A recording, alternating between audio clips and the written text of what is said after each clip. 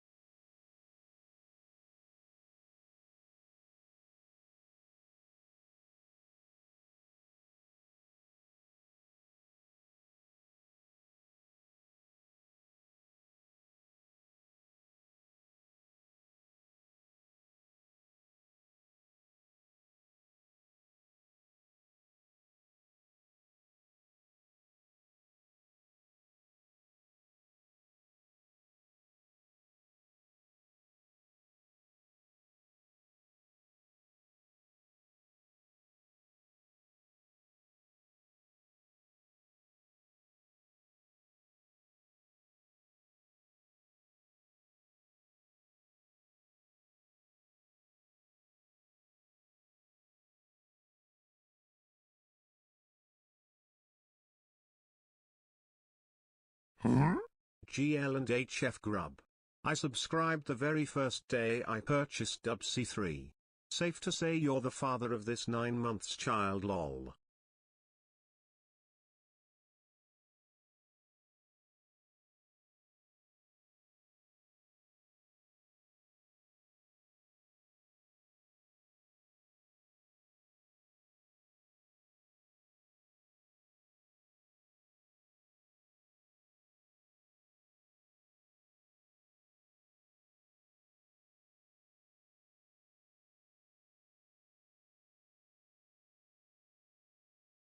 Yo, what's up, guys? Welcome to the stream.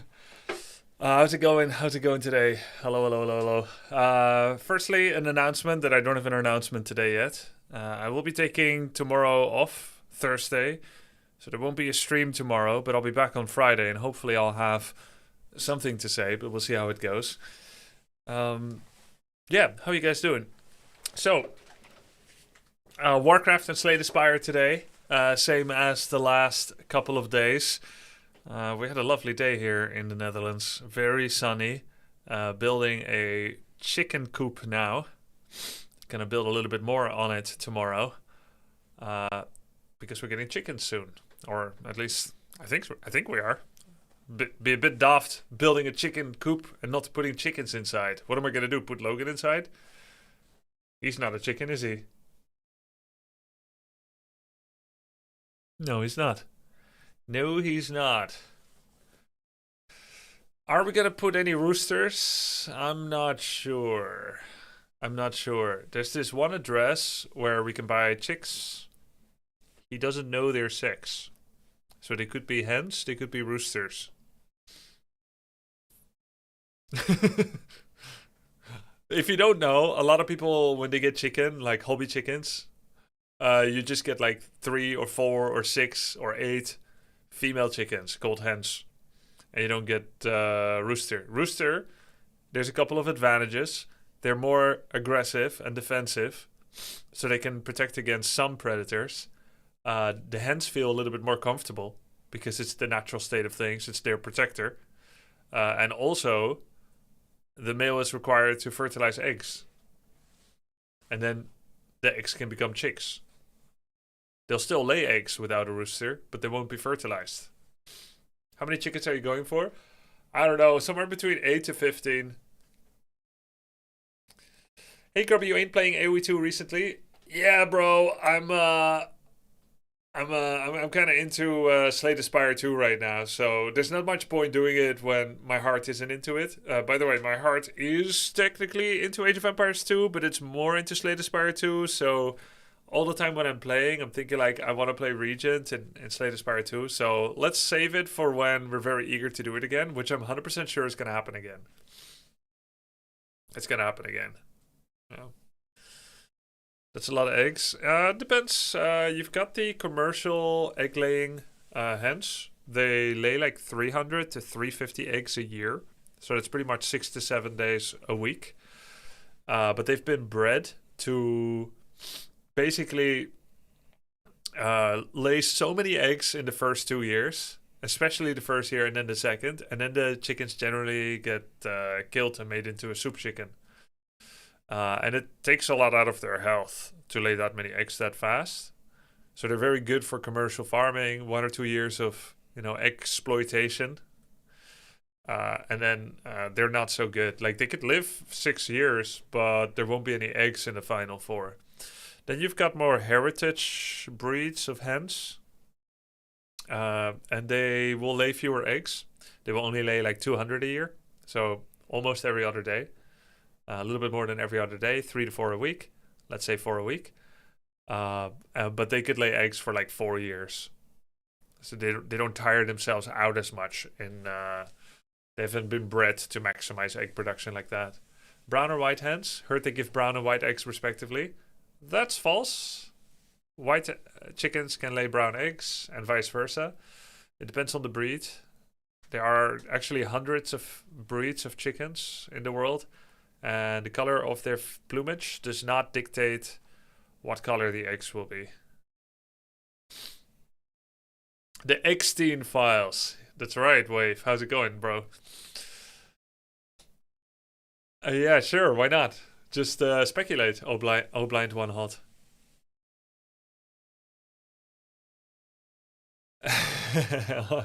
Sounds good, JPZ. Super excited for Hera coaching. Yeah, me too. Me too. I actually think Hera's AoE2 coaching was so good. So I wanted to get coaching again, but he was busy winning a tournament. Yeah, also important. But soon we'll have a role reversal. I'll coach him in Warcraft 3. Salut Sam. Why did you choose chickens instead of ducks? It's a good question. Both chickens and ducks can lay eggs. Both of them can be eaten for meat. Both of them can be kept as pet that you don't eat for meat. Yeah. Either one could be possible. But I think ducks want water, right? I think ducks would like some water. We don't have water in our garden. We could make some. Ducks eat slugs, but shit everywhere, and I think are generally more gross. Yeah, ducks are a little bit more gross. They eat slugs. I've seen some reports that chickens eat slugs as well. I don't know if that's true. And Grubby, trying to ask you again, maybe you said, will you be ever back to AoE 4? I've enjoyed when you played it. Maybe you didn't. I enjoyed it so much, Angry Obi-Wan. Yeah, AoE 4 is an excellent game. Did you know that I played it a couple of months ago? Some show matches. Maybe a month or 1.5 months ago. Show matches against Leon. They're on my Grubby Plays YouTube channel. That was my return to it. That's enough for me for now. What animals do you keep in your garden? At the moment, just whatever is wildlife, yeah? We don't choose. This guy roams the garden. Thank you very much, Bram. Appreciate it.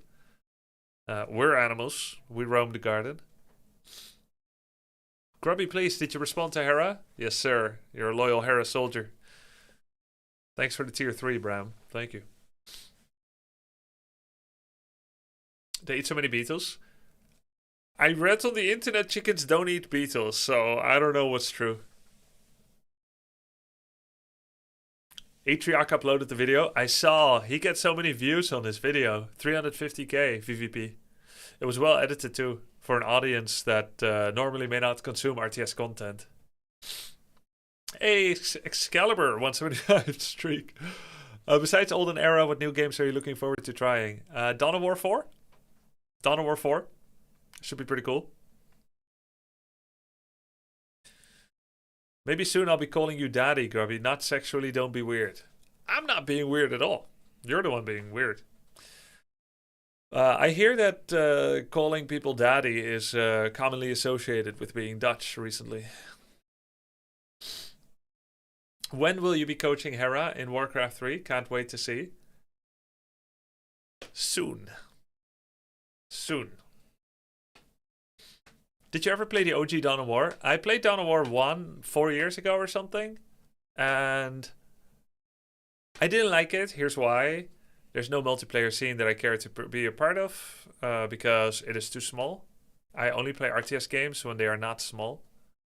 Because it's not worth practicing with a non-existent multiplayer base. And secondly, I don't care too much for RTS campaign. Like, they can be okay, but it's not that exciting. Usually it's too easy. So, yeah, there's really not much for me there. Unless it's an active multiplayer competitive game. I'd rather play single-player games if the multiplayer is dead.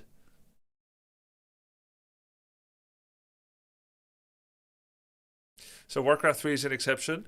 Warcraft 3 multiplayer is far from dead. There's a lot of people know the game. They just need to be reminded of it.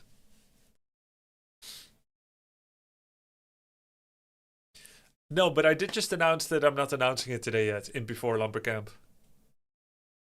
So Dawn of War 4 is on your list? Yeah, I'll try it out. There's also an RTS coming out, Game of Thrones War for Westeros. Yeah, and I will keep my eye on it. But I'm not thinking like, oh, that's going to be so great. Because when it's a popular IP, there's always a chance it's just a story. Like, it's like a bait and switch. Like, oh, it's like a big story IP. You know, the Amazon MMORPG. The thousands of Warhammer games. The screenshots look super pretty. Yeah, maybe it'll be fun. I'll definitely look at it.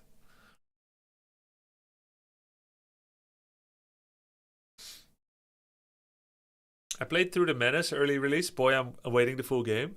Yeah, I tried playing Menace. I found it to be very lacking, the early demo that I played. It didn't feel like a treat on an audio level, a visual level, voice lines, music, clarity, gameplay. None of it really appealed to me yet. But Battle Brothers was pretty great, so who knows?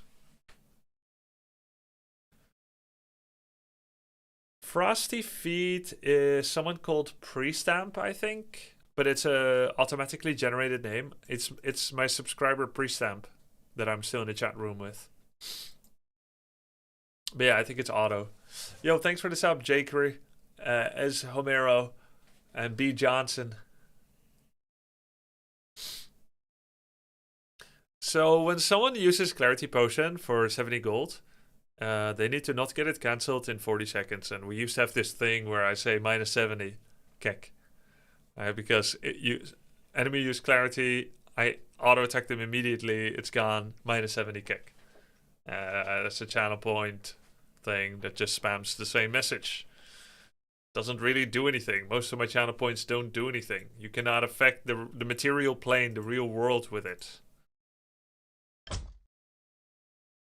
Hey, careful, careful. Don't waste your points. Grub. Hey, thanks. Thanks, Frovin. Kirby, how would you say a 15 to 1600 MMR player gets to 18 2000? You'd probably need either to revise your practice method, play more than you did, or get coaching. It's one of those three, right? Either you're not playing enough, or if you are, you're not playing smart enough, not practicing smart enough, so you need to revise everything. Or you need coaching, right? It's one of those three. It's not going to happen automatically. If, let's say you play 30 games a week, and you've been there for months, then you need to change something about your methods. Use the Wisp tracking bug. Tyler 1 got his first win last night. Huge. The man was 0-15 on the W3 Champions ladder. And yesterday, he just got his first victory. Let's take a look at it. Did he stream it? Yes, he did. But I'll be watching the replay version of it, and then I'll get his thoughts at the end. I think it'll be more fun that way. So before we completely dive into this replay, this is his this is his return to Warcraft 3. Right? He was warmly received by the community. Perhaps a little bit rusty. Yeah, I wasn't sure he's gonna stick with it actually. Let's watch this replay. Should just watch his POV. I think it's nice like this via replay too, no? So we can form our own thoughts without hearing his to see what he is doing.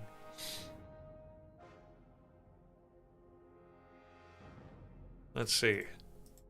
So he's against Orc Mirror. We'll speed through the beginning. Looks like right now he's just doing one build. Always Headhunter opening with Farseer. Looks like he's doing that in every matchup. Build order looks okay. Somehow he's down in peons compared to... Oh no, that's normal if you go Headhunters. Yeah. Okay. Looking good. So, interestingly, recently I reviewed a game of Tyler 1 where he did a Farseer harass in Orc Mirror and he pulled 2 Headhunters to the enemy side. And then he lost both to Blade. And it was terrible. And I reviewed it. And I think he watched it. And I said, it's actually not a good idea. Look, he's getting his peon stuck again. Oh my... But he's noticing it! He's noticing it! You need to put some peons here, buddy. Anyways. I said you shouldn't be harassing. Or if you think he hasn't learned from it. He does not agree. Look, his peons are getting stuck again, man! Does he not know they get stuck? Anyways. Oh, should definitely get the cancel on the burrow there. Okay, gets a cancel, so that's valuable.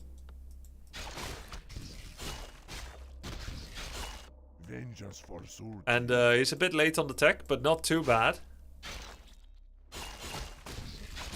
Micro looking a little rusty here, not gonna lie. He's also targeting the wrong Blade Master. When it looks like you're doing this much damage, that's not the real one. Wait, it is the real one. Wait, hold on. Oops. That's actually the real one. And by the way, this is a horrendous opening for a Blade Master. He's really in the shit leagues. The guy Clarity Potioned with only 20 mana missing on a Mirror Image Blade Master. Clarity doesn't do anything. Wow, Barracks cancel. It's getting a second Burrow cancel. That's actually a kill, no cancel. Man, this has gotta be... Come on. Blizzard is giving this one to him for free. No? Obviously. Obviously this is given for free by Blizzard. Yeah, they're making him win. Of course, let's forget for a moment that Blizzard has no control over W3 Champions matchmaking, right? Yo, the image does damage. Replay still has 20 minutes left. Yeah, I guess I should be hiding. I mean, I've already given away the outcome. Anyway, who cares? So he's attacking the merchant. I probably would have just tried to take down the image. Feels a bit too much damage. So Tyler has this thing where he opens with Headhunter, and then if he's against an agility hero, he believes he should switch to grunts. So in his mind, I think it's because Headhunters die against Blade and Demon and Warden. He feels like he should switch to grunts, which don't die as easily. For that is pretty sad that it is true that agility heroes will pick off Headhunters way more easily than grunt. But if that's the expectation anyway, that someone goes, you could just open Farseer and do very, very similar thing. You don't need to go for a Headhunter opening then, because it slows down your tech. You could just do grunt double burrow opening. Guy heal potted because he's tier 2. Really just trying to defend with solo Blade Master. So 2 Headhunters into 3 grunts. But you know, this is his own version of things. It's all good. It looks like he does keep choosing the correct Blade Master to attack. So that's shows he's in unique form, you know. Might have to TP out here because the guy has boots. Normally you could use a grunt here to body block the Blade Master. Oh, hey, he got another heal pot out of the blade. It required higher level micro to stay alive with boots. The guy had no windwalk, so body blocks are actually supremely powerful. You would send your Farseer away and keep blocking with a grunt, so you can't be hit. But at this level of micro, all you can do is TP out. This headhunter may die. Does he see it? I don't think he sees it. 2 more hits. Oh, that's it. 1 more. Alright. Bistiri and Totem, Tauren Chieftain. Voodoo Lounge was late, so Farseer is in danger. Not as much because the guy has no windwall. Bam, bam, bam, bam. Yeah, the opponent didn't have barracks, and he shows a totem, which means he's gonna go for Torrents. Right? This means Torrents. Fast tech. Look, he's pathing straight to the Voodoo Lounge. Very aggressive. What's he making? More grunts. Wow. 4 grunts. Does he have brute strength? Not yet. Work complete. Does have the lumber for it. He cancelled the grunt. Made a raider. Okay. Tower. Tier 2 Tower and Walker. This is so zany.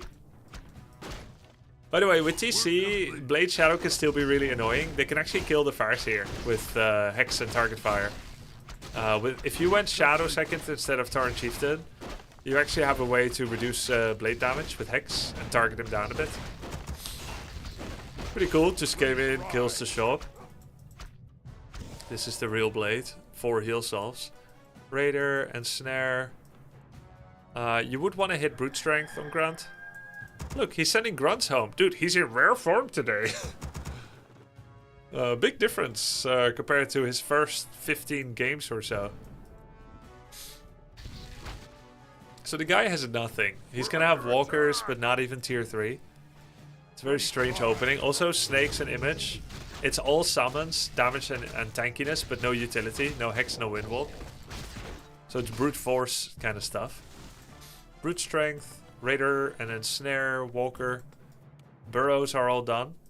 Pretty good macro, honestly. He's regaining some of his form. The spirits of the earth guide me. Cannot be hexed. Normally this could be like a kill, but the guy has snakes. Oops, he brought back his grunt. Aww, blade level 2. So here Tyler looks a little clueless. He's kind of staying near, but not really creeping anything big. Just kind of sticking around, basically trying to creep jack. This camp is very tough. Research complete. Did he just resummon wolves? I think so. So this is quite sloppy. Creeping efficiency matters. He's probably going to lose a raider if he doesn't micro it. Tanking with raider against normal damage is always a big no-no. In general, you want to tank with heroes, not units. But he kind of just sloppily engages into a camp without tending to the micro, and it's quite painful to see. Not having those details, but valuable creep. Gets the Belt of Giant Strength. War Stomp, okay. War Stomp is correct in Orc Mirror. -2 units, the ones that were low from creeping. Now you see the value of, I mean, you guys know. You guys know it's better not to lose units to creeps. We're under attack. I think he ensnared the Walker, but it has reduced duration on Walkers. So the guy, is he staying at tier 2? There's no way, right? Yeah, he's still tier 2. Going Walkers, Headhunters. From which barracks, by the way? There's a barracks right there. That's how he has Headhunters. So, dude is just making a tier 2 army of Headhunters for some reason, which is not particularly good in Orc Mirror if you don't start massing them, because they don't do good damage type to raiders. Let's see what he buys here, what he gets here. Kodo Beast. Look, macro pretty good. Getting his extra burrow. He also improved his burrow positioning after my last dissection. My last analysis. Greater healing potion.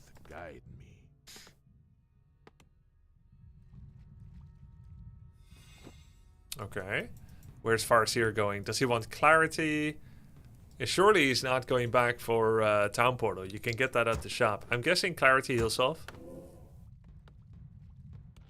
We're under attack. He clicks up to tier 3. Farseer goes all the way to the North Pole. While TC is creeping. That's, wow, that's... I mean, imagine if you got creep jacked here. This is crazy.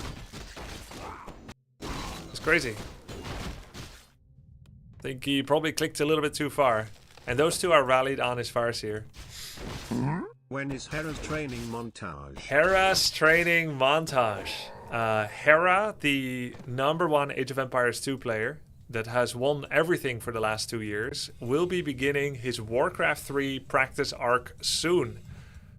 This has nothing to do with me. He was always going to do that, he said. Yeah, he just wanted to try the game. He's never played Variety, never played anything else. He doesn't even know what any games are, which aren't Age of Empires 2. So he'll probably be quite horrible at the game. But maybe I'll help him a little bit, coaching him up so he can enjoy his gameplay experience a little bit and maybe win like against the computer in the campaign.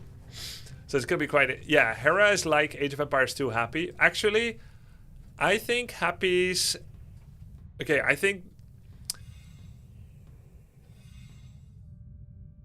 Happy's dominance is less than Hera's in the last 2 to 3 years. That's really strange because we all know Happy is, with some distance, the #1 in Warcraft 3. But Hera actually is winning all the tier S tournaments, right? Whereas Hera is winning all the tier S tournaments, whereas Happy only wins like 90%. Only 90 to 95%. The big question, of course, is which game is harder? Of course, that's Warcraft 3. We all know that. So, in that sense, Happy is probably more impressive. Uh-oh, TC. He needs Spirit Link on the TC. That's why TC is taking damage. The guy just speed scrolls and targets TC. He's just trying to target the TC. Good movement there, separating his Torrent Chieftain away. Huge War Stomp if he gets it. And you know, this game Tyler actually crept kind of well. He destroyed this guy. He destroyed this guy. He has good hero levels. Grubby, do you have a thoughts video on why Warcraft 3 is harder? It's harder because it's the game I play. Therefore, whatever I did is more impressive than whatever anyone did in AoE 2. It's harder because ego and tribalism, okay? It was a joke. I don't know which one is harder. My game is harder. Therefore, everything I struggle with is more understandable. You understand? Solid reasoning. Yeah, no, I'm just role-playing the typical tribalist that only ever plays one game. This doesn't sound like solid reasoning to me, but what do I know? Nope, it's not. It's not solid reasoning. Okay, so Expo, good idea. Creeping was pretty good. Heal solve usage, micro better, but a huge bank. And now he's going over 50 pop. Elitist, smiley face, yeah. Wow. I feel like Happy has more competition, no? Like, Happy is, with distance, the best. Mit Abstand.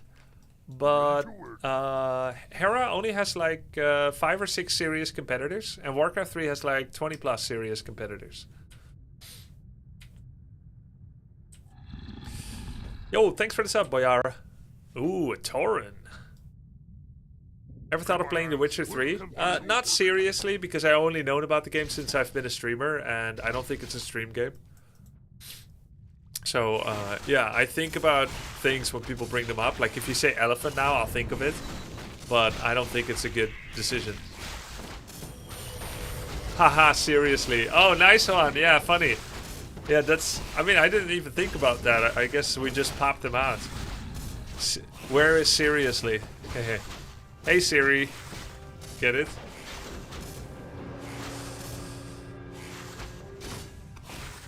Awesome attacks. True shot. Lightning orb on TC. Got torrents coming. Expo running. There's a burrow. Great Hall's a little bit too far, but it's pretty close to optimal mining.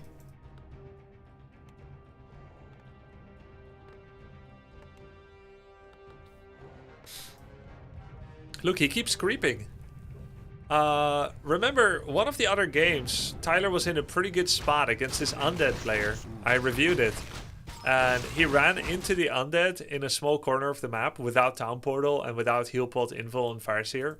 And then he just lost with like 2k in the bank. Now, he's got an expansion.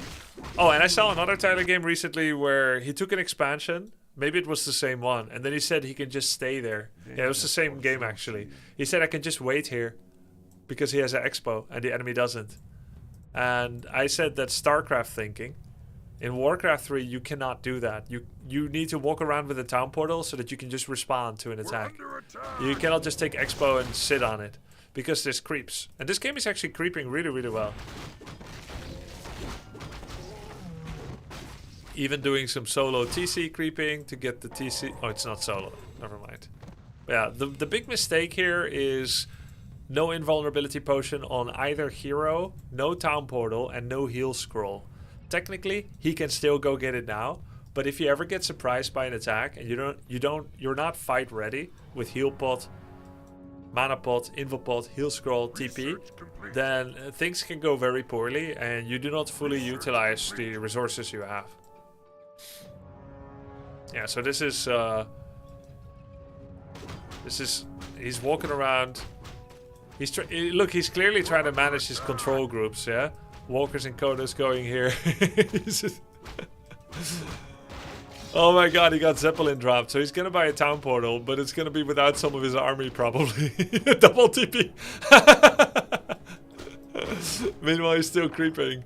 Oh my god, that Zeppelin is gonna get... Oh no! He TP'd conservatively. It should be in the corner, of course. The Zeppelin is there, so he's gonna fly away again. If he TP'd here, he actually gets the Zeppelin. Well. Well. It is a very good army, I must say. Good upgrades, good army. Alright. We talked to Tyler about what he was hitting. Not T and clicking. You mean because he was clicking TT? I mean, look. I made this mistake too. In the past, there was only one boots of speed available. One Staff of Tally. But in current version of the game, there's two. So in the past... You would fight for a single boost of speed, and it became a ping war. I spam click S, and you spam click, and whoever has better ping gets it. So you just press S, S, S, S, S, S. Now, in the new version, they thought that's kind of lame that ping decides who gets boots, so we'll just put two versions of the boots stock. And honestly, it's better balanced and more fair towards ping disparities. But now, if you still have the muscle memory from before, from only 8 years ago, you would actually... Oh, nice Zeppelin and snare. You would actually buy two boots by accident. And this happens sometimes. Oh, you mean to aim it, Kobenon. Did he remember that you can aim Town Portal Scroll?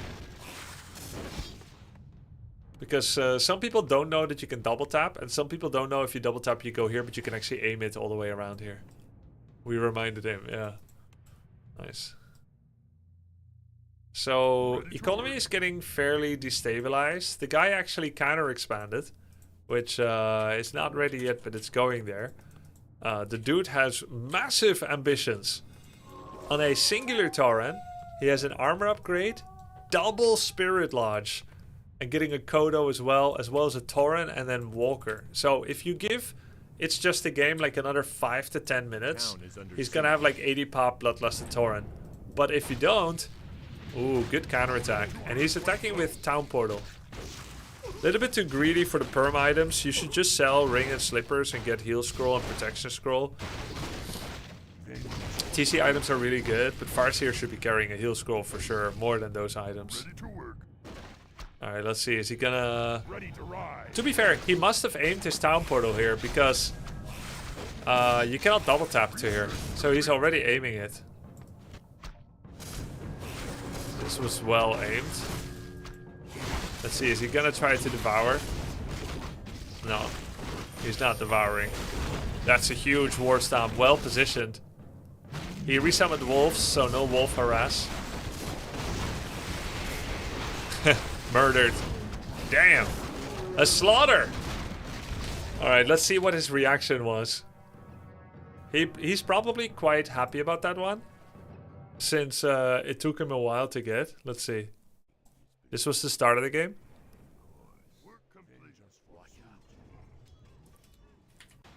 Let's get a couple of glimpses. Oh. Fucking tower's so lame. Now I'm kind of like stuck at a spot. I don't know. Yep. I thought he didn't know already what to do.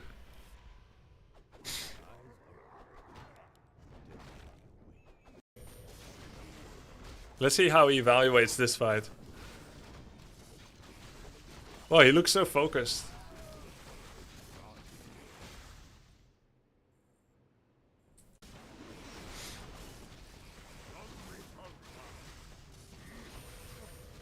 If the guy had Hex, TC already gets cooked here. I wonder if he realizes why he's not getting Hex, because the guy went Snake Heal.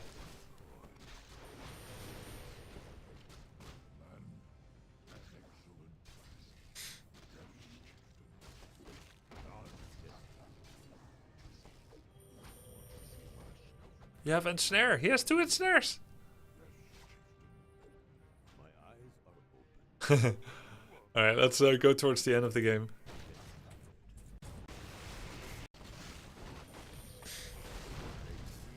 Warning, loud. This is probably gonna be loud. Just thinking, it's Tyler, it's probably gonna be loud. Oh, he doesn't have... It's one! Boom! Boom! There it is, baby! Woo! First fucking win! Hey, they may have beat us 20 times. Nobody is beating me 21 times in a row. We actually got the... Dude, that's like the biz situation. I swear to God. When they go, Orc, Blade with W start. Oh my God. It's so nice for me. Oh, Mirror Image. He likes playing against Mirror Image. That guy had to do Q for sure. That last dude couldn't do shit. Yeah, it makes sense. Mirror Image is bad against Farseer Harass. It really is very bad. I actually had more resource score. How's that possible? The same amount of... Largest army, 67. I mean, you can't tell me he's not doing this on purpose. Come on.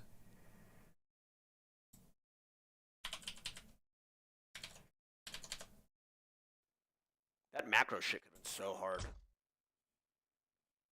Oh, his lumber. 2 for a decent amount of time, right? And the same amount of gold? Wait, what? Because of upkeep. That's crazy, Not actually. possible. That's crazy, right? I had two for a decent amount of time, right? That's the funny thing about Warcraft 3. He lost 2,000 gold to upkeep, which is equivalent to 3 minutes of mining. But you only lose 30% per minute, right? But you're losing 60% because you're on 2 bases, essentially. So, yeah, he's in return, you get to be over 50 pop, which is a large advantage. But then you want to get from 65 to 80 as fast as possible. Tyler spent too much time at 60 or 60 and a little bit population with over 1,000 gold in the bank. And so you're paying the premium price for being on upkeep. You're not that far ahead economically of a 50 pop player. And you haven't made your army big enough to be the absolute bully. So if you go over 50 at all, and you can at all, you should go straight to 80.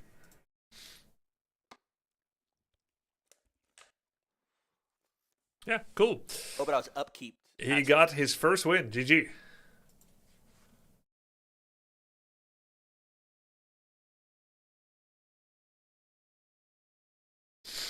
Would you say War 3's meta has been evolving for the better since Microsoft? I don't think Microsoft has anything to do with it. I think it's that Brad guy and the rest of the team that have, taken Warcraft 3 under their wing. Of course, whoever is their upper management is enabling and allowing and encouraging it, etc. But it's not actually, Microsoft that's doing the balance.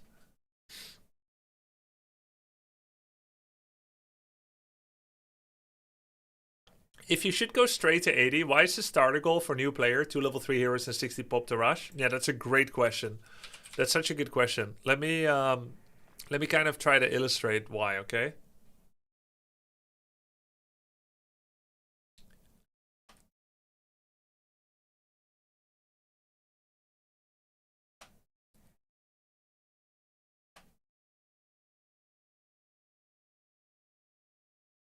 This is income. And this is time. All right.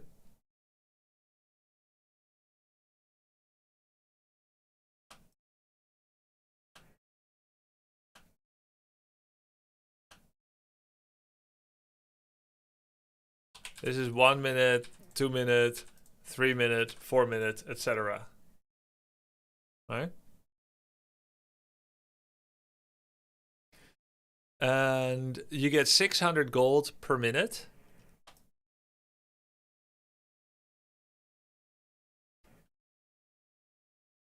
So how do I show that? All right. This is 600 and 1200. That's normally how the graph goes, right?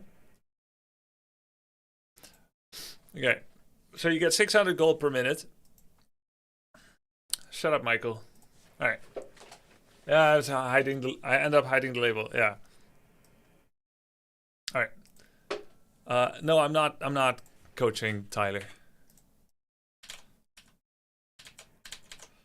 Okay, so the thing is, once you start going over 50 pop at all, like even a little bit, your graph starts going like this.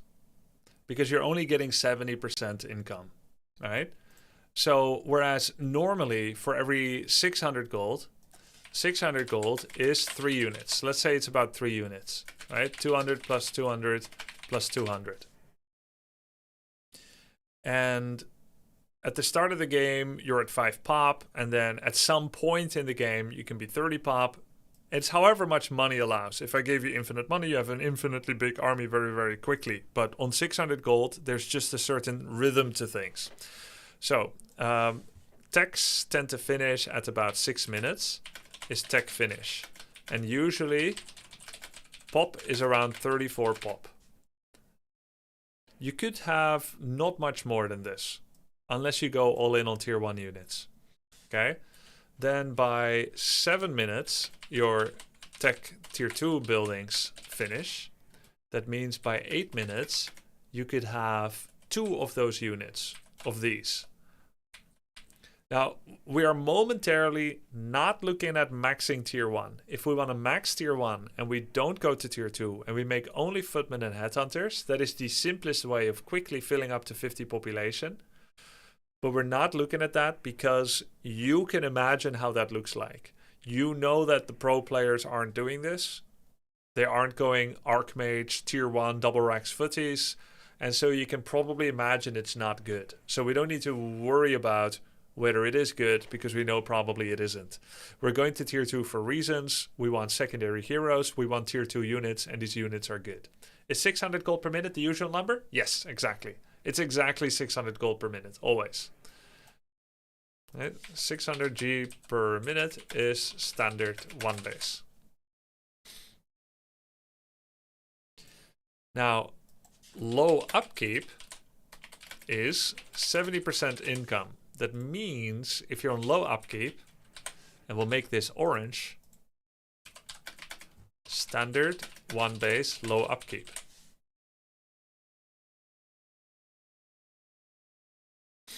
All right. That also means that 2 base, 1200 G per minute is 2 base 50 or less. And that means that 2 base low upkeep is 960.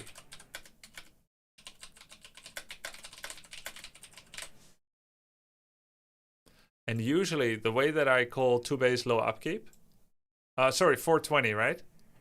420, yeah. 840. This is 420.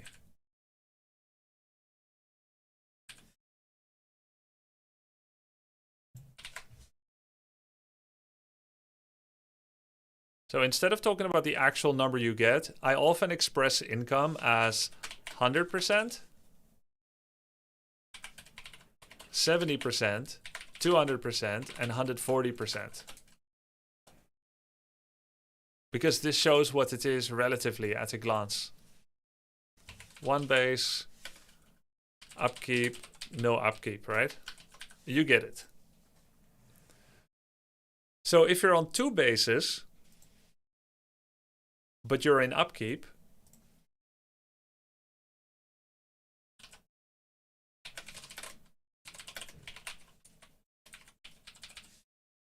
you're not that far ahead of 1 base.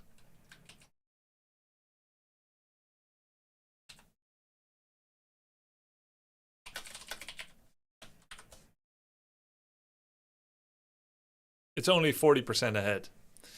And it means if you're at 51 population against 50 on 2 base, you're actually behind because the second base requires 5 workers. So you're actually 4 army population behind. And that's if you don't Good build evening, extra everyone. lumbers.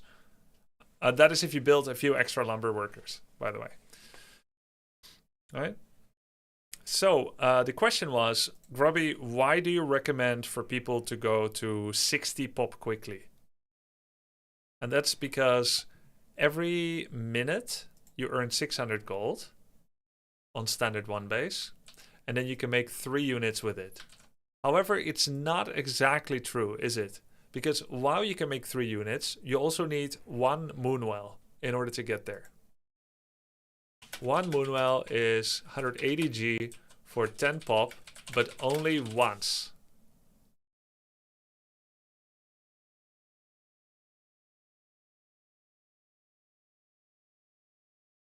Mod check? Any mod checkers? I'll do it. All right. So the once part is important. The idea when I talk about 60 pop is that you don't go over and over and over to 60 population. You lose your units, you make again, you lose, you make again. The idea is to do it on the first time.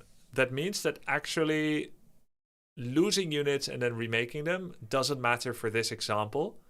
It means that actually to go from 50 to 60 requires 800 gold. Agree? Roughly. Not 600, but 800. Because we don't allow reproduction for this example. That's not part of the first fight. First fight only matters. For this example, yeah? We can talk about the long-term effects of moonwell reproduction later. There's a couple of ways you can go from 50 to 60. I will illustrate them. Example 1. I'm at 50. And I make a moonwell for 180 gold. And wait for it. And once I reach 50, 60, I make 1 unit to go over. Dryad. For 145 gold when I have 150 gold. This is the quickest way to go over 50. Once that happens, you drop to 5 gold because Dryad costs 145 and you have 150. You drop to 5 gold. You drop to 5 gold and 70% income. Good. Doesn't fit anymore, chat. What do I do? You're now 5G and 70% income. Okay.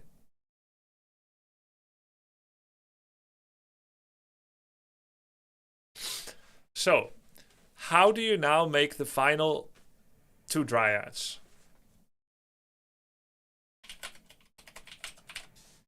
You're now 53 out of 60.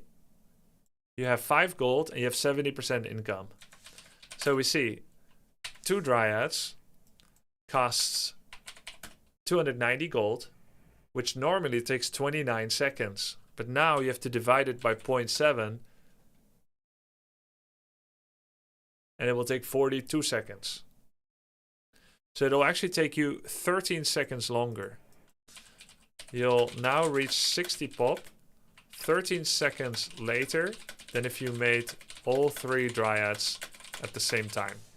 Provided that's of course possible. If you had 3 lures ready. Right? Does that make sense? Because you have less income, and so it takes a longer time to produce the dryads. No, you don't have to think about this while you micro. I'm showing the maths, and then I'm going to simplify it for you. Sir, what is this build order? It's not a build order. I'm teaching you upkeep theory of popping over 50 pop. So if you go over with a single unit, it will take you 13 seconds longer with dryad maxing to get to 60 population. If instead you go over, and maybe I can also show it with like a bear example, 1 bear and then a second bear, which is only 2 units. It's easier to understand. It's pretty simple too. We make 1 bear for 255. When we have 260 gold, we'll have 5 gold left with 70% income. And then the next bear, which costs 255, will take you 37 seconds to save up for instead of 26. 37 minus 26 is 11 seconds. So 54 out of 60 and then 58 out of 60. Or 50 out of 60 to 58 out of 60. This is the clearest example I can give you. Is 11 seconds difference. Do you understand? Making 1 bear and then a second bear, or making 2 bears at the same time, one of them will be 11 seconds faster. Because you saved up your money while you were still at 50. Okay. So now the question is it better to do it one way or the other? Well, if you're fighting with the extra bear and the 11 seconds matters, then you should do this. And if the 11 seconds doesn't matter and you fight later, then you should actually do the 2 bears, and then you have a window where you have 2 bears and he only has 1. It's little things, but it does matter. Okay? So now let's talk about why stop at 60? Why not go beyond 60? Well, like I said, you need 800 gold to go from 50 to 60. 1 moonwell, 2 bears. It's a little bit less actually. It's 255 plus 255 plus 180. It's 690. Hello Grubster Lord, did I gone to wrong Steam? These graphs too much for me. Yes, I still am, Neopergos. Thank you, Zerosima. Alright. So why not go straight to 50 from 50 to 60? 50 to 70. So 50 to 70 requires 5 bears. 5 times 4 is 20 pop. So from 50 to 70 is 5 bears instead of 2. You also need a second moonwell. So it's 5 times 255 plus 180 twice. So it's 1635G from 50 to 70. And it's 690G from 50 to 60. Now, assuming we save up for it on no upkeep, the time difference is 95 seconds different. But the time difference from 40 to 50, let's say from 42 to 50, is literally 255 times 2 plus 180, 69 seconds difference. 40 versus 50 pop diff.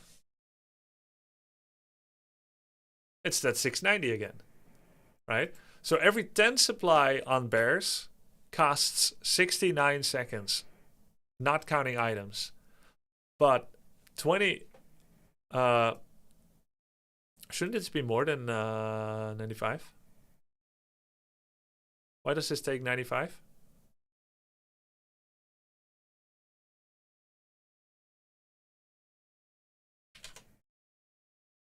Oh, because you need another bear. Right? I'm kind of cooking the numbers here. It's because you need another bear. 95 minus 25. Yeah. It's because of that extra bear. So we're counting here the extra bear. So either way, the point is every 8 supply, not counting the 2, takes 69 seconds if you're on no upkeep. But if you take the 69 seconds and you're actually on upkeep already, it's divided by 0.7 because that's your income. So it takes 99 seconds, right? So 50 to 60 is 69 seconds. 60 to 70 is 69 seconds. And then you just add the 2 together, kind of. But 50 to 60, this is times 2. 50 to 60 and then 60 to 70, that takes a lot longer. All right? That takes more time because you're on lower income. And it's easier to save up a little bit of money to go to 60. It's faster because that's your last window where you still have full income. And then you crank out the 10 supply. It takes you just over a minute. But once you get to the 60 population and your income gets cut, it starts taking half a minute longer. And that's why I'm saying that 60 is like this natural stopping point, because you just had a pit stop of extra income where you save up a bit of money for the last time. It would take you another 95 seconds if you actually wanted to prepare a 50 to 70 push. And if you try to do 50 straight to 70, that takes you another 95 seconds. If you want to do 50 to 60 and then 60 to 70, then it will take you 69 plus 98 is 167 seconds to do this. So we're talking about more than a minute difference. Okay, I think maybe I overcomplicated it for people a little bit. I think I'm gonna leave this out for my next coaching session.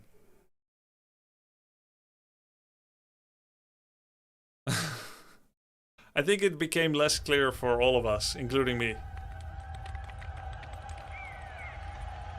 I understand it better this way. What's up, Knopf? I'm just preparing my next lesson for Tyler, Knopf. Knopf gets this after looking at it for 1 second.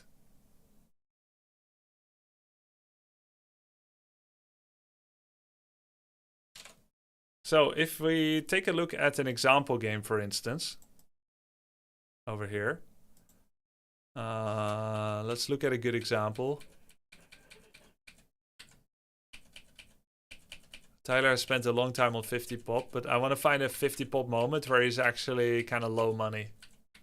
All right, now, here we can say Tyler is 50 population because he has enough money to make 1 more unit. He's capped at 46 out of 51. He only has enough supply and money to make 1 more unit. And it's about 300 gold. He can make a Kodo. So right now is the 9-minute mark. All right. It will take him significant investment to get to 60. Right now. Now is a normal fighting moment. 9-9-30 is when people can be maxed, roughly. So that's when people might have level 3-3 heroes, but they might be lower level, like in the lower elo range here. Okay.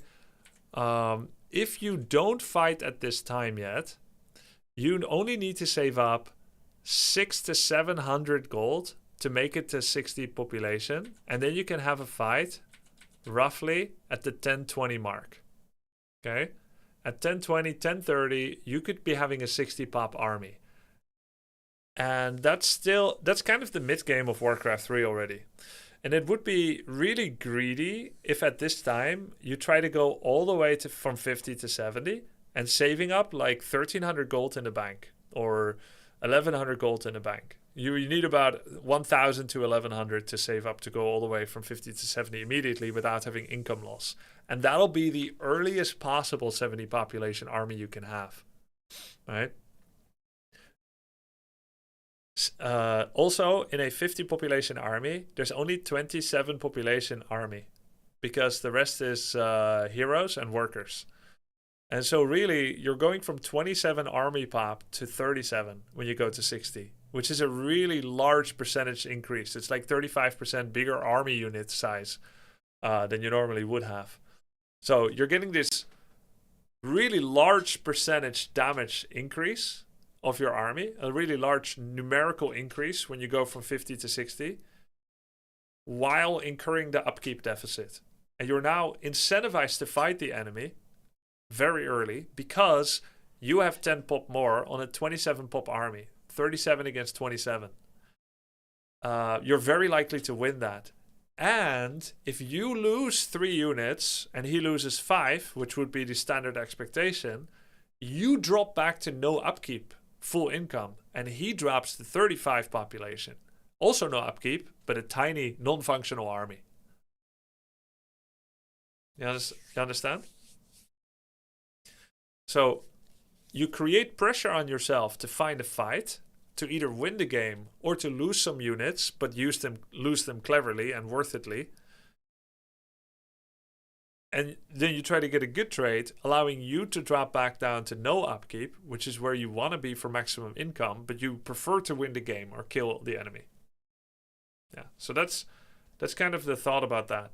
It's easier to navigate the twilight zone of low upkeep, no upkeep, and to pressure with 60 than to be greedy and hold your breath for 2 minutes and go from 50 straight to 70. Because if you then get dicked around by a 60 pop army, you're then forced to replace your army as you drop under 50, and you'll never even make it to 70, so why were you even saving up in the first place?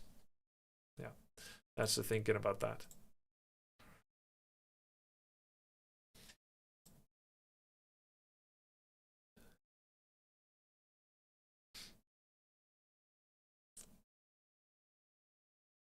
Yeah, and so you also want to make all the other long-term investments before going over 50 while you still have full income. So you're going to get invul, heal scroll at 50. It feels very, very bad to go over 50 with a small army increase, only 1 or 2 units. Let's say you go from 50 to 53, and then you start buying heal scroll and invul. Because you're probably waiting to have enough money to buy the heal scroll invul. Then why do you have 1 extra unit if you weren't ready to fight? Because now you're under pressure to fight with 53.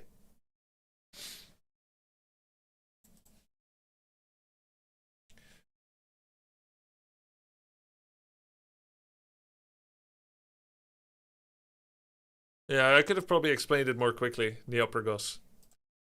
Alright.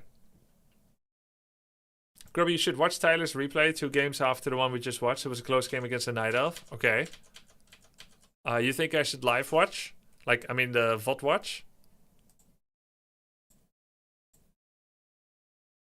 Is it this one? This one? Revelation? I don't know the result for this.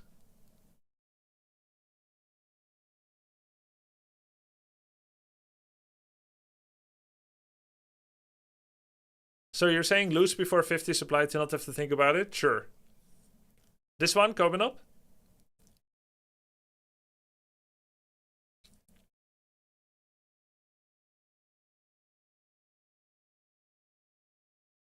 Coming up! Answer, man! I'm waiting. I think Hammerfall. This is Hammerfall. Okay.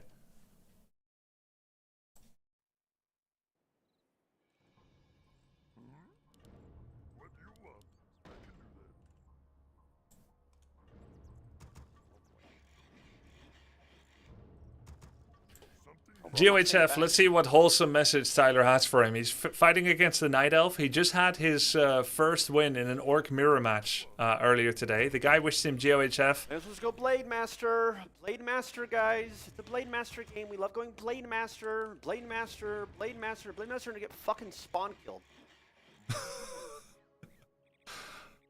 So far, no I'm gonna go mistakes. Blade Master blind. Yeah. Can't afford a scout peon or whatever, right? Yep, true. Someone go Buju then at 71. Someone go Blade Master blind, and he's just gonna wisp me, and I can't play the fucking game. He doesn't like getting wisp scouted. He's like, they can wisp scout, but we can't peon scout. I'm glad he's. You are old as fuck, Buju. Thank you, brother, man. Guzu? Is Guzu there? He's talking about someone else, probably. Okay, so Blade Master. So, guys, the correct camp for him to creep is this one. Because if he does this, he's going to get purged again. And when he came back to the game, he did a review of his game against Amphi. Centaur plus Firelord? Wait, are you serious? Are you serious? Someone's actually telling him... What? No, I can't watch this. This build is so fucked now. That is it. You never, ever... Inform it in the chat. No, I can't watch... Everything. Fuck it. I can't watch this. You shouldn't even cancel hero, even if you knew the enemy hero. I wanted to see your reaction. That's evil, man! Someone tells me I should watch this to get... What does that do for me? This opening is horrible, by the way. Dude, why does he... Why would you do that? So he doesn't like his Farseer to get mana burned, but he generally prefers it? By the way, nobody ever told... Dude, I thought I've marked this like 5 times.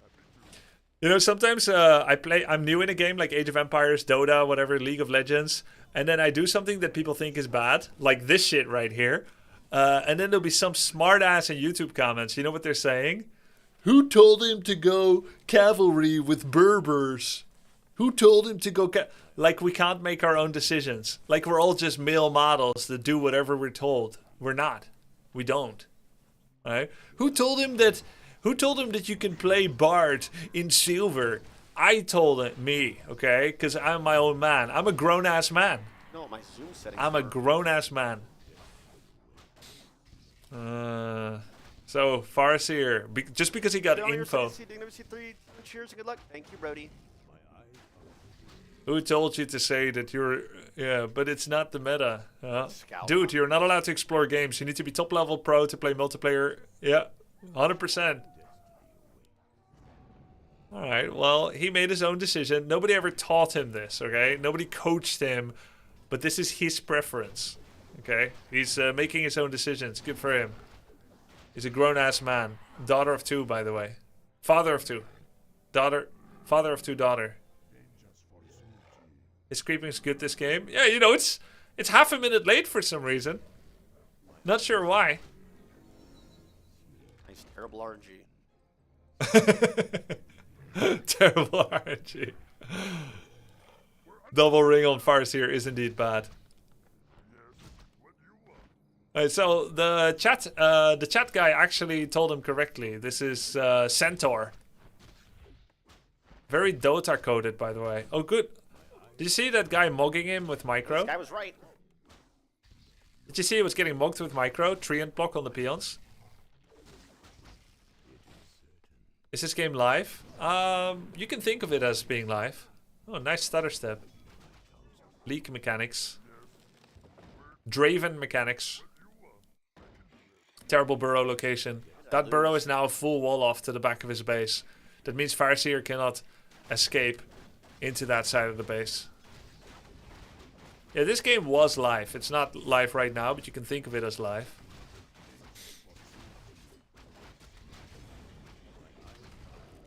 Wolves, headhunters walk back, don't tank. He's tanking way too much damage on headhunters. Who told him to tank with headhunters? We're gonna go Torrens into... Torrents? Okay. We're doing Torrents now.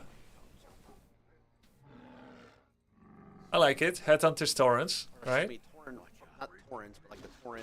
Oh, Torrent Chieftain. Oh, so he's just gonna go Raiders and Walkers, yeah? Does he know that he lost 2 peons? The corpse is still there. Oh my god, you're out of lumber. Yeah, there we go, there we go. Yeah, so expansion now it's gonna be hard. Oh, he didn't upgrade He didn't upgrade his wolves. Oh! Did you see that? I'll show you again. Look at this.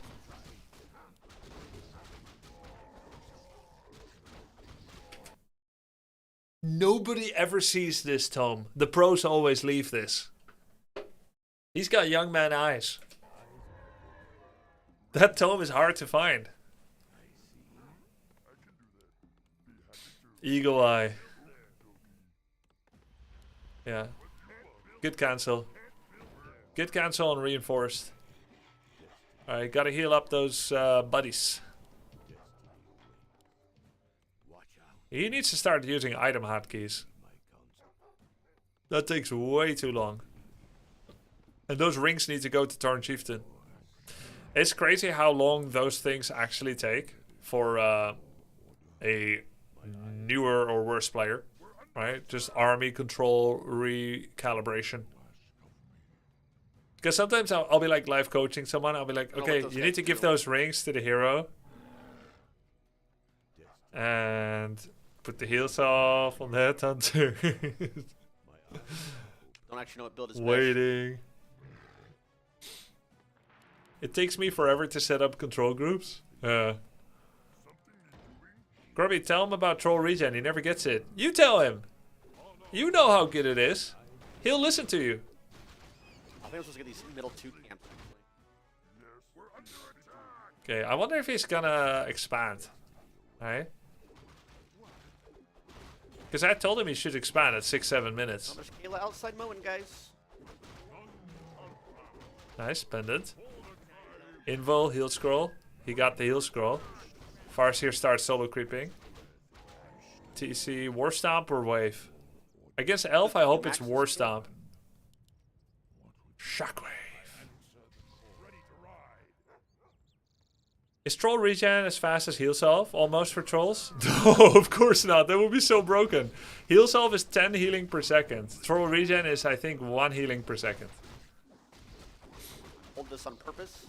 Walker is dying. Oh, sick items. He needs ring on TC though. It's really important to switch those items. Gorgonzola, yes or no? Grub. Is that a Heroes of Might and Magic unit of dungeon? Tier 4, right?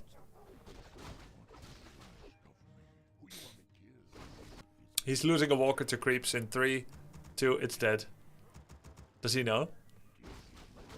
Fortress, tier 5. Oh, there we go. Yeah, it's Fortress. The guy with the armor specs. So, Gorgonzola, yes or no? Yes. Gorgons, they're cool. They're cool. Mass Huntress, Moonglaive upgrade. I thought you could choose your fucking TP spot. You can. Am I not doing it wrong? Yes. He's box selecting, so he took all the peons. Alright. Oh, the guy's all-inning. Good shockwave, good shockwave. He needs to use heal scroll next time TC lands, but it's too late. The guy did shockwave upgrade before he used it, huh? He has shockwave level 1. He's probably gonna just use it without. Oh, he upgraded it. Okay, good for him. Good mana drink on the Farseer too. I don't be live in control groups. No? I know someone else that doesn't. They're pretty good, man. It's worth trying. Farseer might die. I think the guy actually went Treants and Thorns. Yeah? Treants and Thorns. No entangle. So that's why he's not able to kill the Farseer. If he targeted Farseer now, Tyler would be in trouble because he doesn't know how to change shop to another hero. So like if TC had if TC actually has the arrow from the Voodoo Lounge, he doesn't know how to change it. He's just gonna lose Farseer, right? Oh, I misclicked. Yeah. He could be torching one of those two heroes. Oh, This unit could... Why did you make me watch this?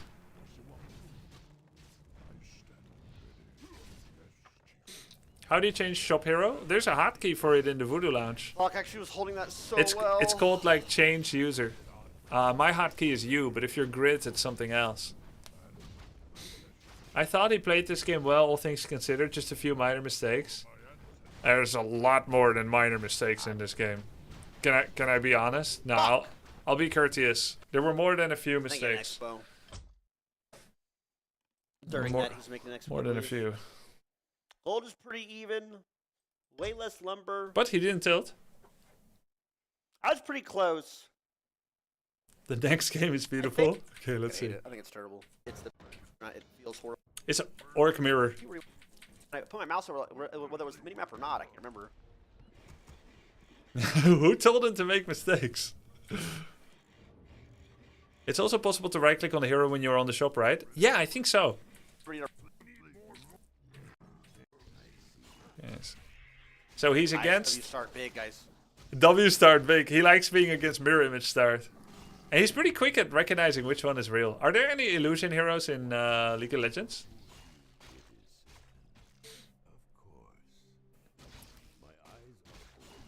Shaco. Ah, yeah, Sunglitter's hero.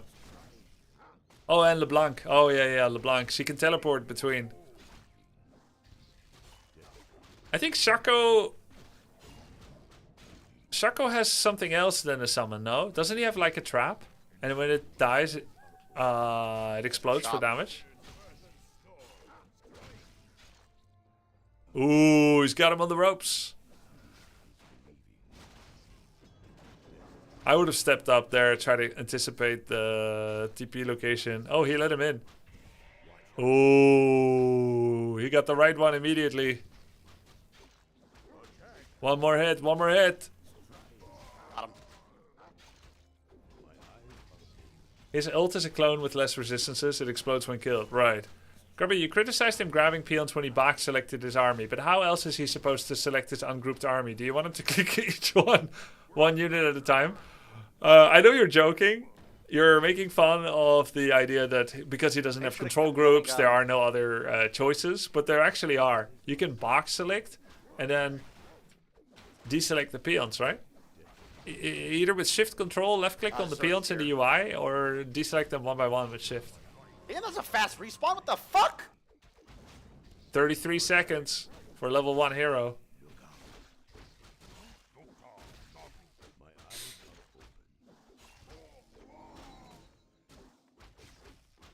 Uh-oh. Lost quite a bit, but he killed some stuff too. Oh. Whoa. Yeah, double clicking is hard because if the unit moves, it's harder to double click. That's why I love control left click. And that's why in AoE2 it's so crazy that you cannot control left click on a unit to select all units of a type on the screen. Like, Jesus, my archers are moving and I'm supposed to double click on one of them?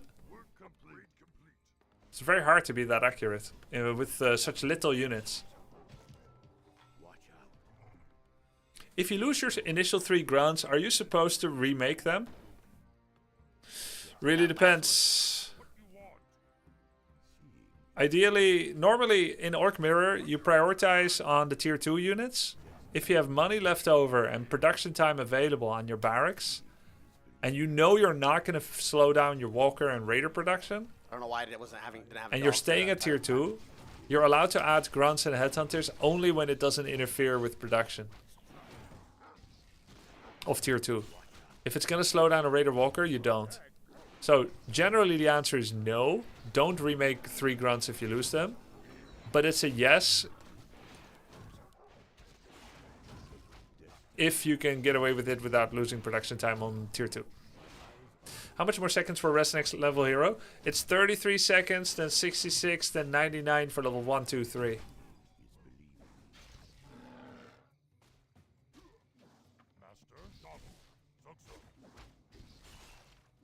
Pretty sure you can make groups in AoE 2. You can make groups, but if you have ungrouped army and you want to select all crossbows on the screen, you need to double click them.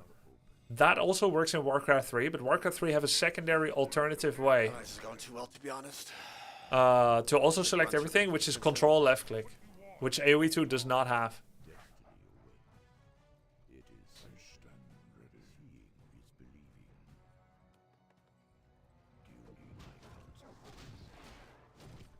It feels weird that Tyler killed Blade, but Farseer is level 1.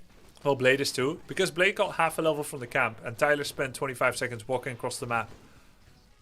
That's why going across the map is opportunity cost loss, right?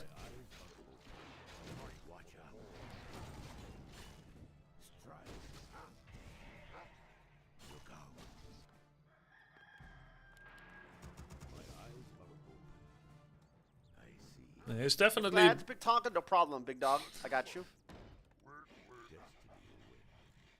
Yo, Grubby, I tuned in late. I played against Tyler yesterday. I was the elf. Can you give some info about what could I do better? It seems like I'm too slow. Which elf were you? I haven't seen him beat any elves yet. He's doing okay here, and he beat the other orc. Actually, fuck it. Actually, fuck it. Actually, fuck it. Watch out. See what happens, fuck it. We're under attack. You were the Keeper Firelord guy?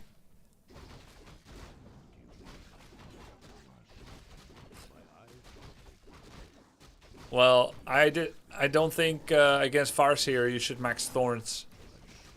Even if he has grunts. You should just go four ability points in actives. You missed a lot of easy kills not having Entangle. And I'm not sure if your Firelord had a secondary ability. I saw Lava Spawn, but I'm not sure if I saw Soul Burn or Incinerate.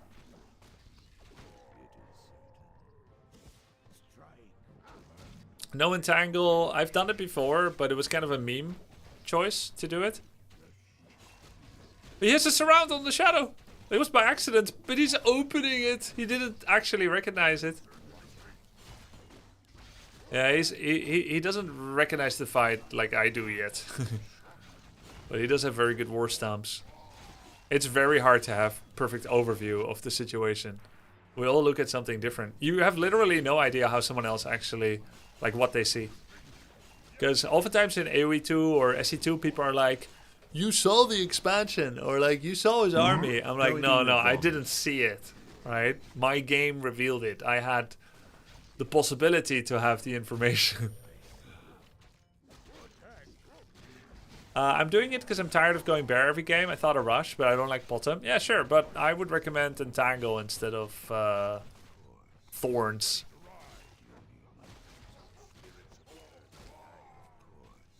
Because you had mana to do things, but then you just can't kill anything. You have no finesse to your build.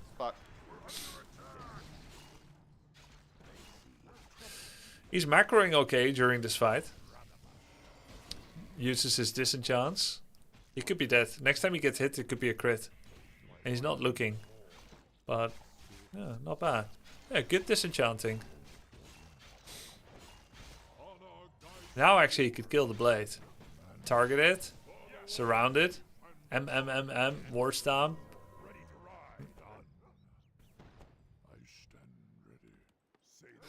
Yeah, pretty good macro during all that. Micro, I could do better, but it was definitely better than his first 2 days.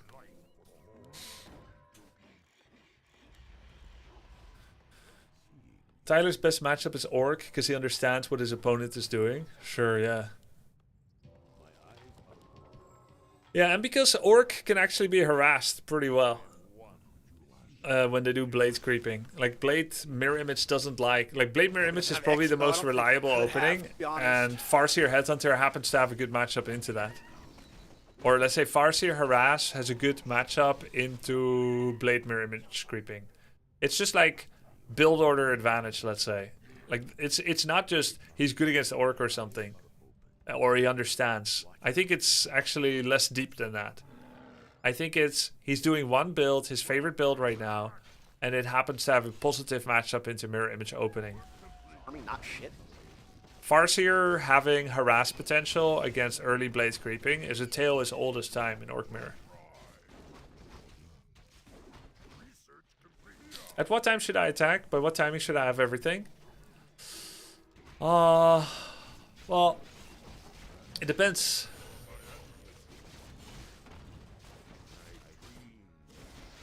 It depends. You did a tier 2 Glaives Hunter's attack. You attacked first with Firelord when he was level 3. I don't think that's the strongest version of a Firelord attack. But it was pretty okay. I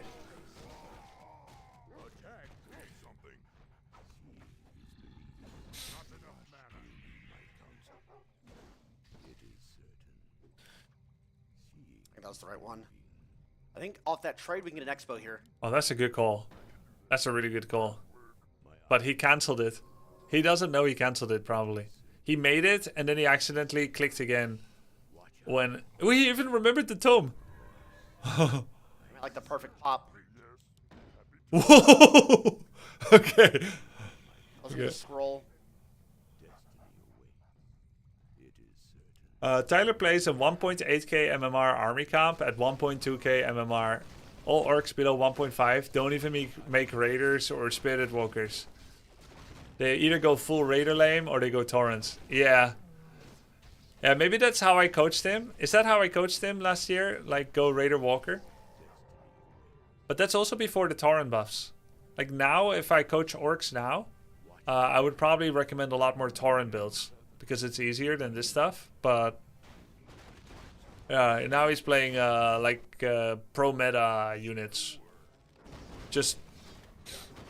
You coach them on Headhunters? Yeah, I think I coached them all on Headhunters, right? Red Panda, Viper, Farseer, Headhunter opening. I consider that to be the easiest opening.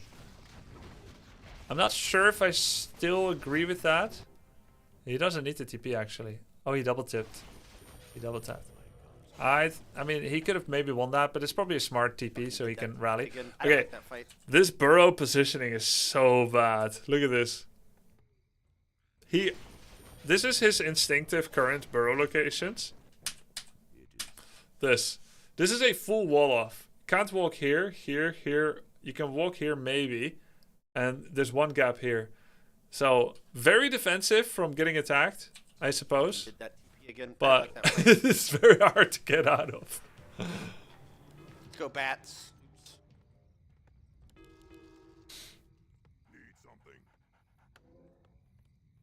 I've been watching StarCraft 2 and units are moving this speed when they're fungled. yeah, that's true. Wow. Warcraft 3 is StarCraft 2 on fungal growth. But the kill rate is like a Marine against a battlecruiser. Check see if he has an expo. Going from StarCraft 2 to Warcraft 3 in terms of pacing is like going from a rave party with your friends to a tea party with your grandma. It's like going from the highway, the interstate on Germany, into going to the suburban like inner streets where kids play. Like you go from 150 kilometers per hour to 20 kilometers per hour. And it takes some time to adjust to the pace. Like initially it feels wrong. My god, is my Kodo fucking stuck? I like how Tyler's 100% focused on the game. It's a real battle for him. Yeah, I agree. That's true. But he's still talking. Like when I'm playing Age of Empires 2, I can barely talk anymore. Somehow he can still talk. But that's because Warcraft 3 has less macro. It's actually a more suitable game for yapping. Because there are these macro downtimes, relatively speaking.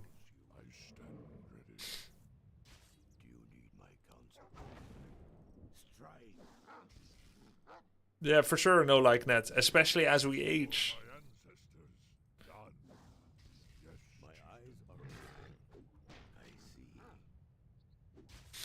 Okay. So, he's got units everywhere because he's not control grouping. Well, to be fair, it's hard to control group bats in an army like this.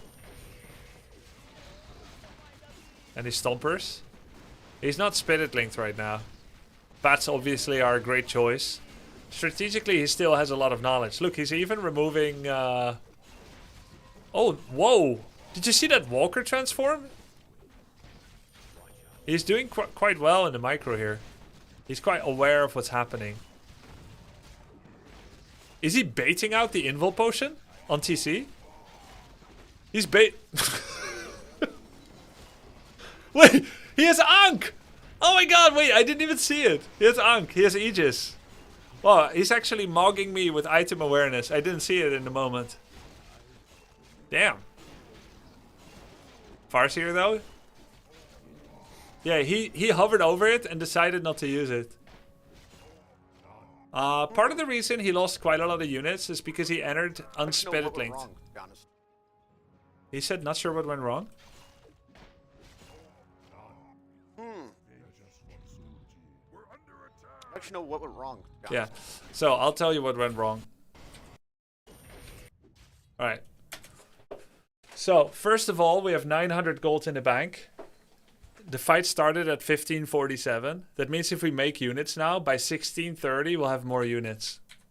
It's 1630. We could have had more units on the field right now. We could have raiders arriving, wyverns, kodos, etc.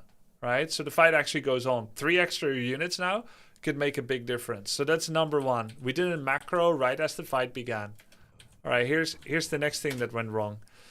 Spitted link on this raider and this walker. But this grunt has spitted link, but this raider, these 3 grunts, and the farseer don't. This walker does.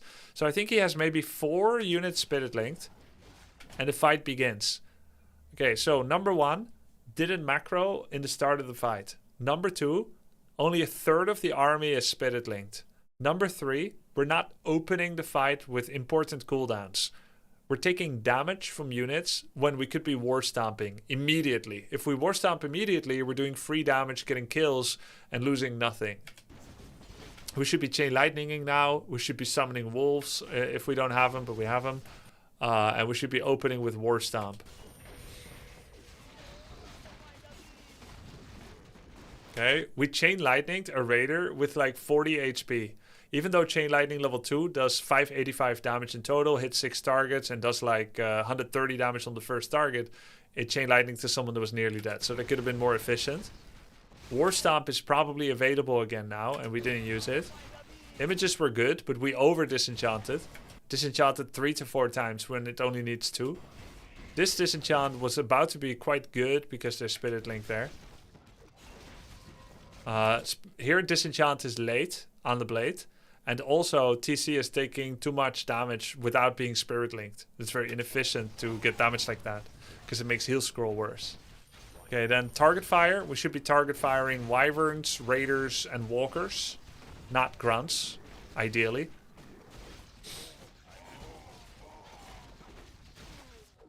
Yeah, this is roughly when the new army arrivals would come if we went for them.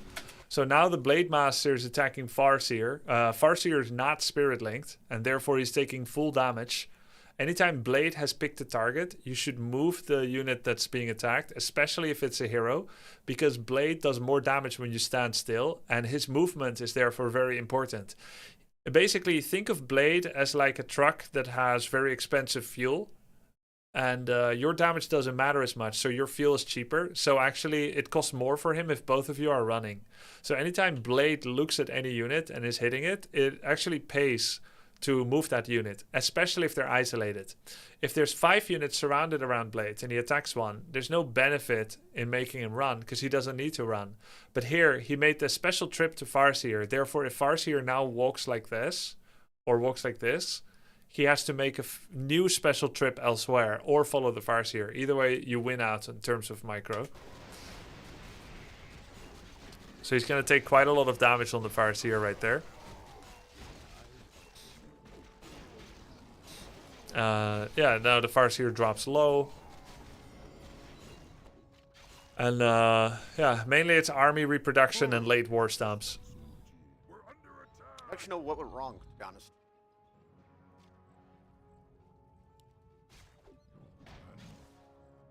Either way, still have a lot of money in the bank.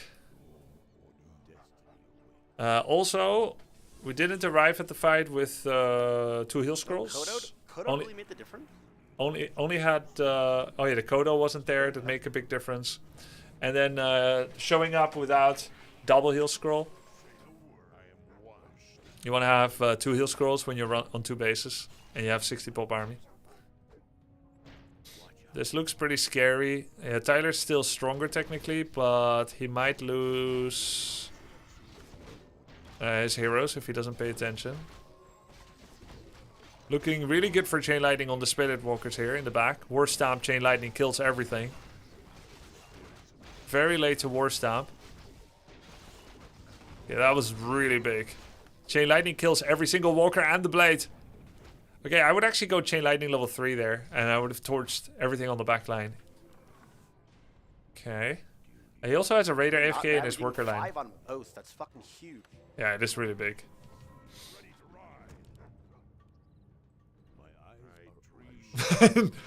Seeing his army without control groups, it's really holding him back a bit. And hotkeys for heal salves.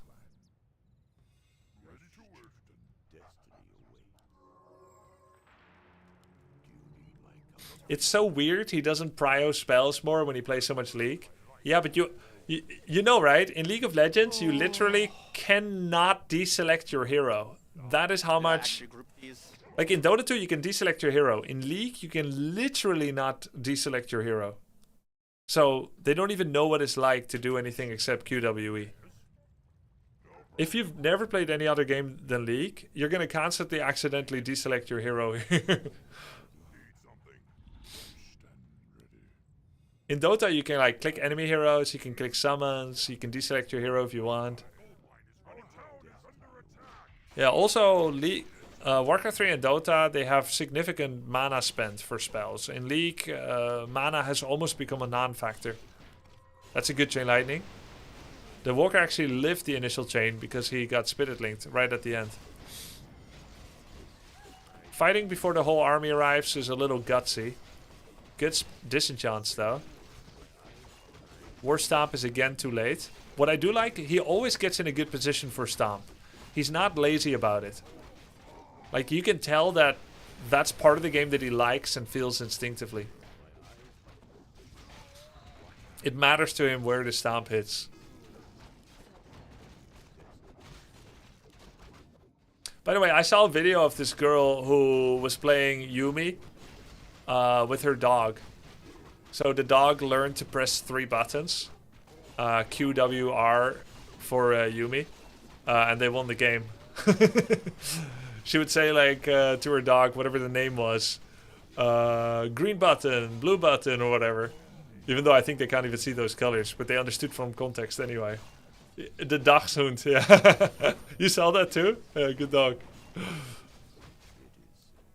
I love the comments too. People were like, so when they say that they lost to a dog or... Like, it's actually true. Yeah, this is my Yuumi teammate. Yeah, that seems about good.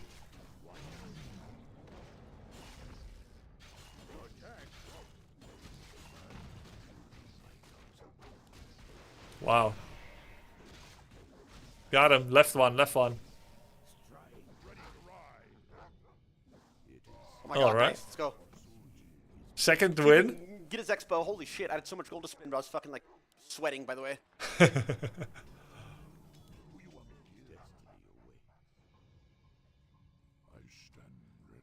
I'm about to get TC passive as well. I think he double buys here. He does. And somebody in chat said Riot correctly determined that League... You have no mana! You have no mana! You had mana for Chain and you didn't. He was more busy entertaining stream than actually playing the game and clicking the button. Just click the button, man. Chain Lightning his ass! Come on, man! One Chain Lightning. He didn't get Earthquake, by the way. Correct. There's all his gold right here.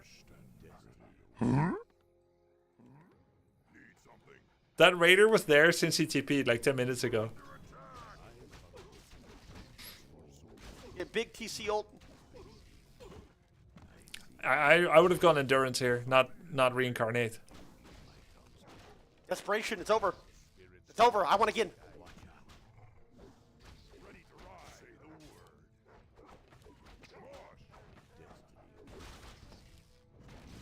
Wolves.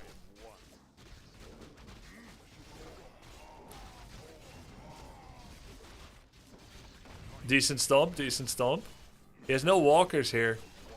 Hey, no walkers here! There's a walker. Yo, he saw the unit on the minimap during the fight.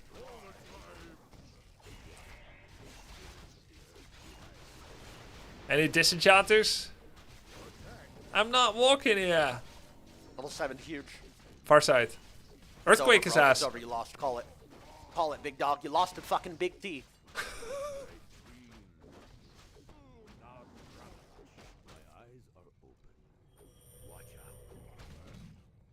The fun of the game goes up 10 times when you have decent bindings and use them. Yes.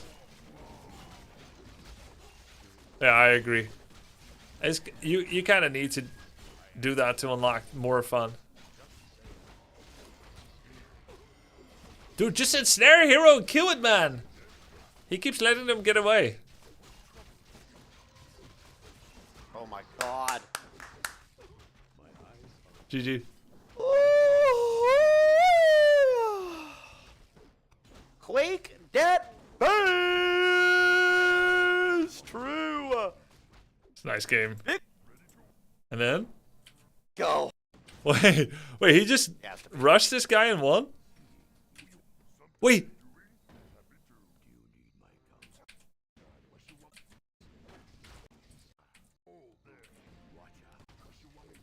Look at this micro. The headhunters. What? Who is this guy? It's 800 MMR enemy? Wait, how could it be? That last guy was pretty bad. How could it be against 800? Oh, unranked calibrating. Aww. 800 MMR. Man, that doesn't seem fair. Let's go. Let's go. Let's go. That's an actual streak, baby. It's a 2-game win streak. Alright, cool. That's nice. He's got his first W's. It's fun.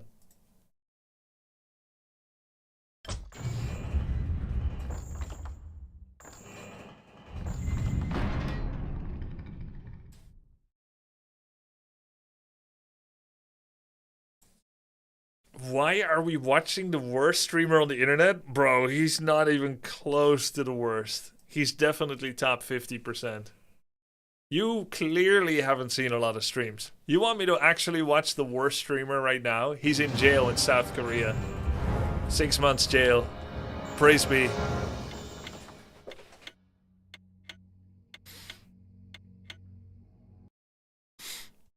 Undead against human. Let's go, baby. Let's go, baby. He only got 6 months. I heard 6 months in labor. 6 months in hard labor. Forced labor. Yeah. Do you think that will actually humble him? You think he's gonna come out well adjusted? I don't think so. More gold is required. More gold is required. More gold is required. So there's this nuisance streamer. I'm not gonna credit you with his name. He shouldn't even be famous. But he goes to other countries and then does like annoying stuff. I don't know exactly what. Whether it's like bringing up like war humiliation. Just nuisance. Right? Being loud in places where it's the cultural norm not to be loud and so on, and then filming everything. I wish only to serve. My fate is sealed. Summoning. Finally getting some jail time for that stuff. Summoning is Gonna go. Actually, I'm gonna go Lich first. my Yeah. life for Nazul. I agree that the first look you have of Tyler 1 is that he is a nuisance. That he's trying to be funny by being loud and everything. And More gold is required. rude or whatever, but he's actually quite a nice guy, and it is actually his persona. That sounds like an excuse or an apologist for it, but he's pretty cool. Thy will be done. There's Thy bidding, master. Yes, master. I wish only to serve. I have met people that are very polite to me, like other streamers that are very polite, where I think they were kind of an asshole. And it's not. It's like the opposite. Tyler, these days, actually since the start, Tyler has always been very respectful to me. I know he's not always respectful to people, so sometimes someone says GOHF and he says fuck you. That seems really rude, right? It is rude. I'm not okaying it or something, but at the same time, it's not boring either. And he doesn't really mean it. Again, it sounds like a lame excuse or something, but it's not actually personal. There's people that are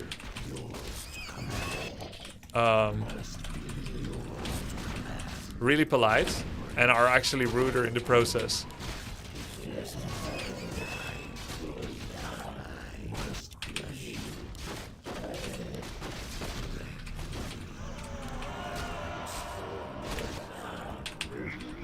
Oh my god, the bashing.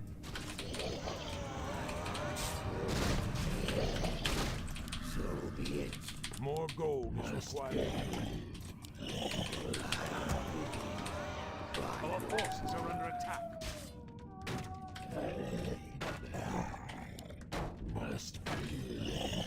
Direct me. Thy bidding, master. Upgrade. My life for their sworn to. More gold is required. Must be. Direct me. Embrace the end.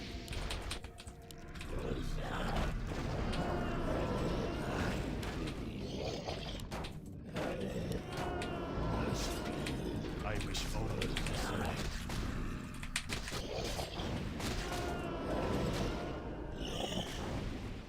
My life for this. To command. Embrace. I bow to your. I wish only to soul. Where shall my blood be spilled? I will be embraced. I am sworn. I bid yours to command. Our forces are under attack. Chilling.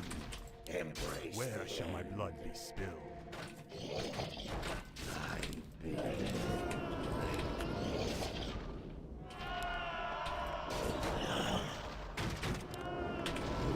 To command must be. I am sworn. Man embrace. My life for their soul. I wish only to embrace the end. I bow to your I bid you thy bidding, master. Where shall my blood be spilled? I gladly obey. My life for Nessie. I bow. Our forces are under attack. I wish only to serve. Yes, master. I gladly obey. Yours to command. Direct me. So be He probably has an expansion. to command. That's crazy, by the way, how much that cost me. I lost so much. Like, yes, I kill things, but if he has a fully up and running base, it's terrible for me, no? Yeah, yes. That's crazy. It's so hard to prevent everything from dying. Summoning is complete.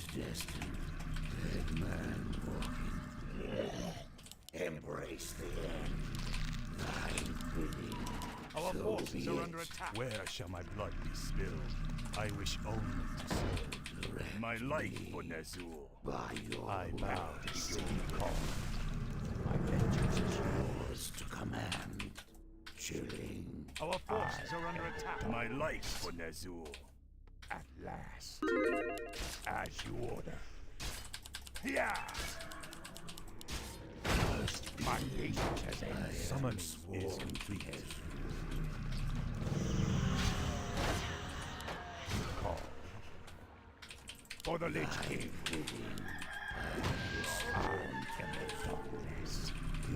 Where shall my blood be spilled?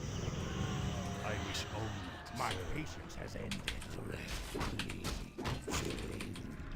Yours to command. Our forces are under attack. My vengeance is yours.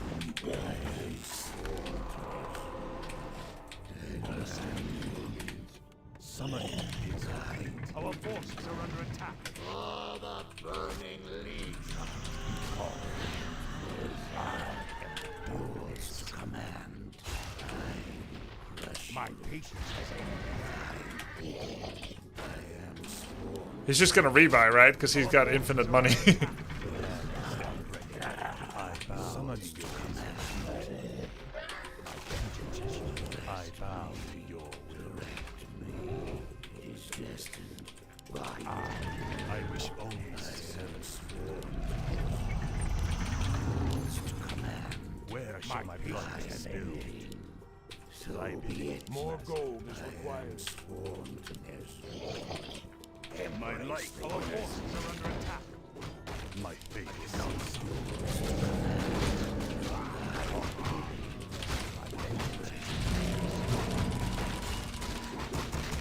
I don't know what to do except tier 2 all in because I'm so far behind tier 3 or Expo, so I'm just gonna try and send it.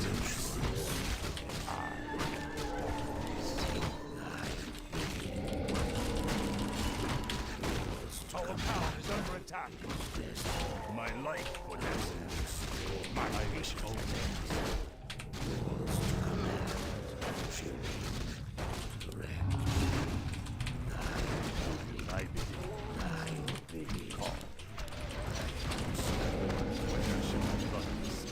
Oops. Our town is under attack. Let the king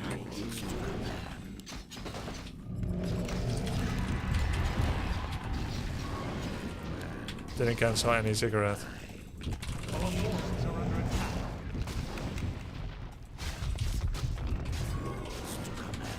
I'd love to. I do. What you want?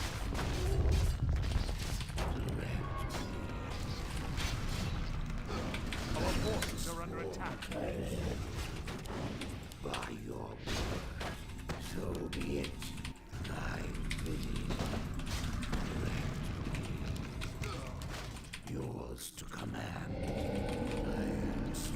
I bow to you. Thy bidding. Thy bidding. Let battle.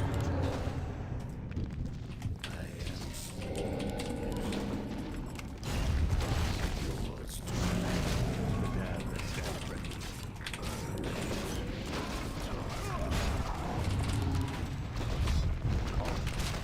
By their our forces are under attack.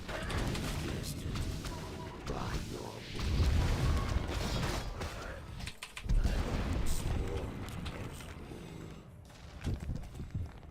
yours to command.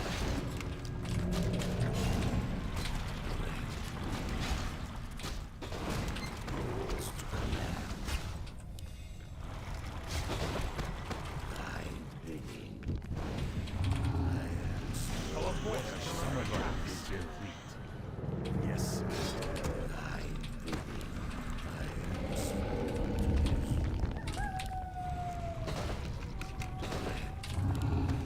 Yours to command. He's gonna have knights soon.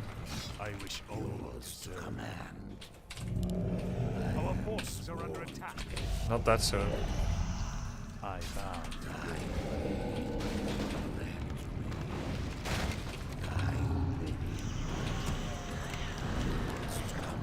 My vengeance. Our town is under attack.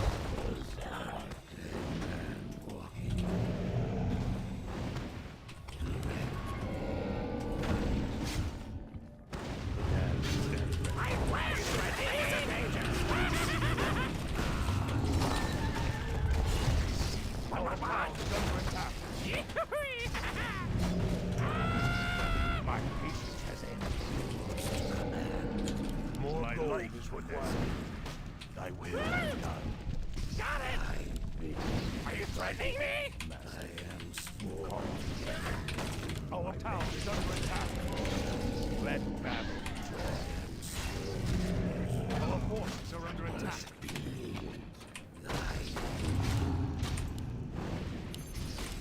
Yours to command.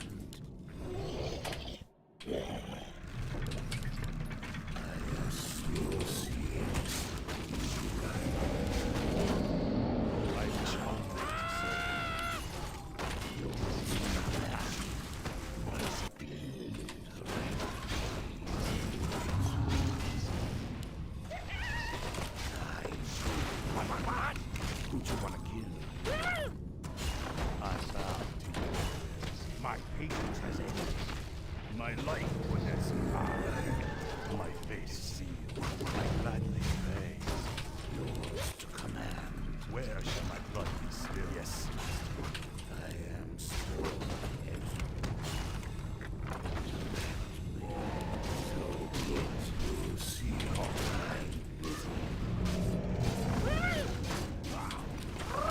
Our town is under attack.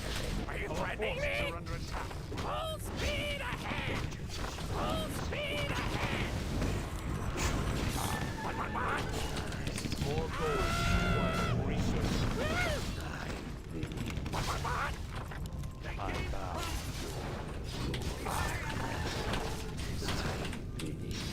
embrace the Call. My patience has ended. As yours to command. for the Lich King. I am Chilling. my patience has ended. Call. Yeah. Our hero has been killed. GG. No, I lost too much to the harass. GG. Wow, his hero control was not good. He lost a lot of heroes with TP, like he had 500 ping. But because he had the early expo, there's a lot of room for mistakes.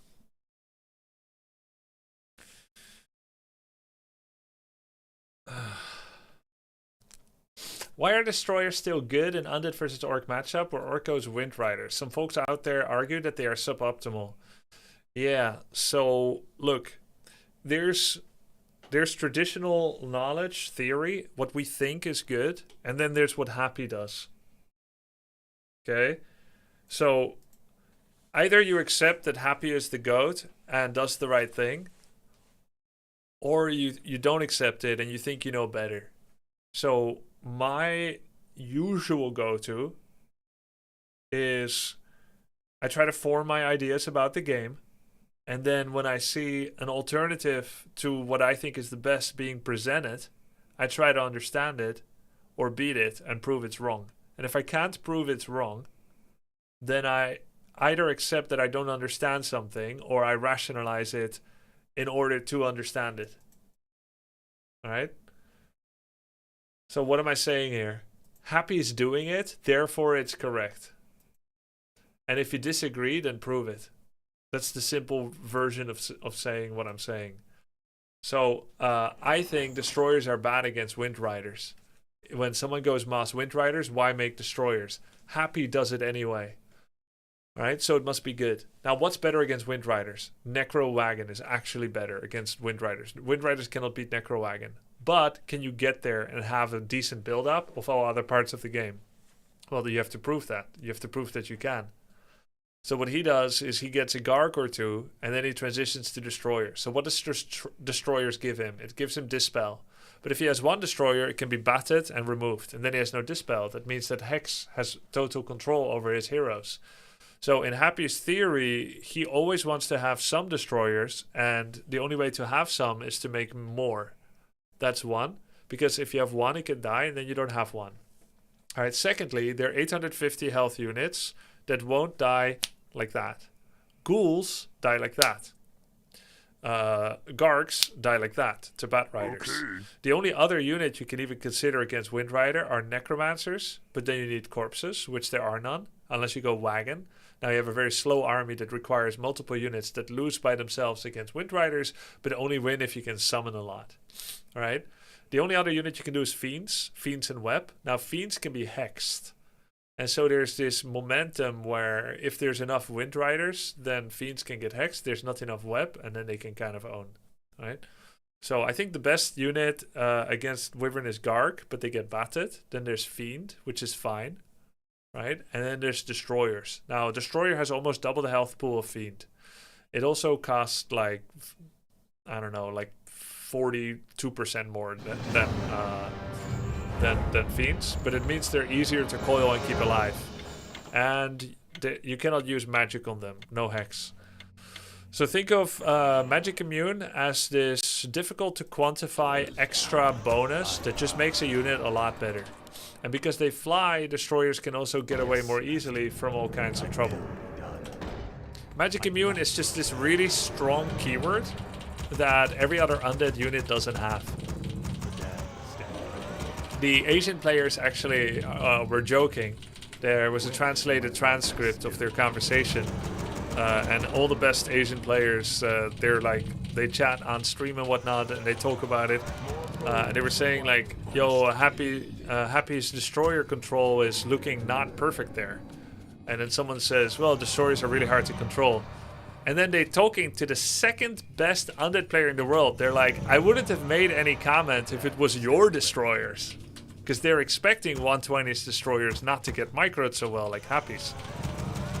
But then it's like, it's because it's Happy's Destroyers, that's why I'm even making a remark at all about the fact that the control looked a little off. These are the expectations on it. So if you're asking, why does Happy do this thing? Why does he make Destroyers even though there's already Wyverns? And it seems to me, based on the number stats, that he should be countered.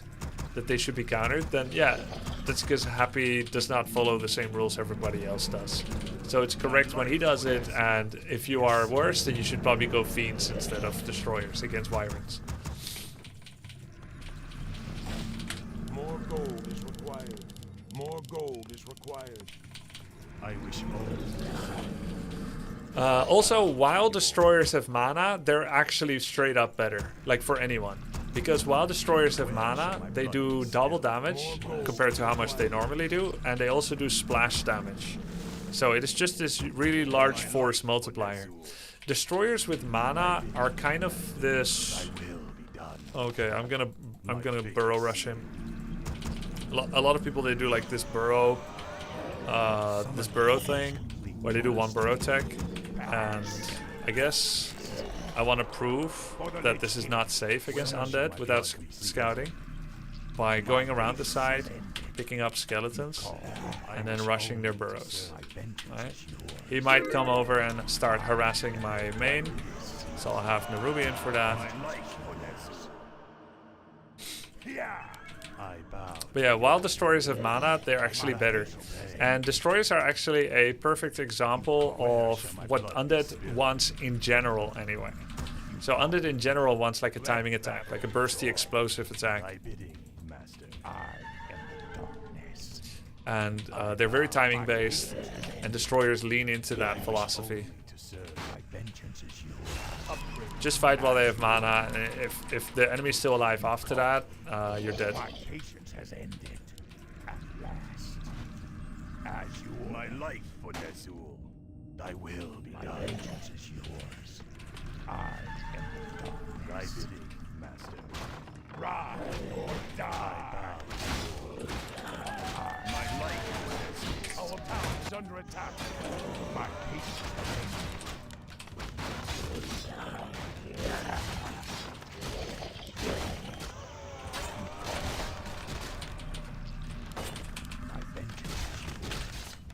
My patience has ended.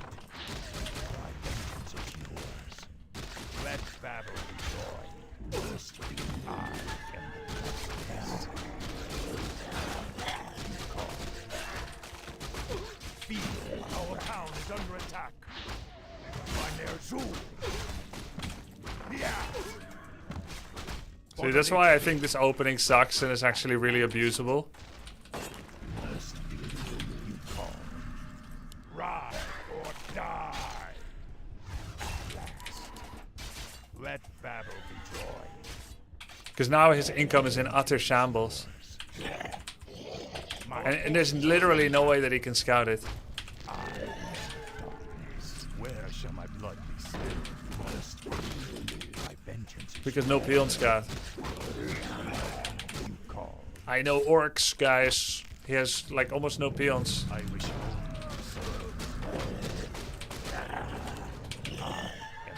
I know orcs.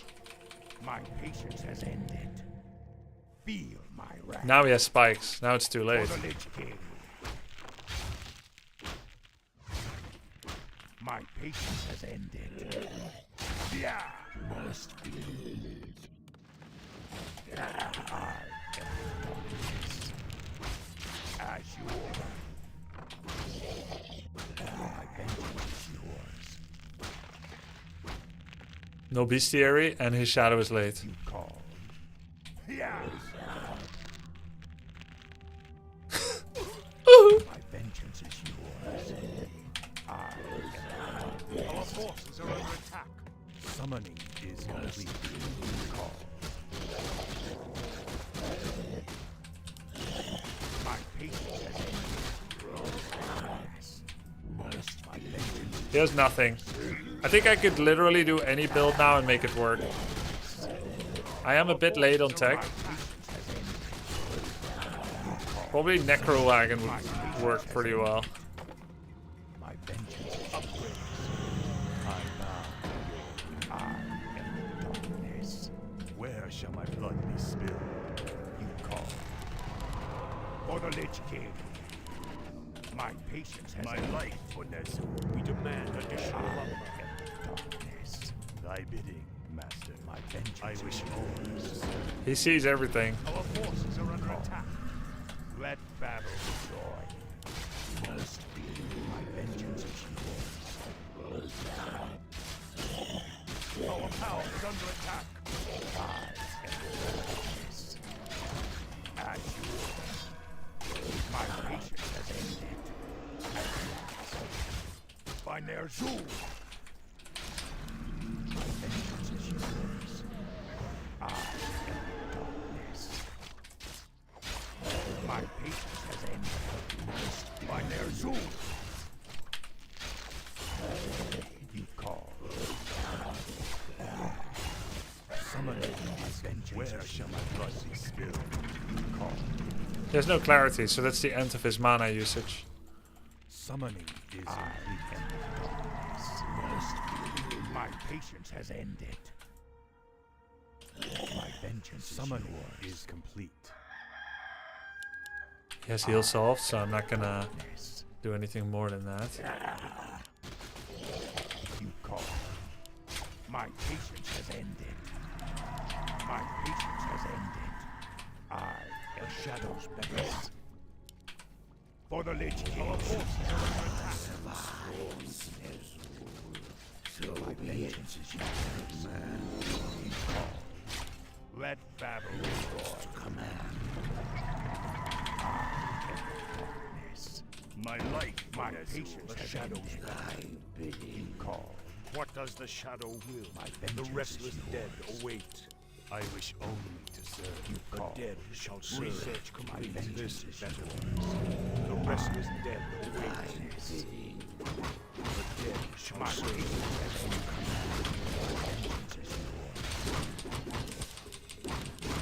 Yeah. Be.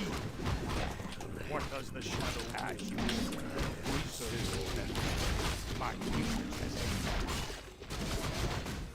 The dead shall serve.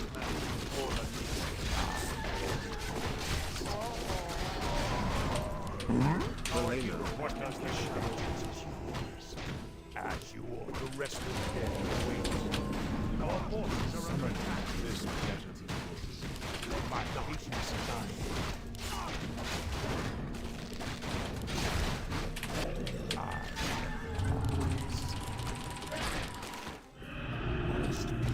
My vengeance is yours. Insufficient. efficient man. Our forces are under attack. Patience has ended. More gold is required. I think maybe Garg would be better. I bid it. That was not good fights. My patience has ended. I really need meat wagons for this. I won't have enough, or I won't have enough summons. So I got the XP for that attack, but not the item. The Book of the Dead he got was nice for him. Let's get web. More necros. The shadows beckon last. This better be for the Lich King. What does the shadow will? More gold is required. The restless dead await. My patience. He caught me creeping. Shall serve. Yep. My vengeance is better be. I mean, I knew he's gonna know that I'm creeping. I let him catch me, let's say. I thought I'll like it to let him catch me. The restless dead die. For the Lich King. As you order. My patience has ended. Yeah. This better vengeance is more gold. Meat wagon. What does the shadow will? This better be at last. The dead shall serve. My patience has ended. The restless dead await. My patience is better be. As the shadow will. In truth, for the least, let darkness guide. Just Coil Nova, right? What does the shadow will? As the shadow will. The dead shall serve.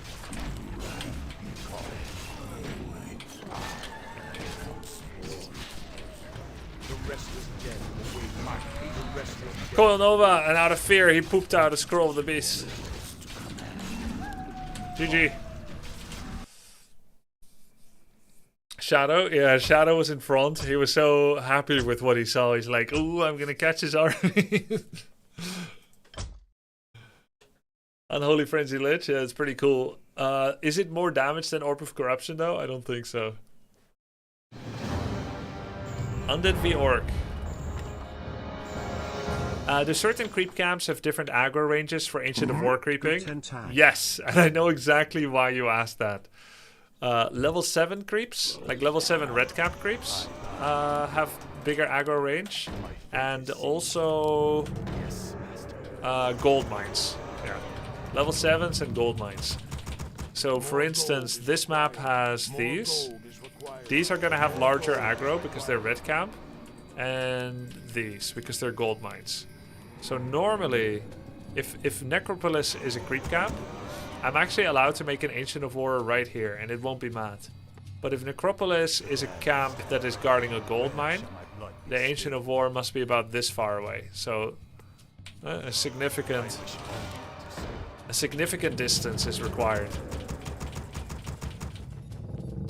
Man, I'm having so much fun watching this. Even though I don't remember anything, I just remember the Dota names of some of the models. Why muted? I didn't mute him. More gold is required. He got muted because the platform found him annoying or whatever. He has annoyed me many times in the past. He has shown no respect, so I've none for him too. That means he doesn't get boss privileges. It's nothing big, it's no feud or anything, no rivalry. I never think about him, but I just remember who deserves boss privileges and who doesn't. So, that's about it.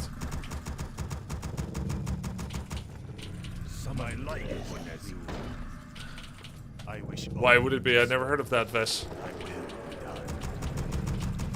You should take his gold mine. I'm not playing on BNet. This guy is higher elo than me.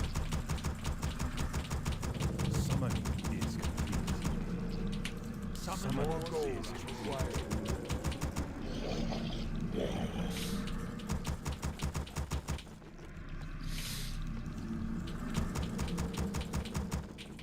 Where shall my blood be spilled?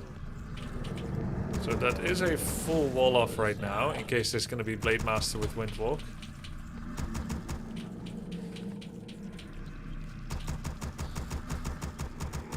What decides Lich over DK? Oh, I'm playing a 2006 TED build. 2007 maybe. Be drained of life. Make your choice. What's It's a tower rush. must be. Normally you don't go Lich first with Fiends, it doesn't work. But it sometimes works as a tower rush. But it has to be against Blades Grunts. It's pretty bad against Farseer Headhunter.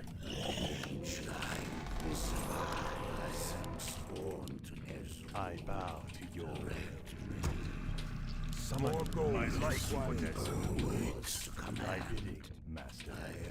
My life for Nezul. My fate is sealed. To command.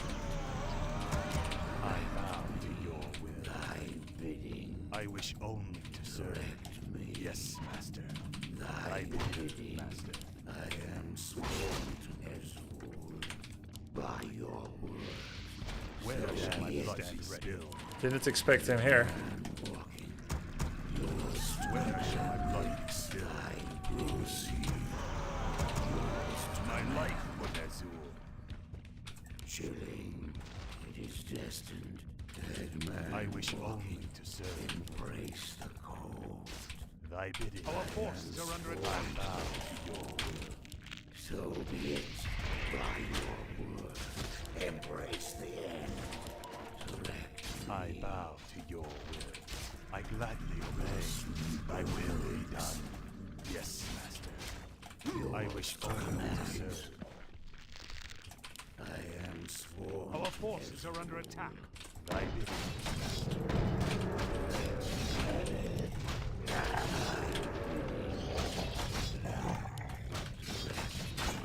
Where shall my blood be spilled? My life for Nezul. I wish only to serve. My life for Nezul. Summon more civilians. Our forces are under attack. My son, the day you were born, the very forests of Lordaeron whispered the name. Grubby. Our forces are under attack. Summon is complete. Summoning is complete. Where shall my blood be spilled? For the Spider Kingdom. Our forces are under attack. Make your choice. Direct me. I bow to your will. Yours to command.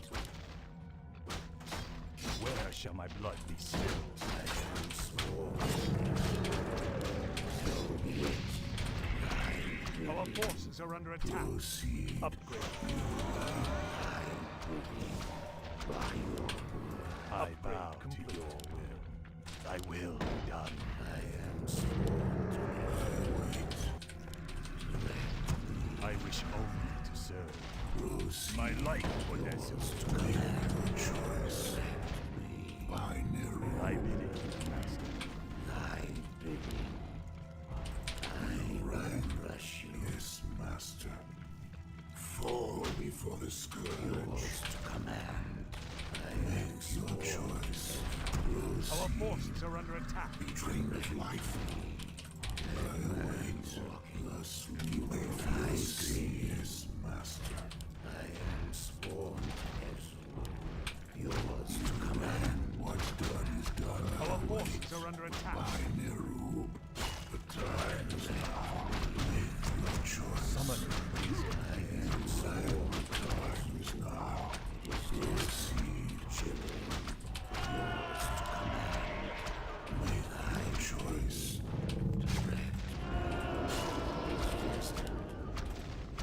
I am sworn to summoning is complete. dead man walking.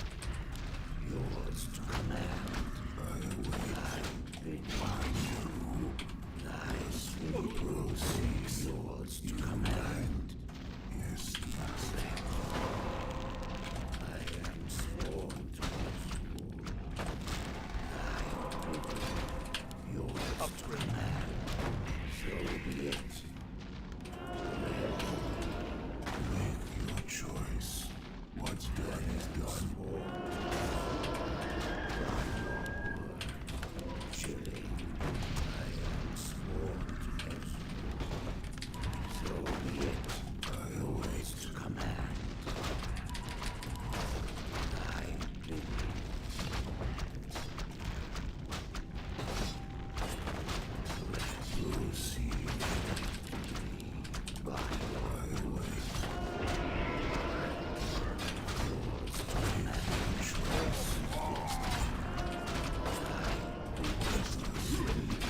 Big. Huge. Embrace the end. GG. Huge skeleton block. So, whatever died there, that corpse, that was so key because it allowed the skeletons to backstab the Demolisher. GG. Oh. It's a scary rush. Commercials are rough. Thank you, Bojic G. Ralo, Mana Fountain. Faint DJ, thanks guys.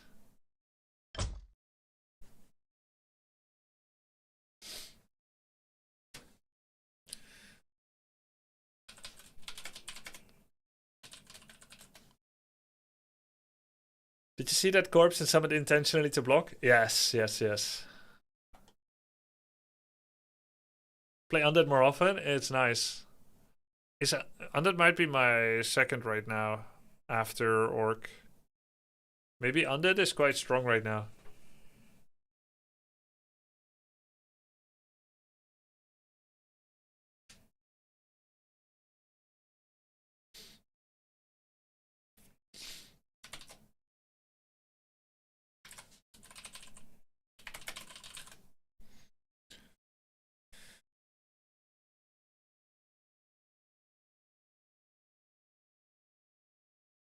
Is there any race that is strongest right now by your opinion? I don't know. I don't think I'm qualified to decide who is strongest at the moment even.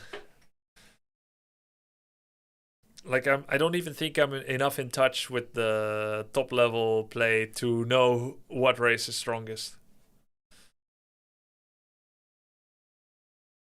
And it doesn't really affect me that much.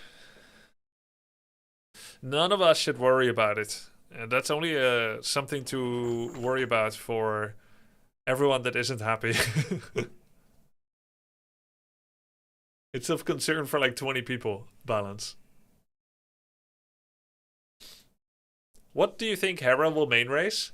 I think I'm going to force him to play Undead. Be fun to compare him to Happy. He's young enough to play Undead.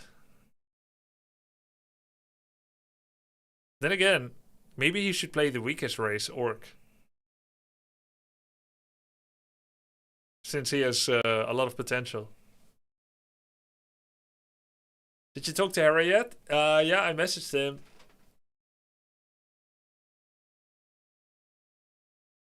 I mean, the most common link is that Hera is human, because all the Age of Empires 2 races are human. But that's too boring, that's too easy.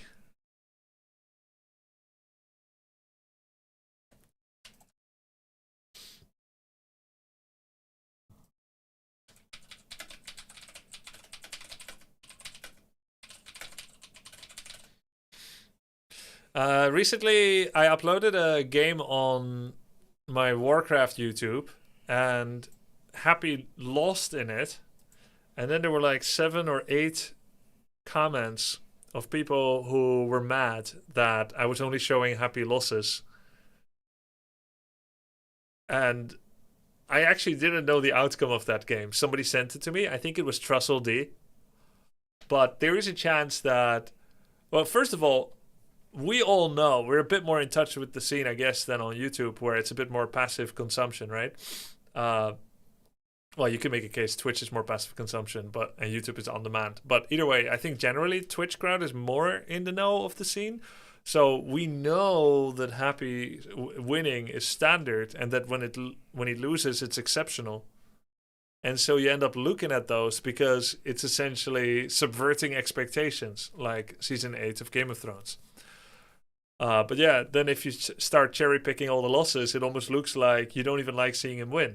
But like, you still respect the hell out of that, but it's just you've come to expect it. And it requires exceptional performance by anyone to beat him. That's why those get sent. So someone sent me that replay. I don't know the outcome. And in fact, it looked like Happy was going to win. But in the end, Lynn won the game. And people are like, why are you always picking this one? You cherry picking. You're even hiding that you know the result. I literally didn't know. Right? But people send it to me. They have the same bias as me or anyone. Where it's like, oh my god, Happy lost this game. Let's send the replay for analysis. So I asked one of my mods to send me some replays of games where I don't know the outcome, so that I don't choose the replay and I download it from his link, and I don't know the outcome, and that's actually going to be a true unspoilered play then for me, which is nice. And I've got a couple of replays here. Thank you, Mamak0 for it. Let's watch these. I just have to download the map because it's on one of those new maps.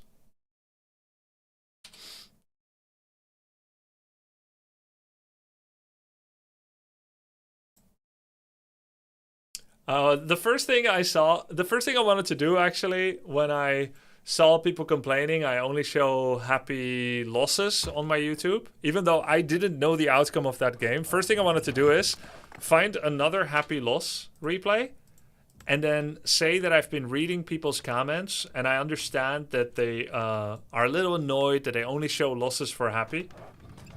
Show another loss, but then intro the video by saying, I'm listening. Guys, I wanted to say I'm listening. I have found a game where happy wins.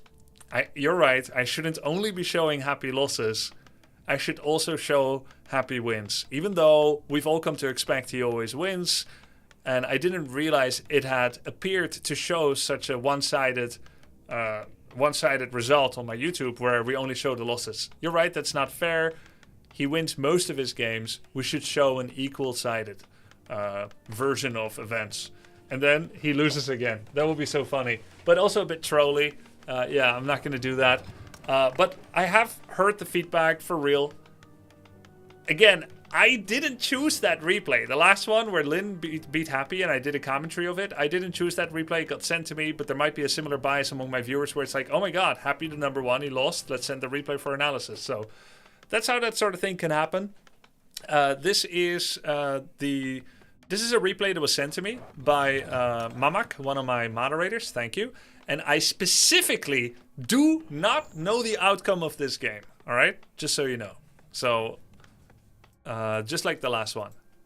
So we're going to see what's going to be happening here. All right. So this is Infi versus Focus. Yada yada, they're top 10 players of all time and all that good stuff. So top players in Warcraft 3. It's going to be quite fun. And I'm going to, of course, hide the replay overview with that guy, who I think was a StarCraft player.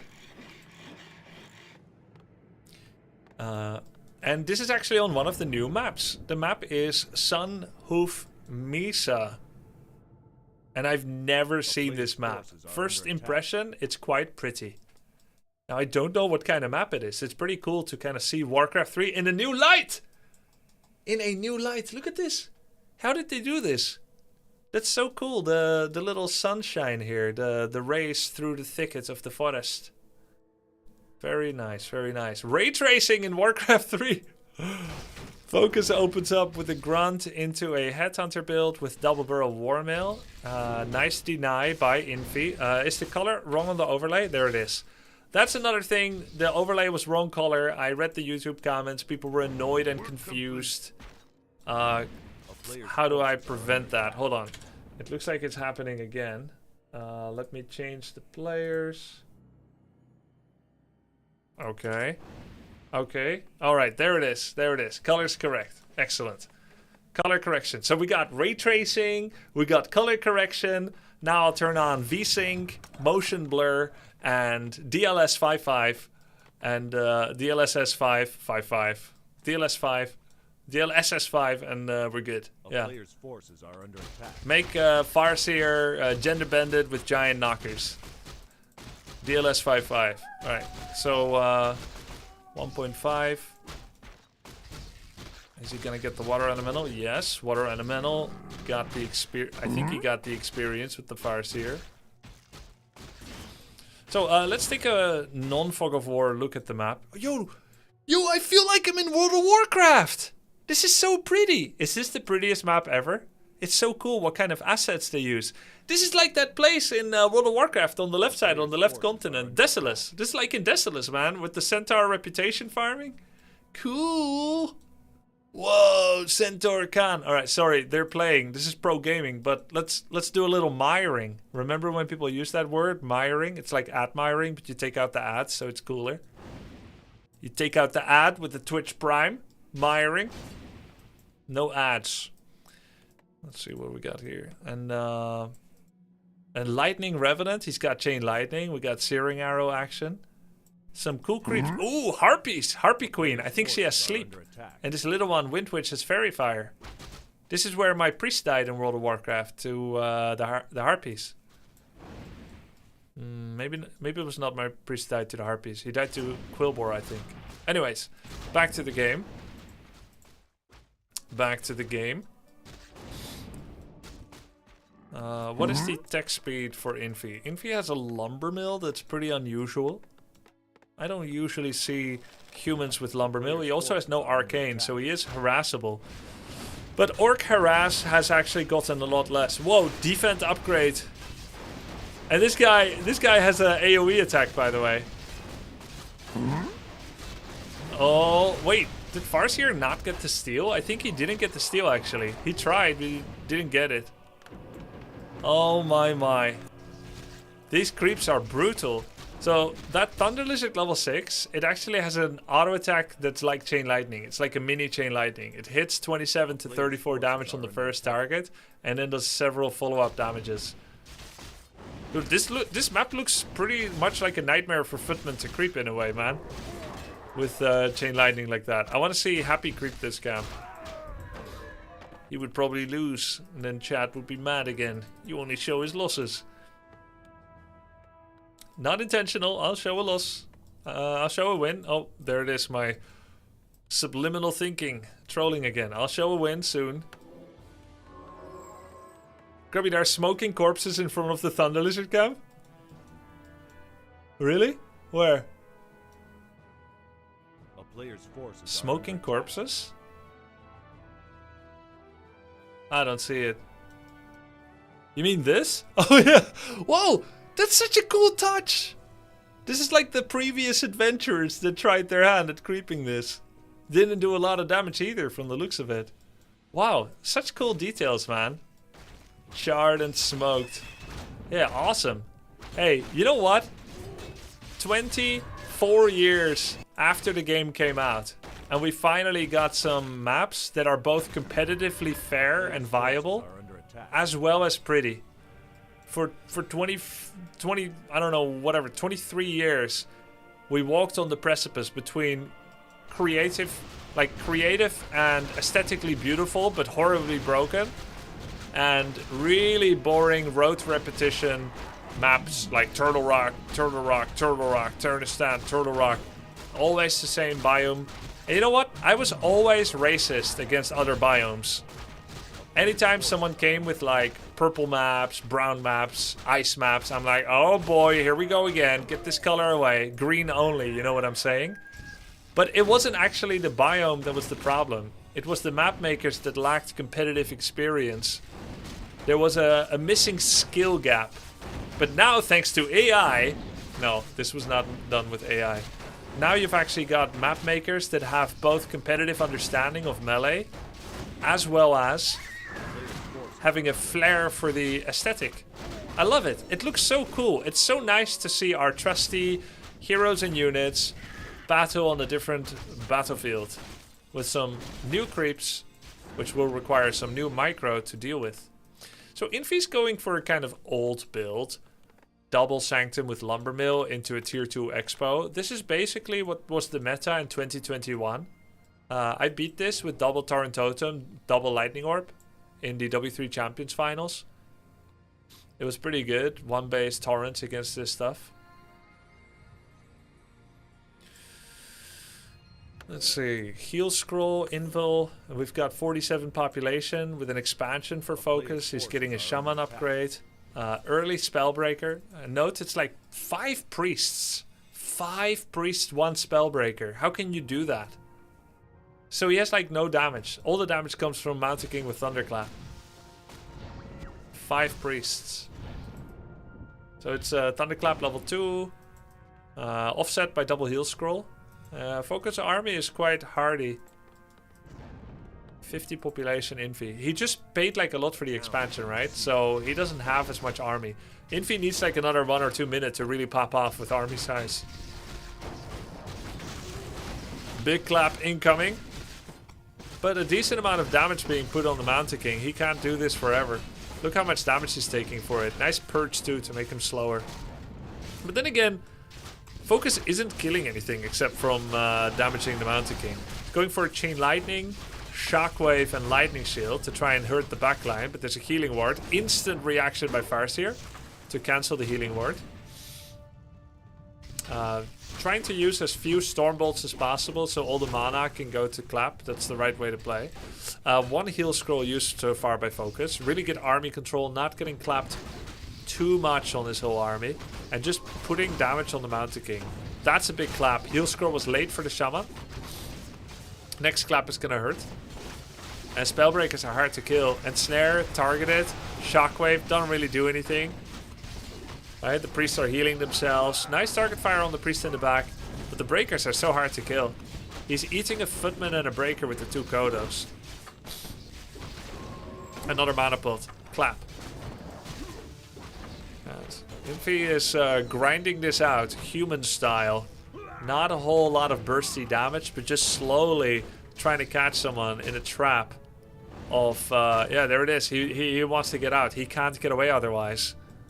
So, I don't know. Focus is really good, but I don't like that attack. I don't like that...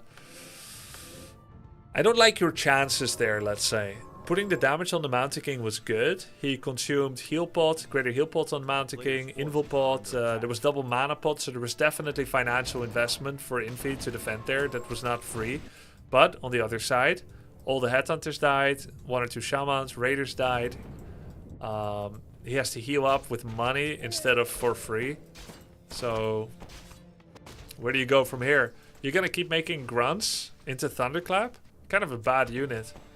Normally you want to have Wind Riders against Double Sanctum, but as much as that sounds good for a bit, it's actually not that good.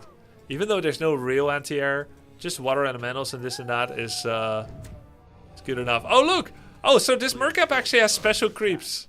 Hell yeah, man. Harpy Wind Witch. It's a flying unit with Fairy Fire, so it's kind of like an upgraded Talon with Mark of the Talon. Yeah, let's see.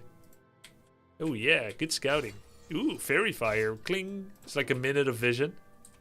It doesn't have as much vision as a Bat Rider, that's for sure. I wonder what the other creeps are. If there's a Harpy level 3 there has to be probably a Centaur Outrunner or something. I wonder what else. So this is why Shockwave is good. You can Shockwave the peasants. I think you should just kill them all on TP, yeah? Yeah. Okay, the reason I think he delayed his town portal is because maybe he wanted to eat with the Kodo, but the Water Elemental Summon actually blocked eating. He could have, like, if he was very fast, he could double purge it and then eat something, but he was probably busy with something else. Glad I could help. Grubby, when more Hey, Bronze thank League you. Heroes? Please, I need more. Alright, I'll do a Bronze League Heroes after this. Cheers, man. Appreciate the 2k bits. Scrubby bubbles. Yeah, Shockwave does not work against breakers, but nor does War Stomp. And the advantage of Shockwave is that you can at least hurt the casters. If you get level 5-5, Shockwave Chain kills 1 caster and leaves the rest deep red. So that's pretty nice. And Shockwave can be cast from farther. Whereas War Stomp, when you try to get in position for War Stomp, generally at this level you get Storm Bolted, breakers around it.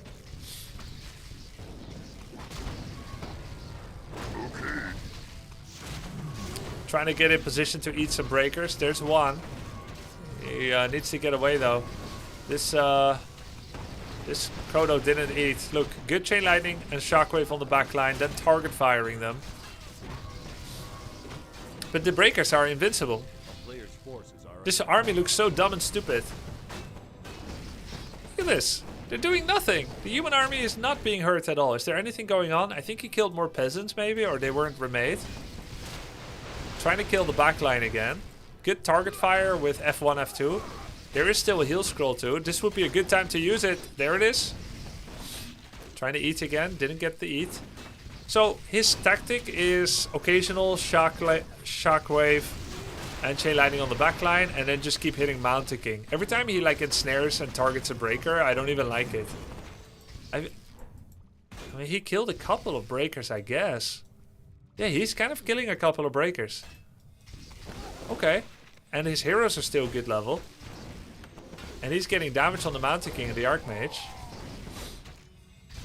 Man, I don't see how this is working. Clearly, Focus has a better feel for the game here. Like he likes this army. He's microing it well. He's got the 2 attack upgrades on the Grunt Raiders. Yeah, I think I'm really biased. I'm biased and doomer, but he's making it work. Very good, very good. So he has TP. He's getting very close to level 5-5. And I think he's probably going to get Chain Lightning level 3. Most likely. At Farseer 5, not Wolves. Wolf Harass on this will be very good. But I think he'll prioritize the damage CL does. Bias, Doomer, Racist, Shake, SMH my head. Yo, thanks for the sub, Greed on TV. So back to 50 population. More hero levels for the Orc here. He's not going to farm 5 somewhere. There's this lab where he could farm 5. He's prioritizing, trying to get to... Oh! Catch on the Mountain King. Does he have Invis? He does, but there's no follow-up. Armor upgrade. Yeah, getting 1 armor upgrade. 65 population. Infi is actually being quote-unquote greedy, and he's staying at 50 for a bit. Oh, there. He goes over. Mountain King Invis. So this looks pretty bad for Infi now, actually. He actually used a lot of peasants to turn into militia to attack. So he's going to run out of lumber soon. He has 112 lumber and 0 peasants on lumber. One. That's 1 more than 0. And this is his 2nd peasant on lumber. This one right here. With 112 lumber in the bank, soon he'll run out to become a real problem. And Focus is doing it. He is farming to level 5-5. Let's see, is it? Yeah, Chain Lightning level 3. Cool. Creeps that cast Chain Lightning. Lightning Revenant. Ooh, that is so good. Oh my god, that is so good. Scourge Bone Chimes. You're so happy when you find this, when you have 2 attack upgrades and a lot of Grunts and Raiders. Even on the TC, it helps a good amount. Great sustain. When you can get hits on breakers, heroes, whatever. So there's a rescale on the Blizzard. I would still give Focus probably a 90 versus 10 advantage in my prediction. Like, who is ahead? I think it's a 90 versus 10 game state. That's probably being generous towards Infi. 72 pop against 50. Yeah, Infi saved up as long as he dares to and is now going over with double breaker. He has double mana potion on Mountain King. Ring of Protection 5, Ruined Bracers for spell damage reduction. There's an invisible Harpy Wind Witch. You can do Fairy Fire. Yeah, I'd be scared as heck against these level 3 spells. Stormbolt on the Farseer, I'm not really feeling that. Look at the Wind Witch. Bam. Yep, TP out. He doesn't want the next chain wave on him.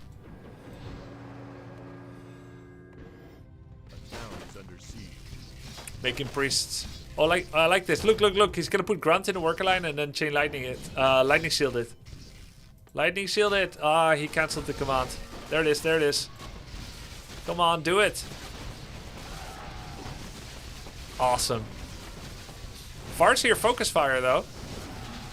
He's giving Invul to Farseer. And Snare to cancel the Blizzard. Target fire on the TC. TC's gonna shockwave on these. He missed. Oh, come on, man. They were standing still. But TP. Oh, and he doesn't have enough to take down the Farseer. Okay, so he forced a town portal. I think that's the best possible outcome for Infi. When you can't win the fight, you should hero focus. So there's like this bell curve. Like newbie players, they target hero and then they lose their whole army while trying to target hero, or they kill the hero and win. The newbies are over here in the skill curve, yeah? Then you've got like the middle level of players that know that hero focusing is like a noob trap, and they trade unit dutifully one by one. And then when you get to like the top level again, like Infi, Happy, etc., back to hero focus, but with a purpose, yeah? With a purpose and with success. A lot of peasants killed here. Focus not going to tier 3, it's just mass tier 2 units.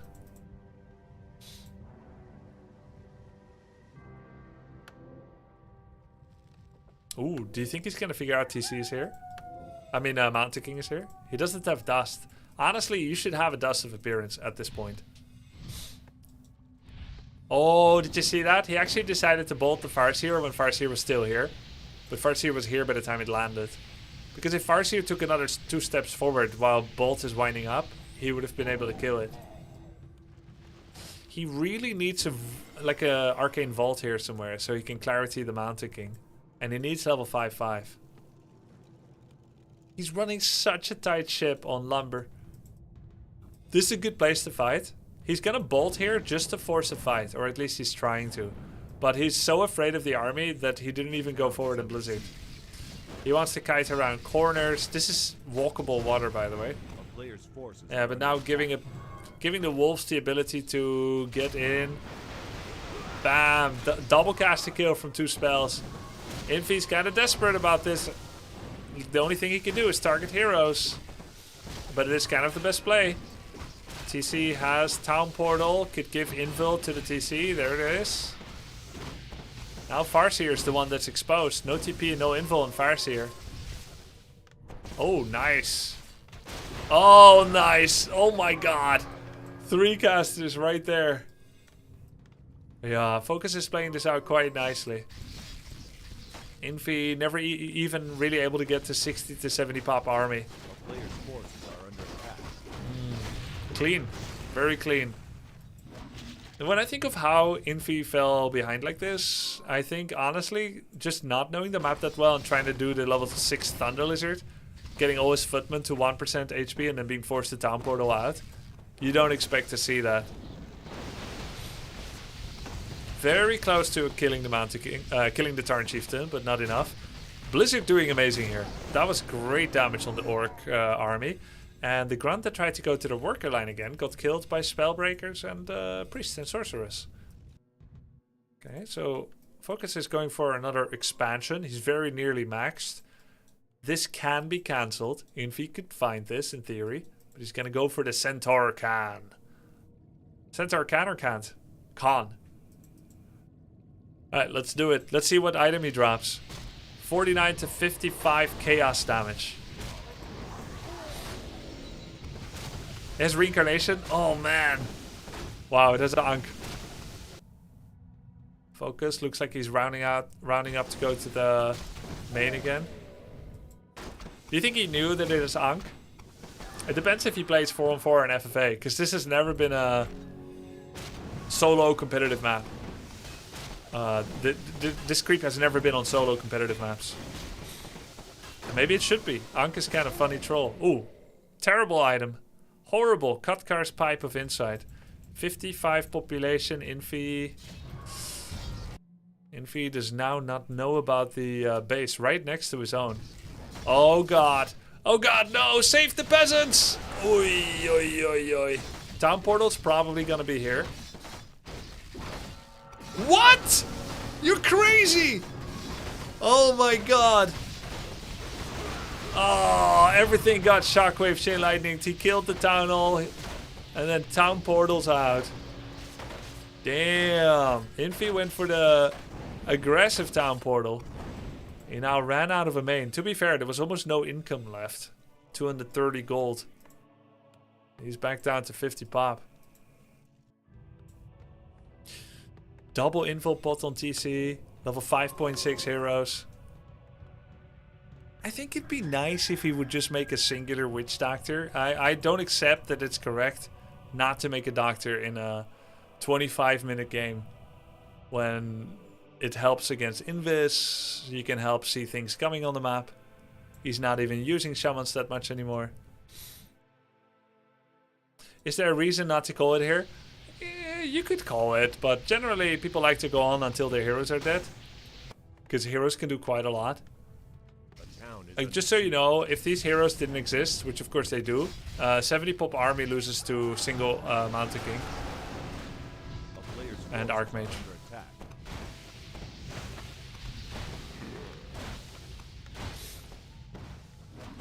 Devour. Yeah, when Farseer gets 6 and Earthquake is on the field, for sure, it's gonna be tough from then on.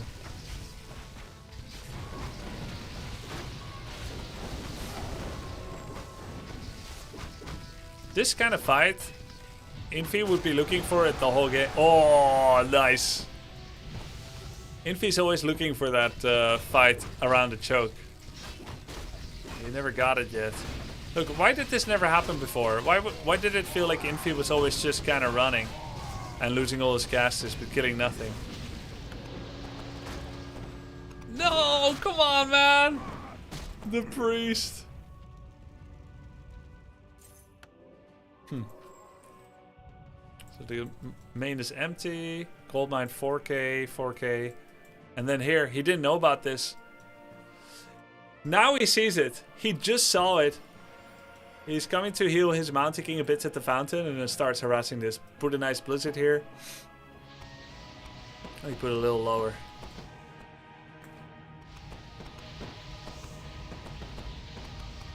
Oh, it's a town portal. Oh god, I fear for these casters.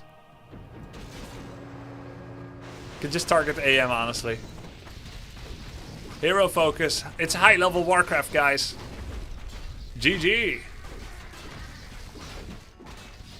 GG. Nice. Very cool map, huh? What do you guys think about the map? Sunhoof. Misa. I like the new map. Cool layout. Cute. Yeah. Cool.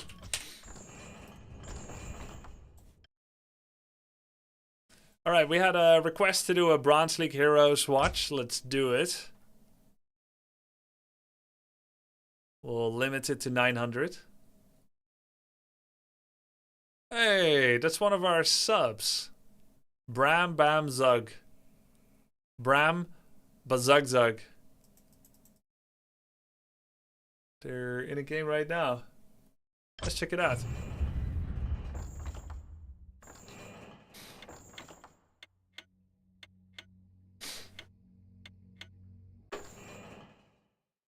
Yo guys, what's up? Bronze League Heroes. James Thomas against Bram Bazugzug. And I'll just take away the score as it was actually my games. This is Concealed Heal at 600 MMR on W3 Champions. So this is what it looks like if you start playing and, I don't know, you lose like your first 15 to 20 games or so. You would get to be about here. 600 MMR is not bad. This is people that do follow build orders, do use some hotkeys, right? But there are degrees to everything. So I recognize this guy's name. He's actually a sub on my channel, Bram Bazugzug. And then on the other side, James Thomas, a random Brit, no doubt, a random Brit. Let's see how these two are getting on. So at the high level, obviously, Orc Mirror, there's like Headhunter play, there's Grunt play, there's a lot of Tier 2 play, Grunt Raider Walker. There's some Torrent play. We even saw Infi beat Focus in Orc Mirror with Spirit Lodge play. Mass Doctors with Heal Ward, Blade Master, Shadow into TC. That was pretty freaking cool. He beat the Torrent play by Focus. But what is it like at 600 ELO in the current meta? I haven't seen it for quite a while. So you see some build order mistakes, right? GLA like shot. Idle, Great Hall, peons going the wrong rally point and everything. But generally the idea is there.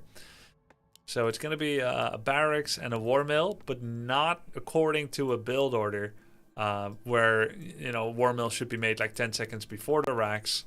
And it doesn't quite look like a Grunt into Headhunter build either, because second burrow would be too late. So it's a little bit freestyle, which is awesome, because I think gaming online has already become way too much like, yo, you need to play the game right, and you need to play it fast, and you need to copy builds and play the meta, and it's a tired story because gaming is supposed to be fun.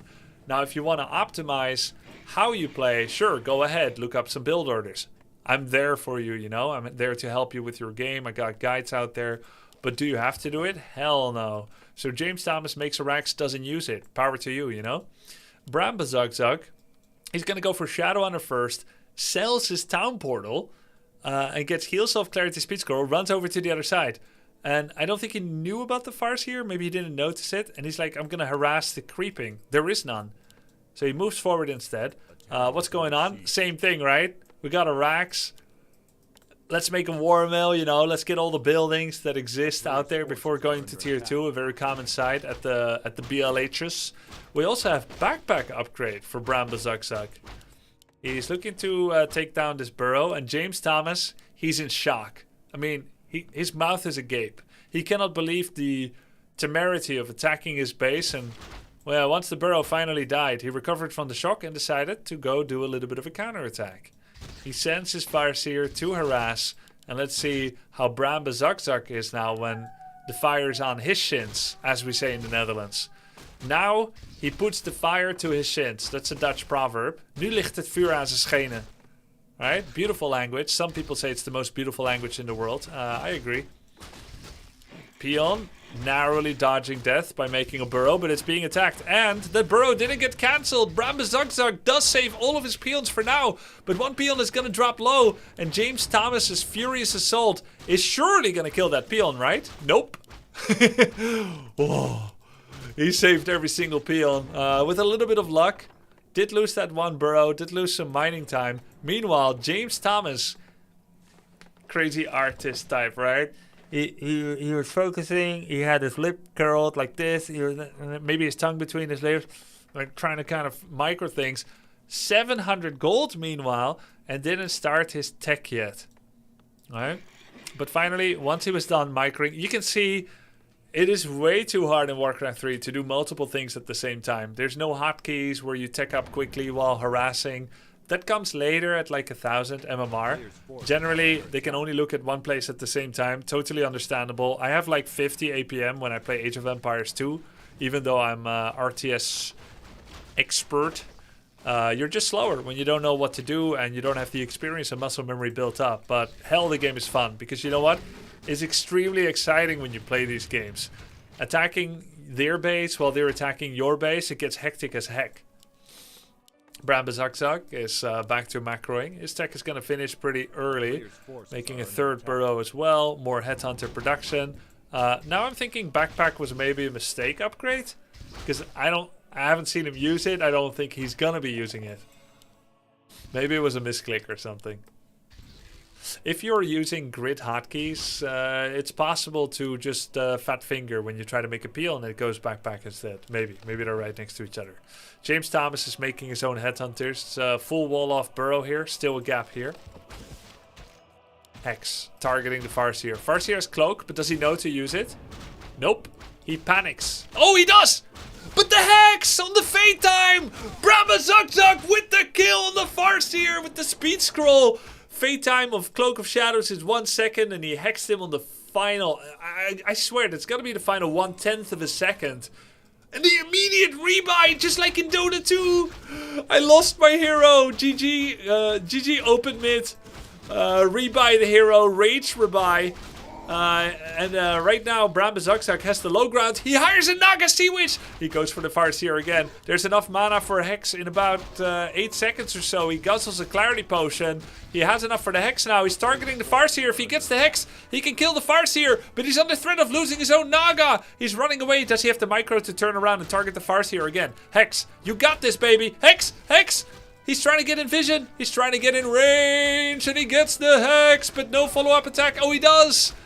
Follow-up attack by the Headhunters. Meanwhile, Anacondra is running for her life. So is Meazil Cree. As the Headhunters assassinated the Farseer. He rage buys. He buys again. Just buy the hero again, man. Dude, this is so expensive. That's 420 gold. It was 340. He spent 800 gold on instant revives. But hey, Farseer's there. That's one auto attack. Second auto attack is going to kill Anaconda. Anaconda's running. I guess it's true. Snakes really are more afraid of us than we are of them. And Bramba Zugzug runs back to the safety of his voodoo lounge. That tower is not going to finish. I don't know what to tell you, Bram. That's a very optimistic watchtower. And it's killed. Surprise, surprise. Takes a little too long to produce. He also has spiked upgrades against the fully ranged army. But it looks imposing, and I think that definitely matters. Heal solves. Let's see. What's his second ability? He's got heal wave. Might need it. Yo, targeting the shop while you're getting attacked. Look, he's going for the jugular again. Targeting the Farseer. Is he going to speed scroll? And it's a town portal away. It's a town portal away. He didn't want to lose his Farseer again. How much did he macro during this? He did, actually. He made a voodoo lounge as he was attacking this lounge. Nice repair by Bramba Zugzug. The threat has been stopped. And right now, Bramba Zugzug is switching to grunt production. Also has himself a Torrent Totem. Uh-oh, and a Spirit Launch. Is this what I think it is?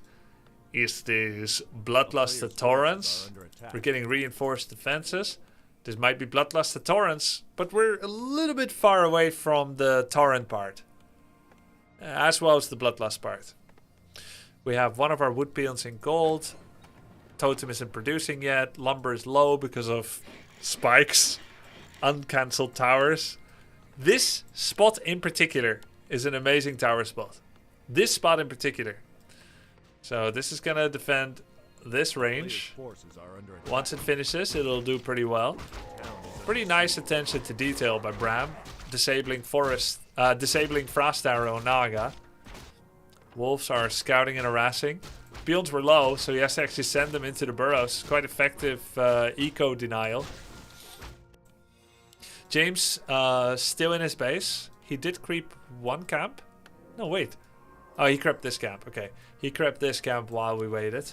And he's going straight to tier 3 with a Torrent Chieftain. No buildings yet, but I can only imagine it's going to be Torrent Totem, probably. He's sending his peons closer to the war mill. Nice attention to detail on the eco there. Now he has space for a totem. Looks like he's attacking again. This time without a town portal. It looks like James doesn't want to be up against an expansion, so he's just checking it. Is he going to creep it if there's no expo? Yep, he will creep it himself if he must. Also, 1-1 upgrades on the headhunters, which makes him a pretty good tank against creeps. Might have died without the armor upgrade. Anaconda and Misocree. What are we doing? Shamans and Walker upgrade. Okay. He noticed that he had 6 in gold, so that's nice. TC comes in. No skill choice yet. He gives the ring to TC, which is nice. TC wasn't nice enough to bring heal salves, so guess we're gonna have to heal up the old-fashioned way over the course of the next 7 minutes. Because there's no troll regen, no heal salves, no witch doctors. In fact, no buildings at all. He has James Thomas has 1,600 resources in the bank. A player's forces are under attack. I think maybe he's gonna build a totem. You know, back in the days, Torrent Totem needed tier 3. Maybe he forgot this for the moment. Torrent Totems are a tier 2 building since recently, 2019 or so? 2020, 2019, 2018, somewhere there. Totem became a tier 2 building. And they moved the Walker from the Spirit Lodge to the Totem, actually. So it also makes Torrents better, because you can prep the Totem before you finish tier 3. So Bramba Zugzug, he's gotta want to go to tier 3, no? Because you don't need Walkers and Shamans, normally. Either one does the job. Both of them have Dispel. A player's forces are under attack. Maybe he's like, I do want Torrents and Bloodlust, but first I want to max to 50 with these buildings, and then I'll go tier 3. That's my route, actually. That's how I like to do things. Now, he will be 51 population with this Walker. To send you some of Jeff's money. Looking forward to you coaching Hera. Yes, GLH. me too. Me too. I think that'll be great. Thank you, bro. Yo, 51 population. Thank you, Bamcat. And Wishmaster Nano with the 122 months. Appreciate it. So 51 population. Kind of a painful number to see. But as long as you fight early and lose unit early, then it doesn't hurt too much. James Thomas has a Zeppelin dream. He has a dirigible. Hopefully this dirigible is safe for commercial flight. And it's not going to befall some disaster. Target fire on the Tauren Chieftain. He can't get away. There's a dirigible here, though, that could save you. Another War Stomp. Walkers are dying. Not a very well Spirit-linked army by Bram. It is a level 4 Farseer. He could get some pretty nice Chain Lightnings off. Bram just Lightning Shielded his own dead Headhunter. But he also Lightning Shielded his Shadow and then moved it inside. This is like oddly high level behavior by Bram. This is very unusual. Doing like Lightning Shield on a hero and then putting them there. Oops, he accidentally Lightning Shielded the Wolf. This is an oddly low level move. Oh, he's trying to give the invul to the Shadow and he did it! Dude, that was a sick pick off. Wait, there's an item on the Headhunter. Healing Salve. Did he know? He picked it up himself. So he finally made use of Backpack, but it was a mistake. Oh, nice Hex on the Farseer to keep Shadow alive. Dude, that was sick. Bram, run! Run, Bram!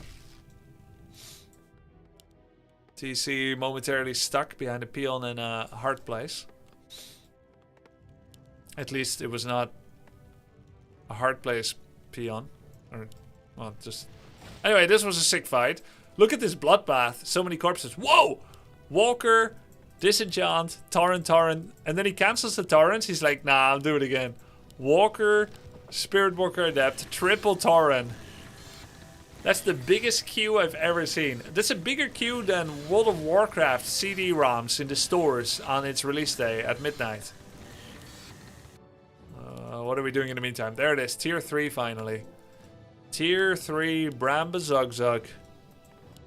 I still remember the WoW release, by the way. Not because I played it at release, but because I was playing a Warcraft 3 tournament, I think in Rotterdam, some qualifier for maybe ESWC in the year that WoW was coming out. And I saw all these people getting ready at like 9 or 10 p.m. at night to wait for the midnight opening of the stores. It was so cool. Grunt. Okay, the Grunt. The Grunts don't have brute strength yet. Do have one armor upgrade. So, Shredder. Shredder getting some lumber. Brutes? No, don't get brute strength anymore, man. First of all, you don't have Grunts. Secondly, you never had Grunts. Thirdly, you have Taurens available. But he actually cancelled it. Whoa! Armor upgrade, ranged, and melee. I know what that looked like. It looked like this. On the war mill. Right like that. It's like, oh, I got money. Let's upgrade things. Yo, what the hell? These 600 ELO legends are doing Zeppelin harass from the back? Wouldn't you feel smurfed on if someone was doing this to you? Even though, you know, it's not like the most scary implementation of it. It's like, man, this guy's gotta be a smurf, man. There's no way people do this at 600. This is low ELO legends on Warcraft 3? Yeah, exactly. But it's an upgrade, Grubby. You have to get the upgrades. Yeah. You know, the funny thing is, I literally got coaching from Hera, the best AoE 2 player in the world, and he said I should prepare a unit tech switch with full upgrades first in the late game. So let's say if I'm on archers, crossbows, then I first need to fully upgrade knights, armor, before making knights. Or first fully upgrade swordsman before making swordsman. Which is the exact opposite advice in Warcraft 3. That's how everybody plays Warcraft 3. And because of the correctness of that theory in Age of Empires, I have a little bit more understanding and respect and appreciation for how the Bronze League heroers are doing it in Warcraft 3, because there is apparently a well-placed logic to doing things like that. Don't bring knives to a gunfight. It kind of has that energy, you know? First get all the upgrades. Make sure my Taurens are 3-3 before I make one. Otherwise, I'm making weak Taurens. Yeah, Warcraft 3 doesn't work that way. Bramba Zugzug. He's making a tower here, but it's going to get cancelled. He's struggling to get to the back of his own base. And because people at this ELO suffer from one control group for all, when he sends his army to the back, everything goes to the back, and then when he walks away again, everything walks away. When realistically, what you would want to do, just leave one shaman and one headhunter in a separate group. Look, it's a mess, right? Like, he's constantly box selecting, which is why there's 7 peons in the gold now. And now he's not gonna have lumber. He's also mining lumber from Africa. Like, bro, we still got trees in Europe. Where are we going? Why these trees? It's the same birch, left or right. 2-2 upgrades for ranged, by the way. Thomas just got ranged attack upgrade, even though he's only making torrents. I guess for some possible tech switch. This headhunter is like the strongest weak pantry ever. Damn. Uh-oh. The next hex could take him down. They're still purge slow. Can he get the hex? I feel like he could get the hex though. He's so close. If Farseer turns any corner or blocks himself with wolves. No, Shadow got tired. Okay, then have a little nap, but then fire the missiles, okay? Meanwhile, Torrents and TC, so that's 5 Torrents, are over here. And why do I feel like he's gonna buy another Zeppelin? Once he has time to look at this. A player's forces are under attack. Currently he's gonna defend with solo Farseer. This is like a special challenge. No Zeppelin. Alright. So solo Farseer defense. Let's see how that goes. Not very well. James Thomas was saving up about 2,000 resources. Dude, you got cloak! Yeah, let's go, Bram! Just press cloak and don't touch him anymore. But it's so hard not to touch it, right?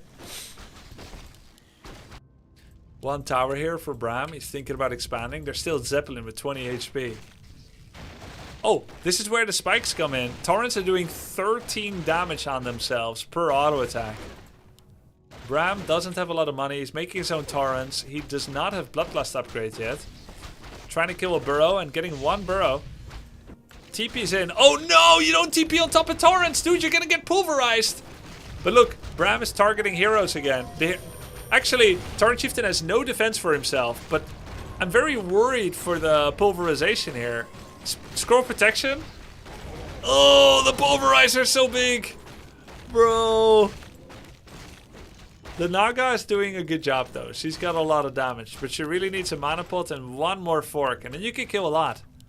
Looks like he will be killing 1 torrent. He has his own torrents now, but his own torrents are only 0-1, whereas James Thomas have 2 ranged attack upgrades. So if these torrents pick up spears, they're gonna throw so well, but I don't think they can find any spears right now. And they also have 1-2 upgrades for themselves. Okay, Expo by Bram. I feel like we, without knowing it, we clicked on one of the most epic Bronze League hero showdowns of the year. Without knowing it. But they both have like their own strengths and their own playstyles. Bam, level 4. They have their own strengths and weaknesses. Bram has the towers and the expansion and the spikes. Whereas James Thomas, he's making mass burrows, but he hates reinforced defenses. So he's kind of weak against future burrow attacks. And you've got heal solves, man. You need to heal these units. These torrents need back-to-back heal solves. There it is. Maybe your TC too. Okay, they both took about a minute to stand. Yes! Bloodlust, finally. Alright, but Bram really needs lumber. He lost a lot of peons now and then. He's only got 3 peons that are not mining gold. 2 on wood and 1 making a great hole. So, Shredder, very important. And he needs to stop making anything that isn't a Shredder, or he's gonna get massive issues. So Bloodlust is done.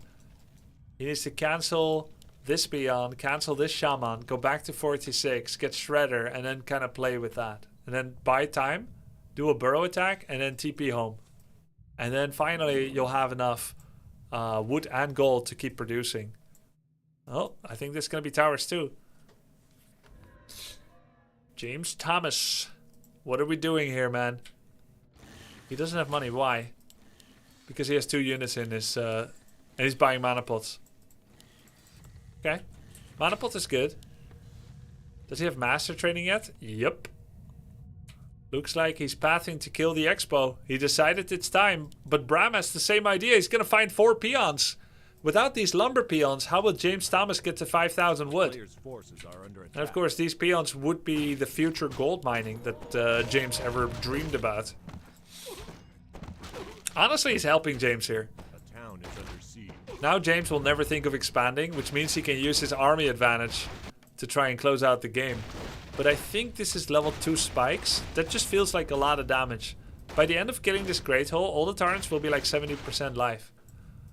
He's speed scrolling to the shop. Bram is gonna defend the motherland. He's at 51 pop. He has Bloodlusted Torrents. And he's gonna TP with the Shadow. Hopefully not here, okay? I want to see a nice TP here. Oh my god, you're a madman. But honestly, being on top of Farce here, not too bad. He's trying to kill him. Fork Lightning. Fork Lightning. Oh my god. This is 7 life. Shadow is running in. Yo, nice assassination. Good hero focus. Unfortunately, Frost Arrow is still off. He turned it off before. Okay, this is Bloodlusted Torrents with 0-1 against 1-2 Torrents without Bloodlust. Nice. Hex on the TC, but this will be a monster War Stomp if he keeps his Naga here. War Stomp! James Thomas, do it, man! Just do it, man! Just do it, man! He misclicked the Hex on the Torrent, but it doesn't matter. TC forgot he has spells. He forgot everything he learned in school. Oh my god. Towers! James Thomas is doing an aggressive tower!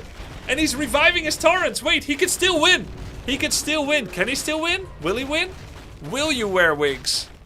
There's Torrents everywhere. It's hard to tell whose Torrents are whose, but he extracted his Shadow and Naga from the situation. Now it's Torrent v Torrent violence.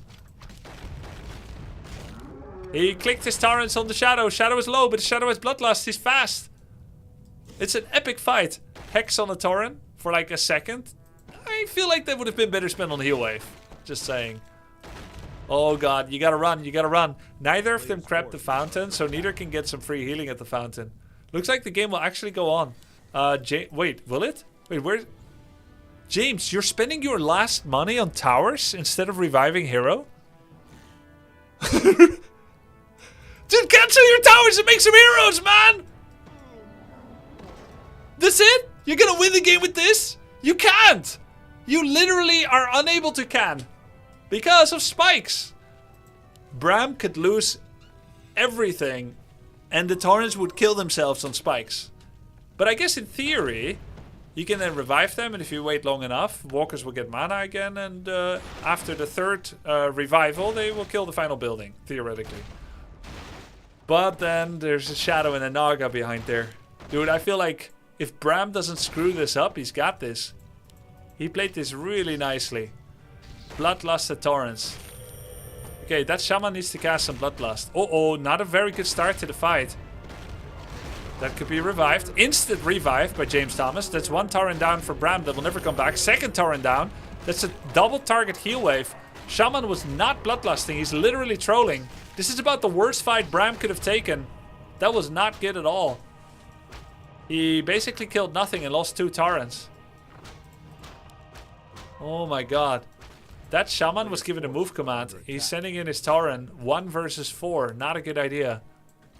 So James needs to take these peons. Yes! Long distance mining, baby! Let's see. Does anyone have the maths on how long it'll take for him to be able to retrain a hero? 3 peons, the furthest gold mine on the map. Not the nearest. Oh, he has 1 here as well. By my maths, about 5 minutes. 3 hours? Solid guess. Solid guess. Okay, let's see. Fork Lightning. You can kill this walker. Bam! Boom, baby! Now that is Fork Lightning level 2, by the way. Kind of awkward. That looked like too little damage. He has Frost Arrow level 3, but he has it disabled. And he has had it disabled for the last 5 or 10 minutes or so. So he's skilling an ability he doesn't use. And then the only ability he uses... not as much damage as it could. But we do have a cool lightning shield on the Torrent. Are we gonna get some body blocks? He's trying. Bam! Yo, all the walkers are dead. So no revive anymore. And he brought his peons over to this gold mine. But look. Oh no, he's like, maybe you crept this fountain? Maybe I can heal? Nope. This is hostile territory. Alliance and Horde, well, Horde and Horde, come to the same place, getting owned by mobs.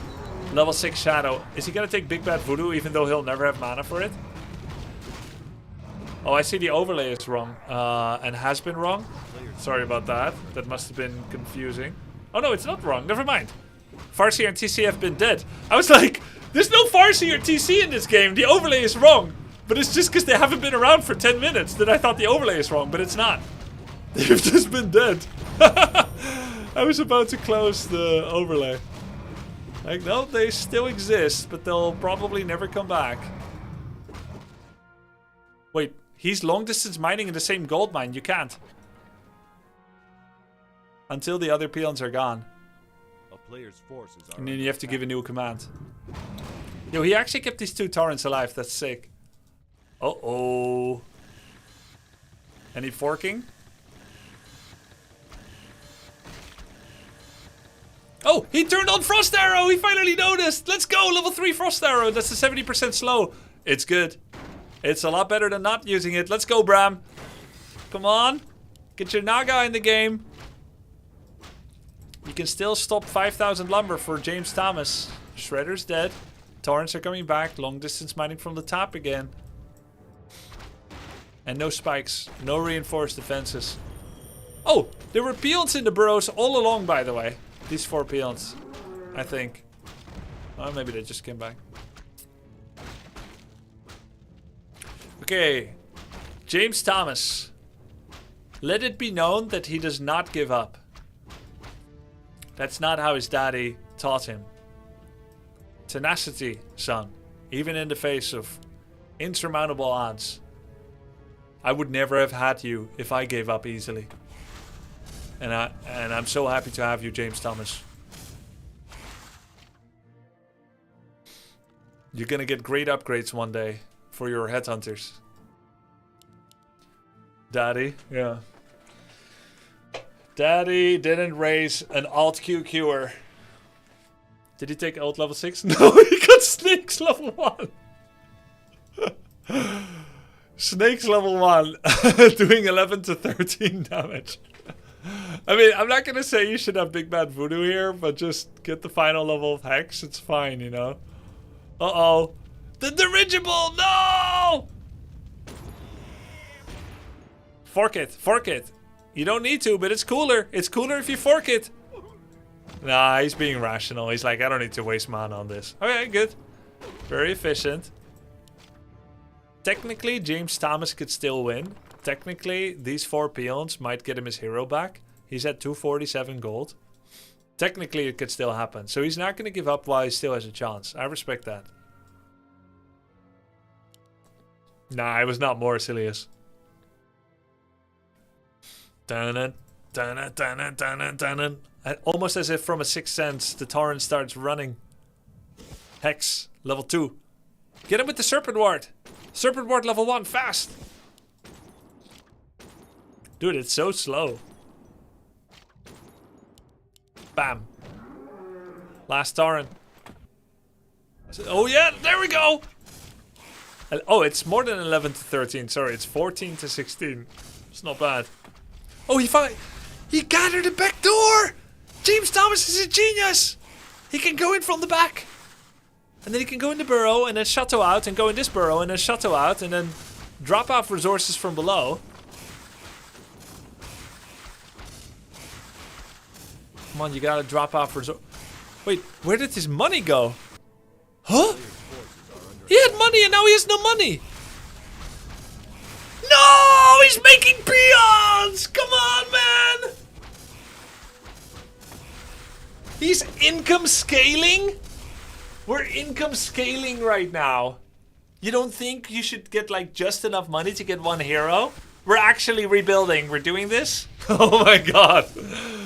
Yo, and a Demolisher. Good choice, good choice. Yo, massive victory for Bram Bazak. He's one of our own. W to Bram. That was an insane game. 30 minutes. Must be so exciting to play those games. Bram, you're there? Hey, Bram, you're there. Congrats, man. GG. I knew you would win. I knew you'd win. That was sick. Very good. One of the best Bronze League matches ever. Yo, Bram, any words? Thank you, thank you, thank you. James pushed me to my limits. Yes, he did. By golly gee. By the way, I manual cast Frost Arrow, that's why. Every time? Wait, all of your Frost Arrows are manual? Or just sometimes?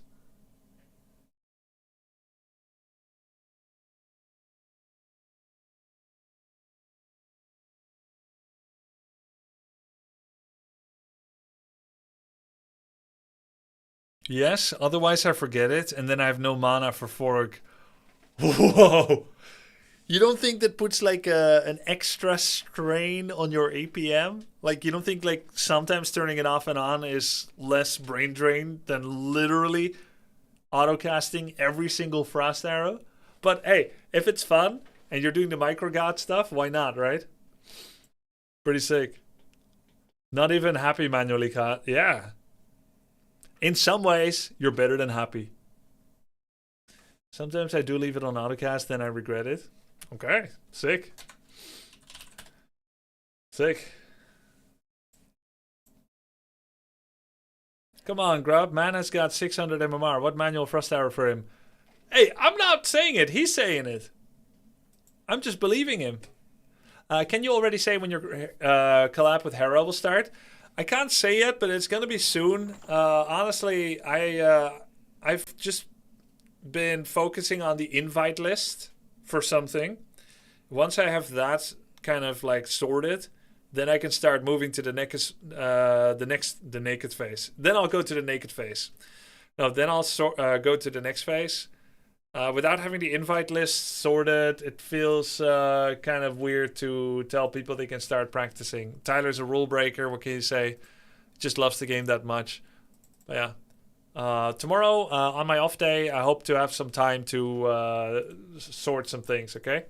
But I've been working on this every day. A lot of hours went into this already. Okay? Yeah, take an off day tomorrow. Need some rest and some prep time. Hey, pleasure, Zora. Alright, let's get the clad. Whoa, P-Dog, thank you. Hey mate, morning from Australia. Dropping in to show my appreciation and ask about our placement for creeping. I'm having difficulty judging the correct distance to build without aggro, or is it just knowing the maps? First of all, thank you so much. Very generous. Thank you for the 50 euros, man. And yeah, it's just knowing the maps, actually. I don't know your zoom level, so I can't say it's half a screen, it's a full screen, that kind of thing. Good call, Rui. Yeah, so you just have to kind of know the maps. It's the awkward answer. Because I don't know your zoom level.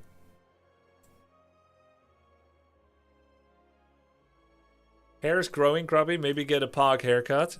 Yeah, I'll do my hair like Saikuno. Get someone to style it. It's my hero. Yes, my name is kind of a bug, but also just something small too. The lineup? No, I don't think so, Dongtails. Alright, let's get Ironclad to the difficult levels. This is where it gets difficult, and I'm pretty new and unfamiliar with clad archetypes of decks. This is Slay the Spire 2. It's a game came out on March 5th in early access. And against all expectations, one of the greatest roguelike games of all time, Slay the Spire 1, has a sequel that's actually possibly even better. Not in balance yet, better, but in fun. It's so good, and I've been enjoying it a lot. And I'm currently playing the 8th difficulty level, Ascension 8. Well, technically it's the 9th difficulty level. 0 is 1, 1 is 2, and so on. 6 is 7, 8 is 9. So I'm playing the 9th difficulty level. Wait, James A is in chat as well? Sick.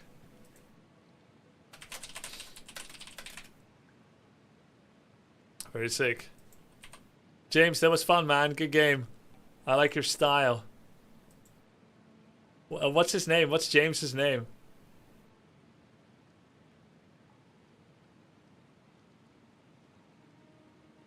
Marnar? Brother, I was not going to surrender. I was not going to surrender that game. Hell nah, I gave it my all. And we're glad you did. That was so epic. It's crazy that you're doing like Zeppelin drops and stuff. It was sick. Alright. We're spiring. We're spiring, okay? We're spiring out of control. So, what is a good pick for me against Lagavulin Matriarch in Act 1 here of the Underdogs? Remove 2 cards, lose health, obtain a random rare. I'll go ahead and remove 2 cards. I'll remove 1 strike and 1 defend. The rare card is fun, but it backfires half the time. Yeah, that's my thinking too. I did a review of how many good rares Ironclad has when randomed, and I actually decided it's 55% positive, but I may actually be overestimating some cards. It may be closer to 50-50. You could just get a card and lose because of it. Okay, let's study the map. We might like a late merchant. Quasi-late is okay too. We also like a bunch of rest sites. Yo! Hey! Bram with the gift sub to James. Sick. There's 3 campfires here, but if we do, there's only a singular elite and no shops. So that's not ideal. Lagavulin means you need to kill it fast. Yeah. Yeah, exactly. Okay, so not a lot of campfires. Maybe the best one is over here. Yeah. I am forced to do an early elite, but I think that's okay. And if I'm feeling strong, I can take another elite here. Okay. Yo! Thank you for the sub, Samja. Appreciate it. So these are 2 routes. It still means no merchant unless I go here. And this might actually be a good idea because then I can buy potion for the elite fight. Yeah. Okay, so let's go here. 2 camps, 2 elite. What's that relic? Precarious Shears. Upon pickup, remove 2 cards from your deck and lose 16 HP.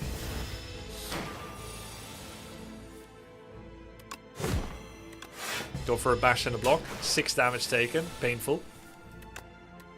Can't kill him. ASC8, let's go. Ascension 8, let's go. Yeah, this is where it starts getting difficult. So I don't think we'll win this first try, to be honest.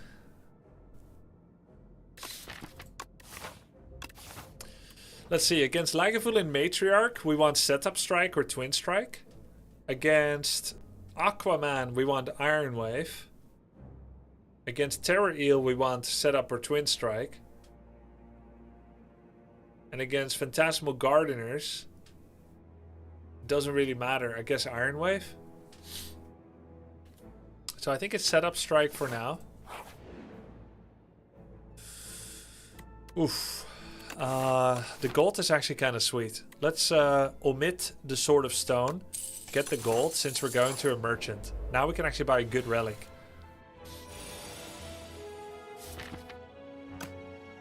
Okay, I have enough damage next turn to kill him. 7, 8, 15. I can do 15 damage next turn. Hopefully we get a membership card, yeah.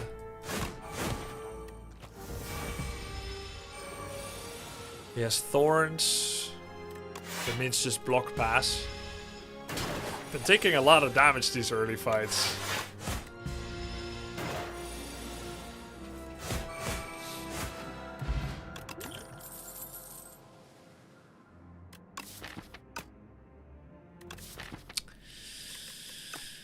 Tremble. Tremble's kind of good for Lagavulin Matriarch. But I think I need something better early. It's Headbutt or Iron Wave for me here. And I think I need Headbutt to burst down Terror Eel. Meal Ticket, heal in shops. Doesn't do it enough now. Enchant an attack with Momentum 5. Yo, this could be kind of good with Headbutt. Unfortunately, I don't think Setup Strike is good enough to enchant. Can I buy something else? No. That looks like a butt plug, the 199 one. That's a painful butt plug, bro. And secondly, how do you know what a butt plug looks like? I didn't know.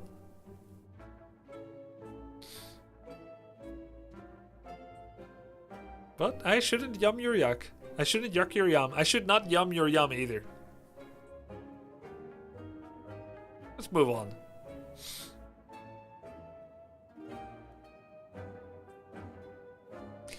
Plating could be quite nice. No, I have 2 potions already.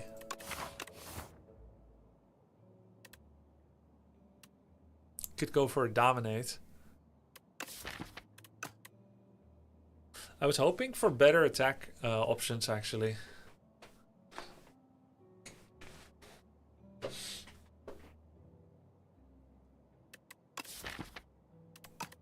Dominate is what I need against Lagavulin and Matriarch to scale.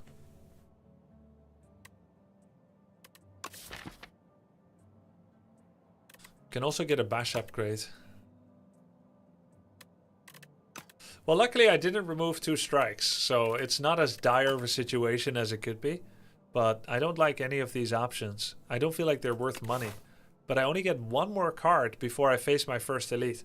Unless I change my mind. Maybe I should change my mind and go here instead. Then yeah, let's do that. Let's just not do this. And don't even remove and just go on. I could get meal ticket and then heal there. Or I just skip and say, hey, I wasted 1 floor. It is what it is. Venerable Tea set. Upgrade bash. I'm really hoping for a relic from the second shop or good attack cards. I feel like armaments doesn't do enough.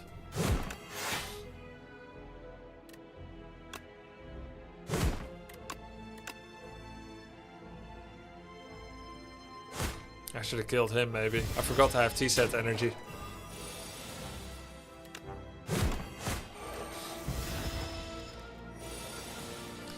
Yeah, I didn't really like the idea of perfect strike because I already removed the strike. Okay, breakthrough is good against Phantasmal Gardeners. We'll take that.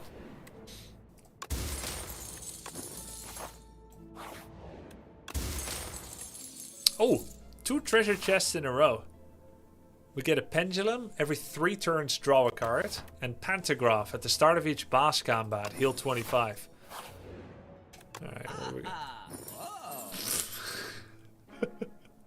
Neuron activation. But maybe it was too fast. Nah, you always do this, no? Ha. I should have at least thought about it. That buy was so fast. I should have at least thought about it.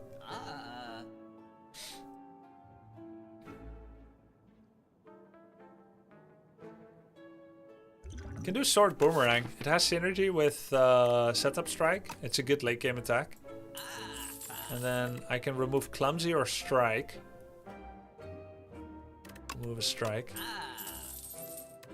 Alright. Taunt is nice. No, it is nice. I'm not sure I want to spend money on it. Play the top X cards of your draw pile. Expect to fight. Gain energy for every attack in your hand. You cannot gain additional energy. True grid. Let's do expect to fight. And then we headbutt it.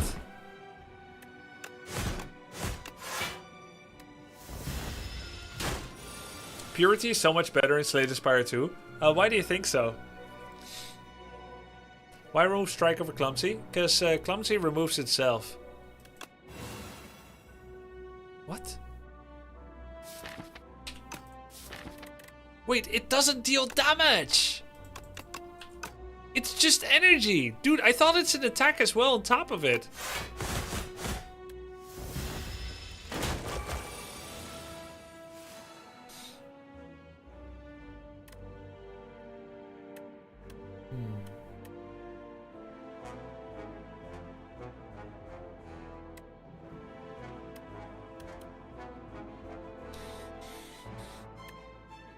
No, I'm not dead. I think we win this. But I might have to speedbot double block here.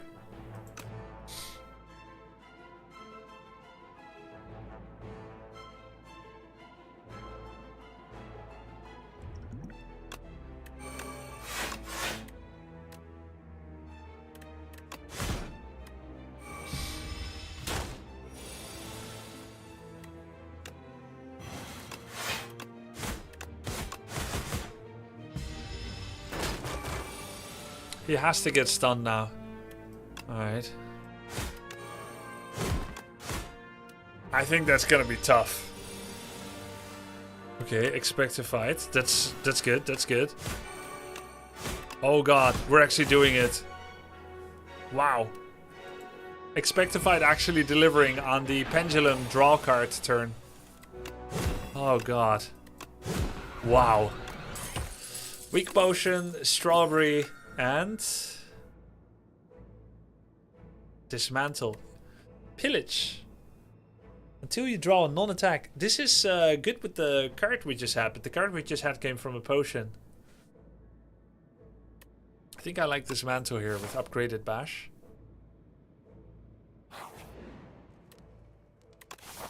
I do need a rest. And then I can upgrade on the final campfire. I feel like I want this elite.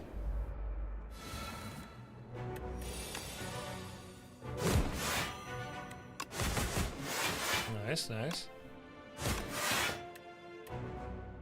Let's not weak bot. We save that for Lagavulin. I'm not sure I'm strong enough yet to beat Lagavulin Matriarch. Oh, that's nice.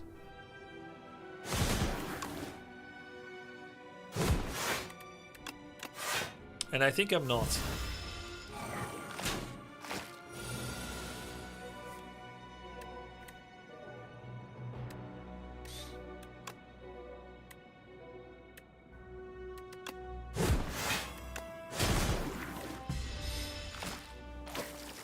Can I ask a game-related mental health question? Yeah, sure. What's up, man?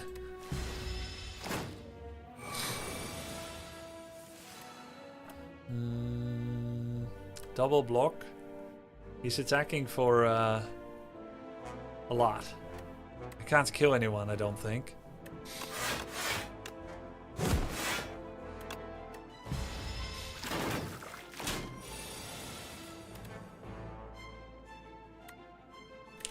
This is gonna be 10, 20 on 27, so I have to block.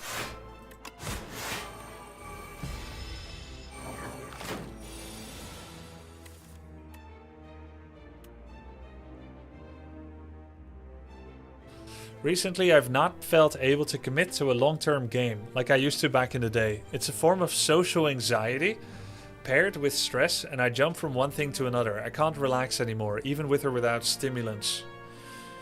So the only stimulants I use are coffee, so I can't recommend you one way or the other about that.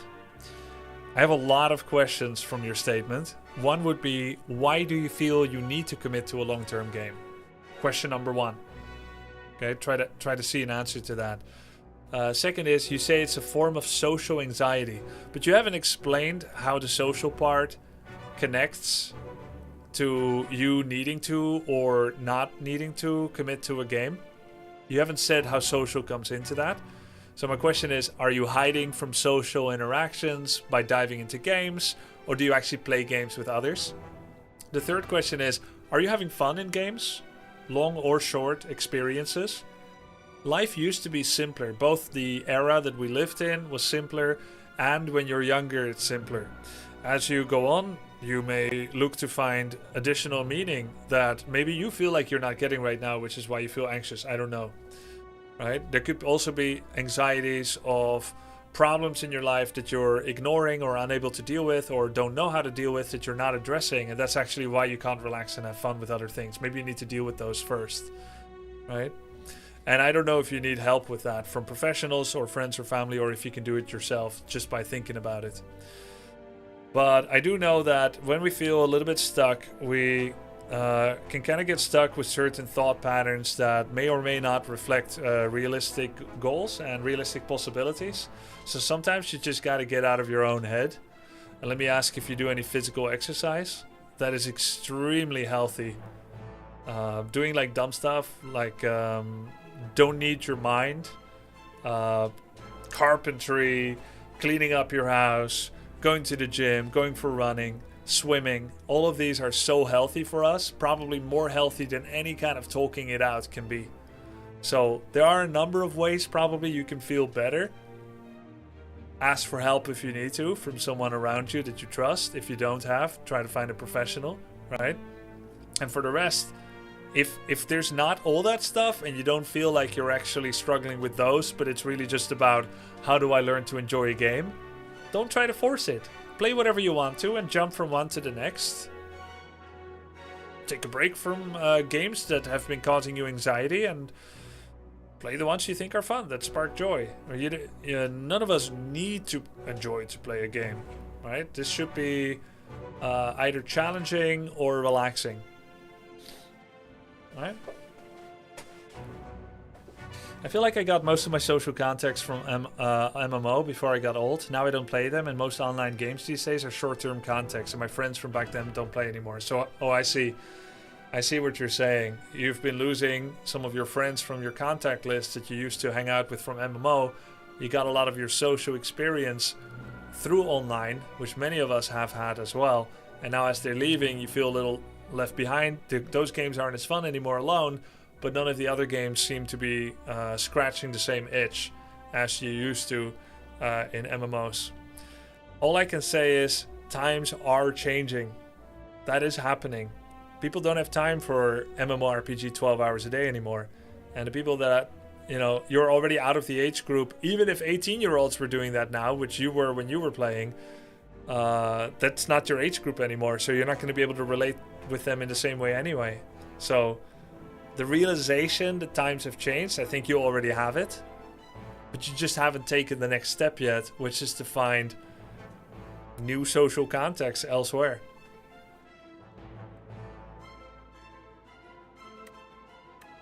You kind of know the answer.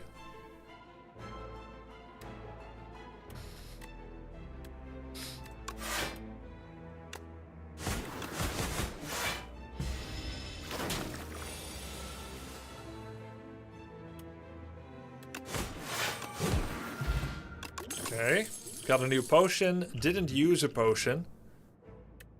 And we got a second wind, which is very good, but not particularly useful against the Lagavulin Matriarch.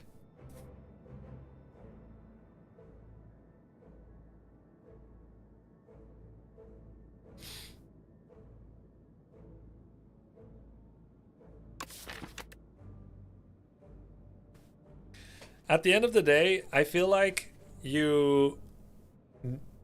there's people that are perfectly happy being completely alone forever. And there's people that are not. I feel like you're the second group, just like me.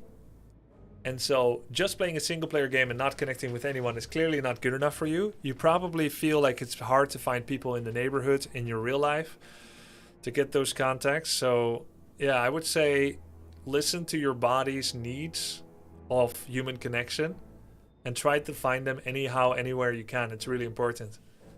And the enjoying the game part is secondary.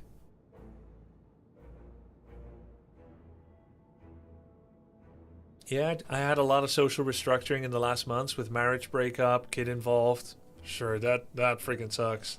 Moved into my own apartment. Now I'm ready to game, but I'm alone in MTC. Yeah. Well, time will heal those wounds eventually, but that's like right now you are in grief of your family situation change, right? With the marriage breakup, kid involved.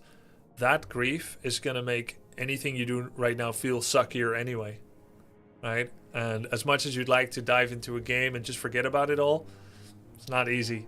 So allow yourself to feel that grief, I would say.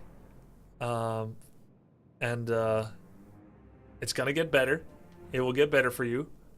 And you need to learn how to live again by yourself. I would say be kind to yourself. Forgive yourself for the way that you feel and for whatever happened.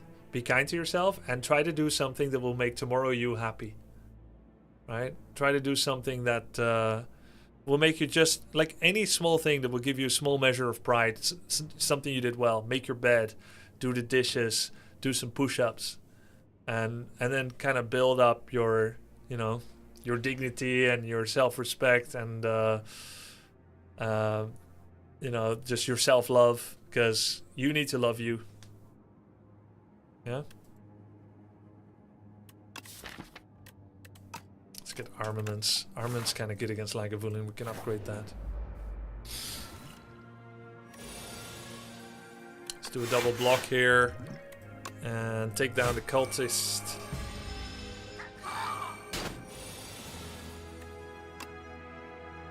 Armaments. Do I go for the double block here ever? I don't. I think I do go for the double block. Maybe I have to weaken him, but I kind of want to save that for Lagavulin. They're not that far over my block. Of course, if I can get him to 9, 18,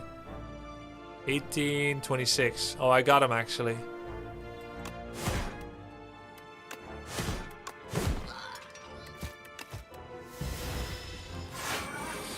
What run is this? This is the first run with Ironclad, Ascension 8. First time I'm trying 8. Take another 4 damage here, or can I kill him with Fire Pot? I think it's worth a pot to me. 7, 17, 25, 45, but he's 47. Ugh.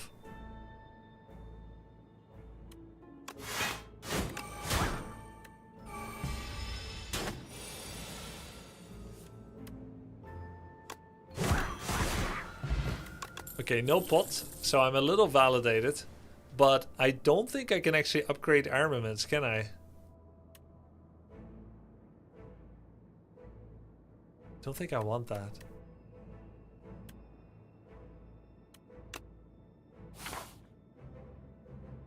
Talking to yourself out loud can help with loneliness. Yes, I agree.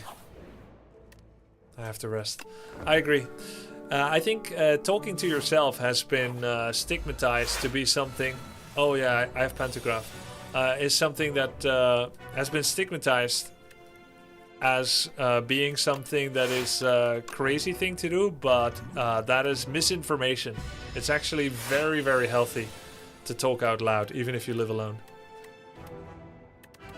Let's see. I guess I'll open with the bash. Or maybe I should just send it. Because I have decent damage this turn.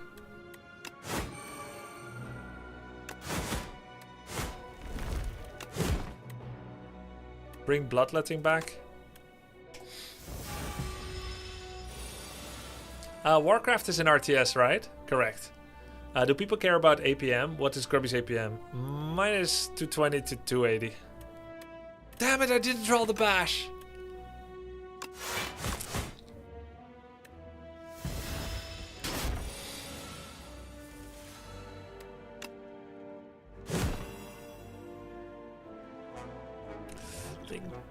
Does he have buff turns? Yeah, he does.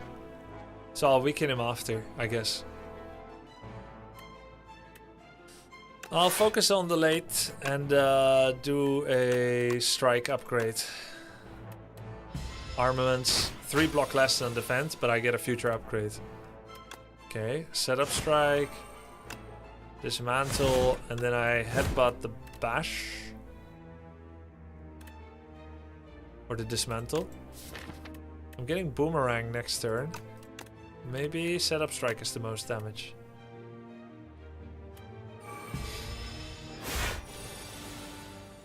What's a Stairmaster, JP?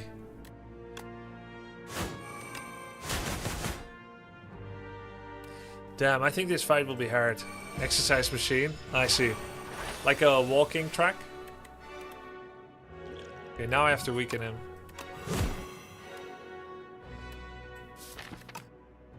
Block for 3, not worth it.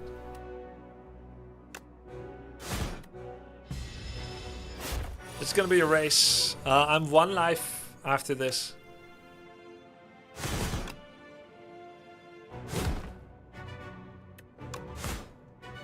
Literally 1 life.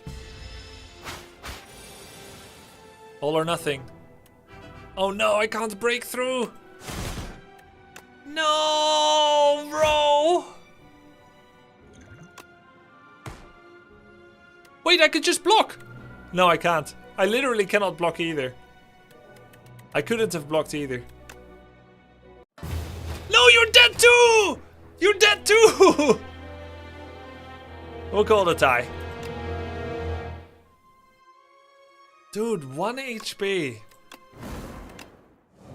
I had really good relics. I went into that boss fight with 75 life, but my deck was kind of bad, and I had very low upgrade density.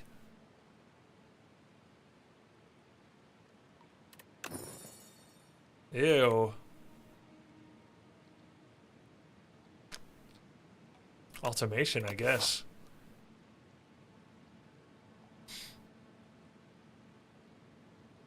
Okay, right side path looking pretty good. Yeah, I kind of had bad attack cards.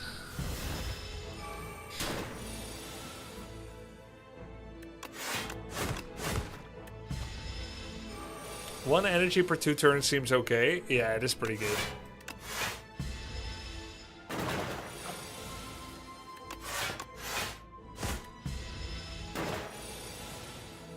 Actually, not a bad card to be offered on floor 1. Colossus or Cinder. Colossus.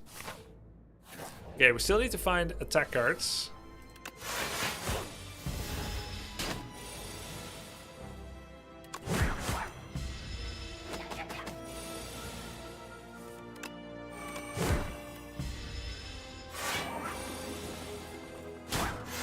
Oops.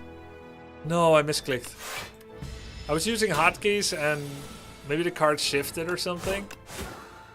Took 2 damage for no reason. -2. Pommel Strike. I'm trying to show my APM here too. Slay the Spire APM. It's not quite a speed run though, but... Dude, Colossus is so good, it just took off 6 of his damage.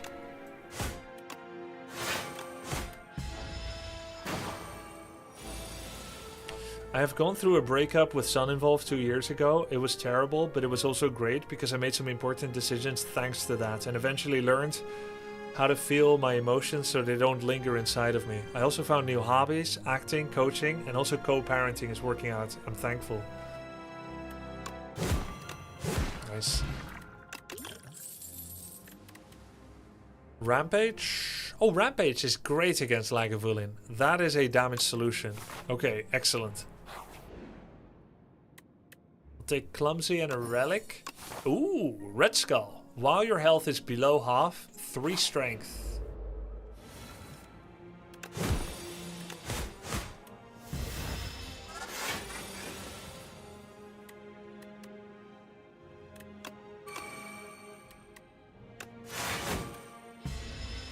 Automation Rampage build. I mean, that's not really a build, is it? I wouldn't call that a build.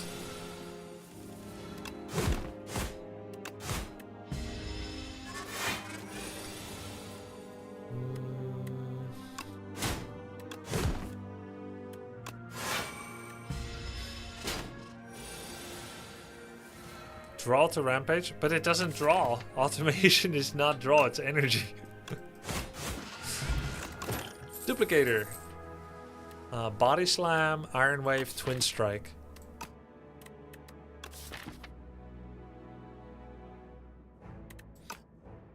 Can also skip, of course.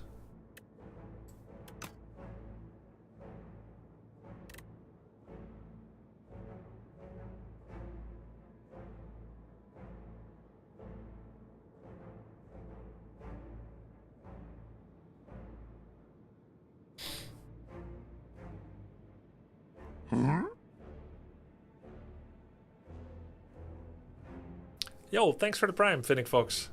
Wave seems somehow even better in Slay the Spire 2. Yeah.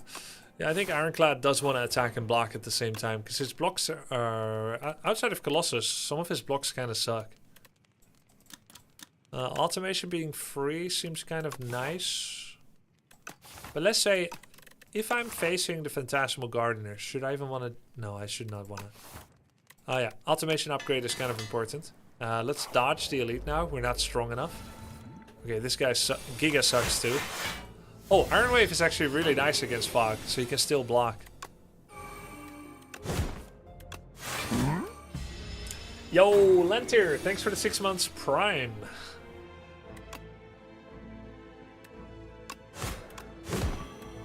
Thank you. You missed it, Fake Chan.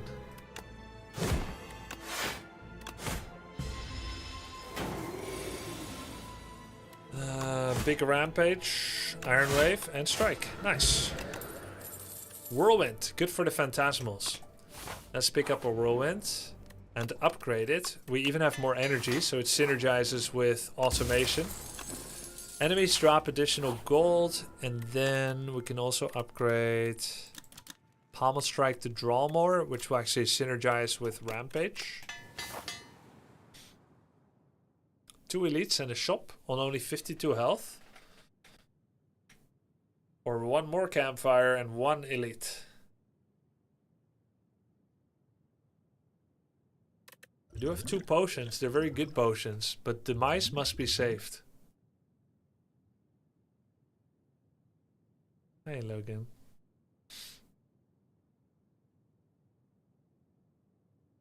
Have you learned the bulk card upgrade trick? What's that? You mean exploit or just good gameplay decision? Tie for your positive energy less than 3. I'm not gonna exploit, that's lame. I might as well install a mod that says I have double damage on everything. Hey, thank you, Dominus. Yeah, like where's the beauty in exploiting when you can just install mods and win?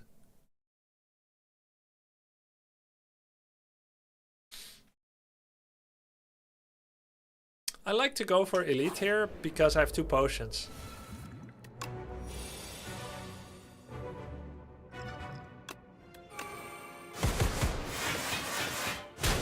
Hell yeah, baby. That's why we go to elite, baby. Stone Calendar. Conflagration. Kind of not needed when we have Whirlwind. We have 6 strikes, which makes Perfect Strike kind of good. But to be honest, we're playing around Rampage. We already have the boss solved just with Rampage. We now need blocks, which none of these are.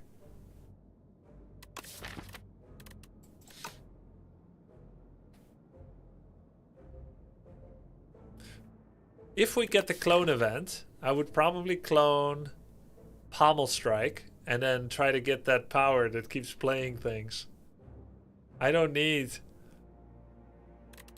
to go perfected. Yeah, Hellraiser. Conflagration seems really bad. Not really. If you leave out the second part and it says 1 damage, 8 all, that's pretty good already. That's not terrible.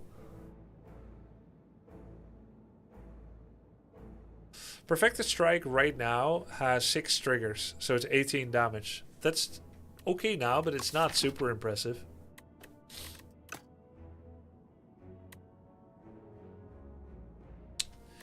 Conflagration is okay. It's just that I know I don't need it for the elite, and I know I don't need it for the boss. So it actually feels bad.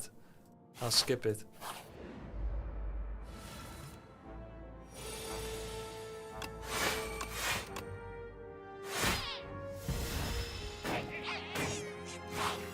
Apparently, you can infinite farm these rats with Hand of Greed, because they keep summoning and you keep getting gold. Not really an exploit. You still need to be strong enough to be able to do it. Tremble's awesome for this challenge. Can you? Yes, you can. I just heard it on Baylor Lord's stream. Strikes and defense gain ethereal. Yo, I could sacrifice my whole deck to Lagavulin. And I'll be left with Bash, Pommel, Colossus, Automation, Rampage, Whirlwind, Iron Wave. I've never tried this, Let's try it. That basically auto wins the boss fight. So cool. Hee hee hee. Haha. Hoo. Okay, let's drink regen pot here. Bash. Uh-oh. Exhausting is starting.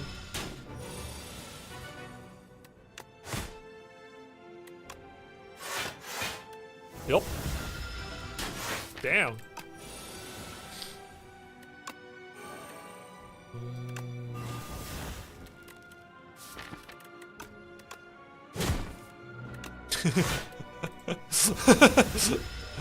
Damn. Uh-oh. All good.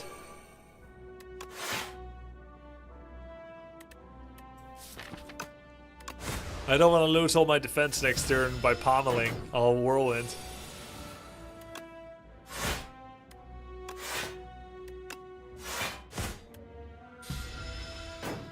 Regen has worn off.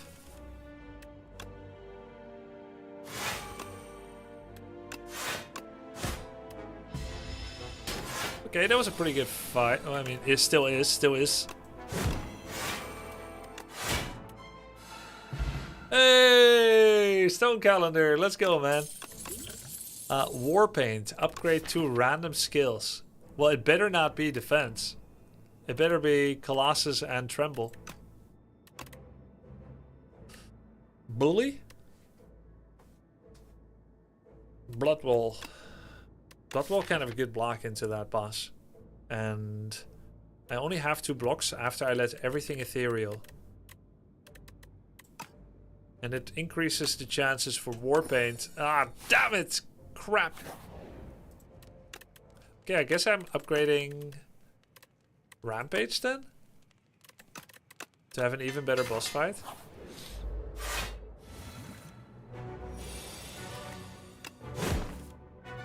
Zoop. And it's gone. It's a good start time, I think.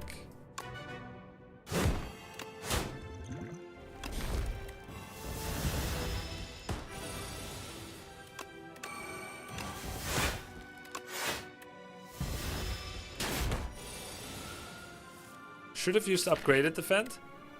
Oh, you think I should have kept it in the pool?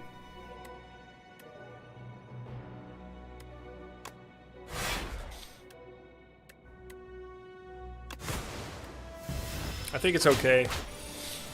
We don't need it.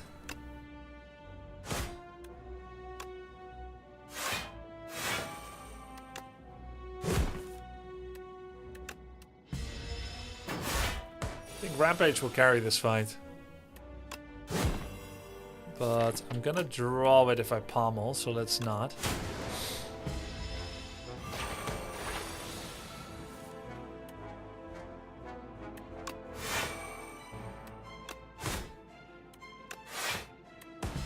Hey, let's go.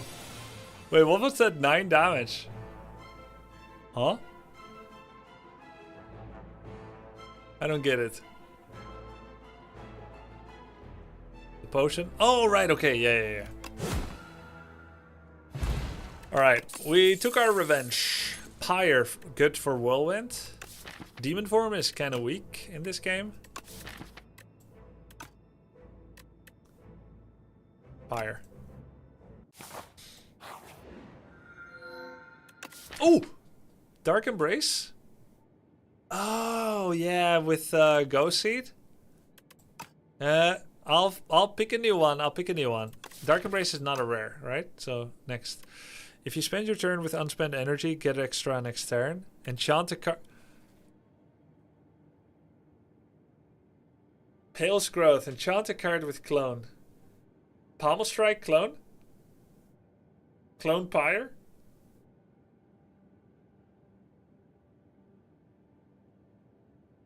Don't pick a cringe challenge, says Game Jinx. Wait, you actually think this is bad?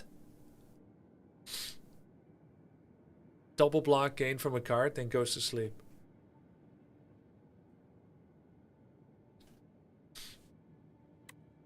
Automation, Clone, Infinite Withdraw.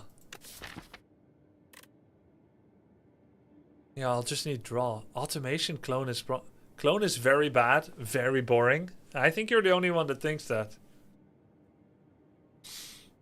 Double Rampage Ramp is a terrible idea. Automation and Pommel are pretty good. Rampage don't stack between themselves? No, it says discards.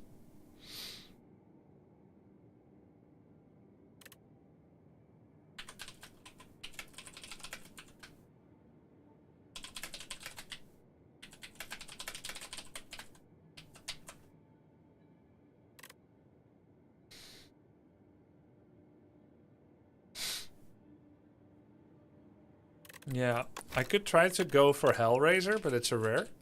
So you may never find it.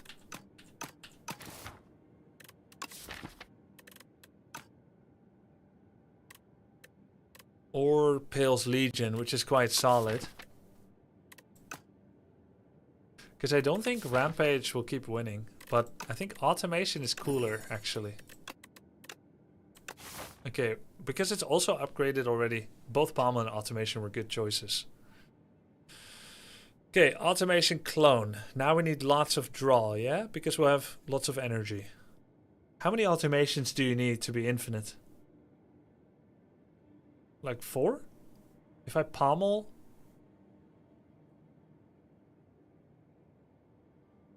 and I draw 2 cards, and 1 automation needs 10, then 4 need 2.5. Oh, I need 5 automations. I don't think it's very good. Your turn ones are going to be very bad. I don't think I'm going for like 32 automations, man. Right side looks kind of good. 1 elite. 1 elite and a merchant. 2 elites. Oh, actually, hold on.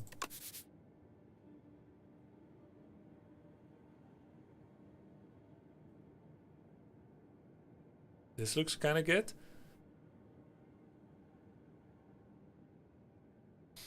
Then 4 campfires on the left, but load of fights.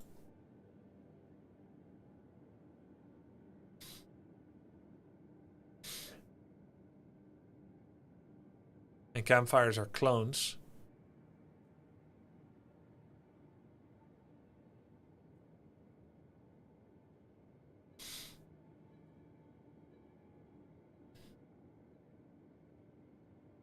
But I may have to use them for healing. Alright, let's go left. 35-35 possible. I will try.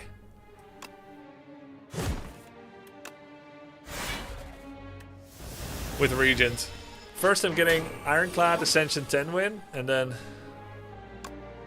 and I also have Pyre. He took my automation! Dude! No! Wait! If he steals it... No, no, no, no, no, no, no, no.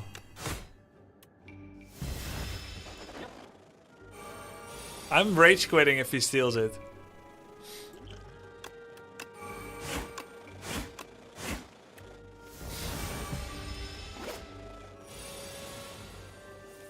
Oh, we're fine.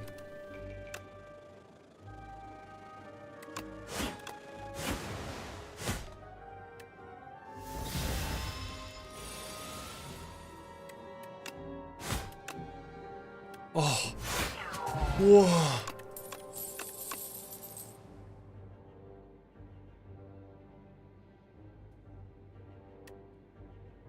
Do you even want battle trance here? Because you're hoping to get multiple pommel strikes. And battle trance stops the card draw.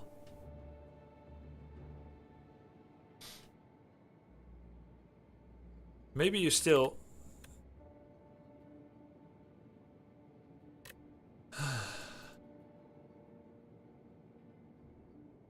Trance is good, yeah.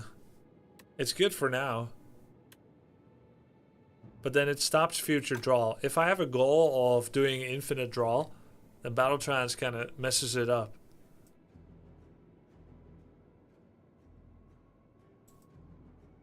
But it's good now. I'll take it now.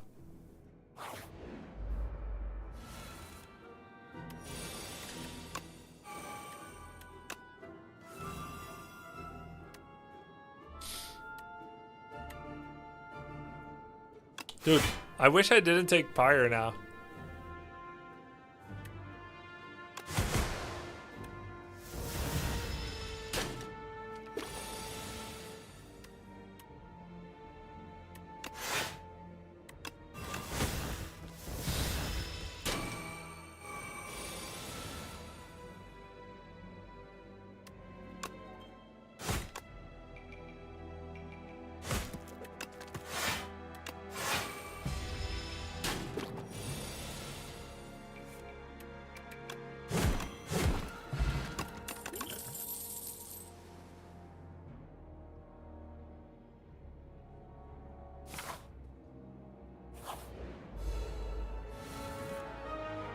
Oh crap, this fight.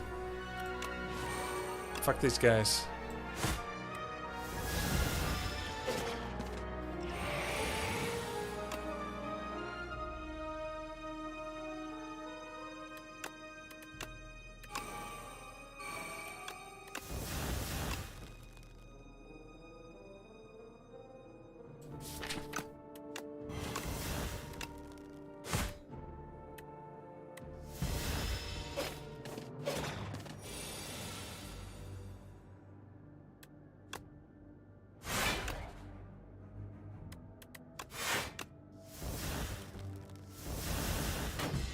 I'm dead.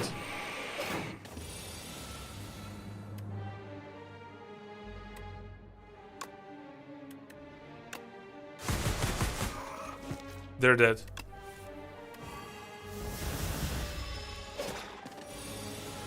Hey guys, why is there no character sitting on the throne here?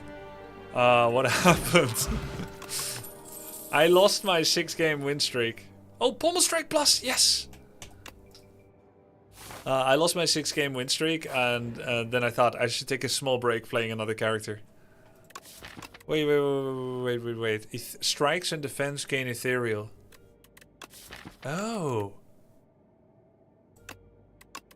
Yes. Oh, that's actually pretty solid.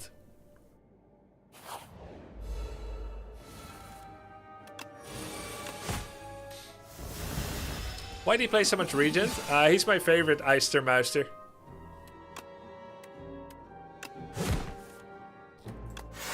That's why. That's why the lady is a tramp.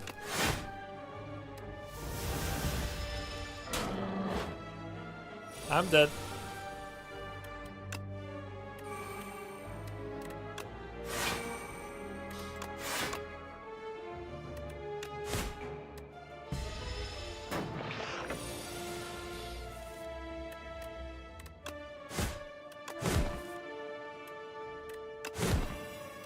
I'm alive. Yes, are we cloning? Are we cloning or resting? Heal, heal, heal.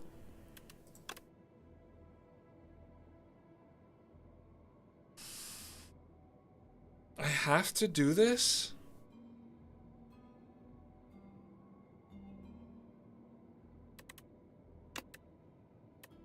Two cards?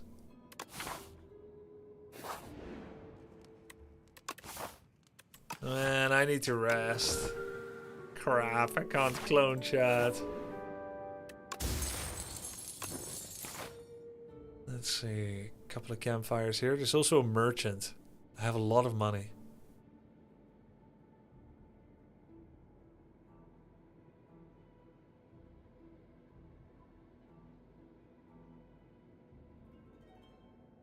I think it's this one right here.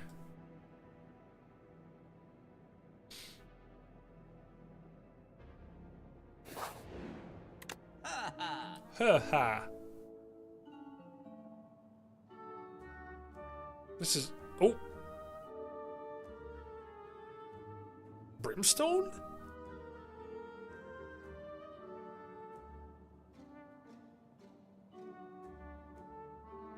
Finesse is amazing for you, know? Why? Why is it amazing? It's just 4 block. Oh, I see. Automation. Yeah, it's pretty good. Brimstone, more like Intstone. Yeah, finesse is good. Finesse is good. It's not Shuriken.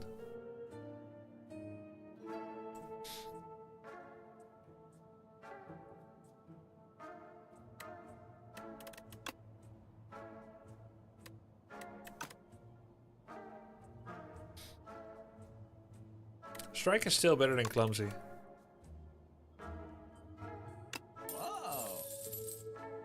Brimstone. Is Brimstone wise? Not that wise, I don't think.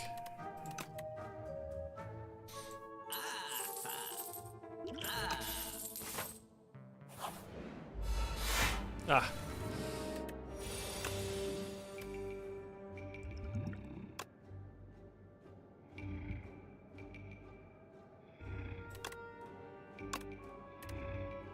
Are giant rocks 1 energy? Yeah.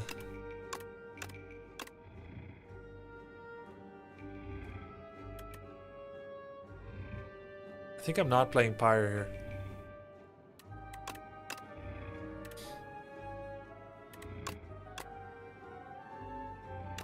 Three rocks gets a kill? No. Terrible potion? Yeah, it's really bad.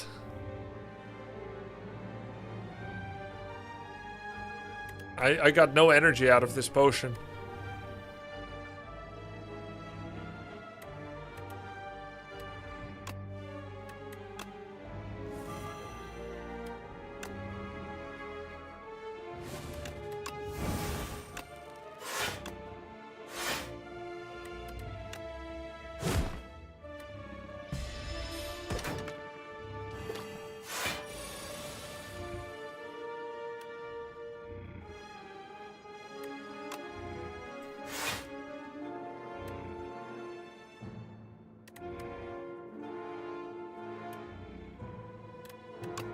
I don't even want to whirlwind twice because I would wake up the boss.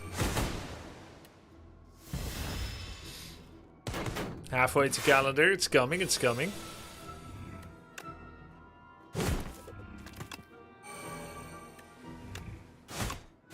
Okay. Alright, 1-on-1. About 16 to 20 damage per turn.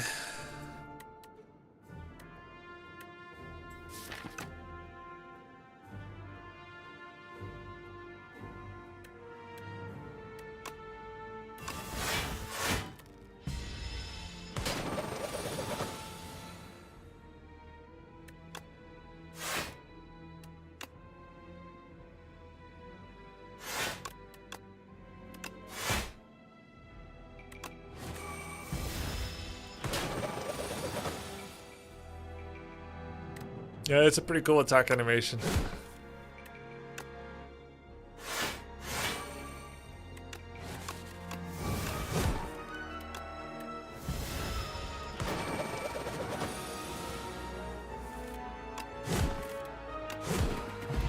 Still take a lot of damage, man. Heck.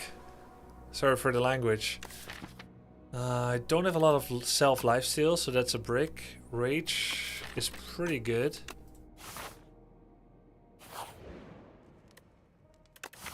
Fighting an elite, I feel like I have to rest. Like, what could the elite be? Have I faced one yet? No, not even. So it could be anything. Clone, please. No, you have good pots. I think it's int.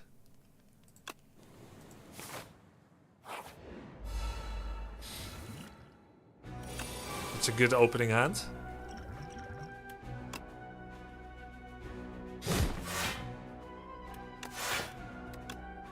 Pretty damn good opening hand. 16. 24.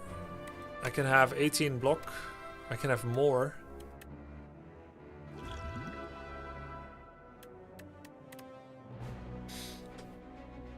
I have Whirlwind. Whirlwind energy pot is the solution. So I guess I go for a full block. This is pretty much full. Trust in the whirlwind. Would be nice if I can kill the weak guy at some point.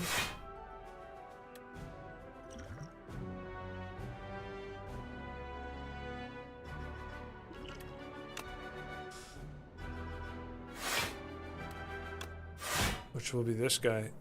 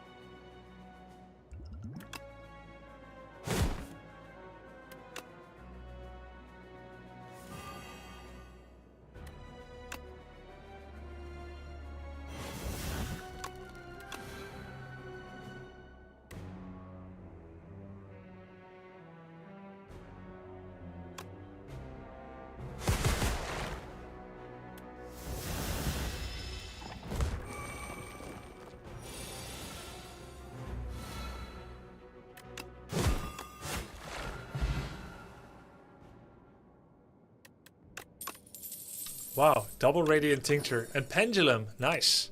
So good. So good with the automation. Heal, heal, heal. Gorge it. Alright, well, I have to heal here. Only 2 clones after 4 campfires. Only 1 clone event. No, clone. Bro, I would be dead. What are you talking about?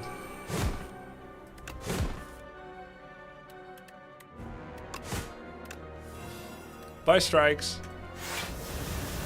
Wow.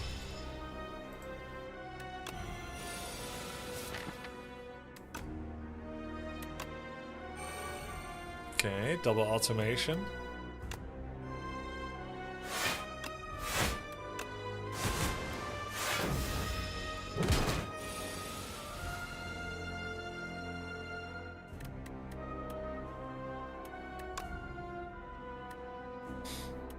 Bash Colossus? I guess we're potting here for sure. And then either I defend. Let's see, I have 7, 15, 9. Yeah, that's fine.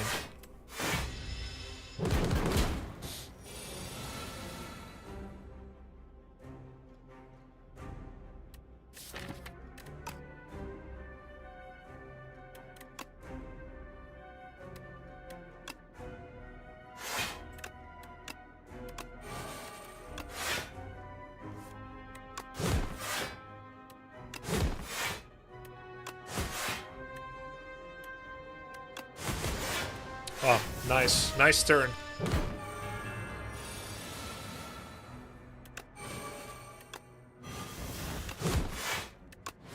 Nice turn too. Alright. It is done. Need to find Rage. Armaments Battletrons. Armaments Pommel.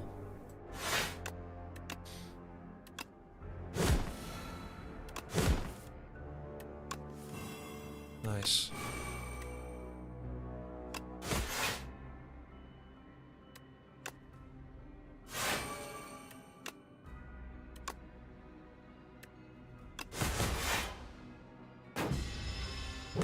Could have done Iron Wave Whirlwind and then I would take no damage, but lose some damage. Okay, Rage is performing incredible here. Incredibly.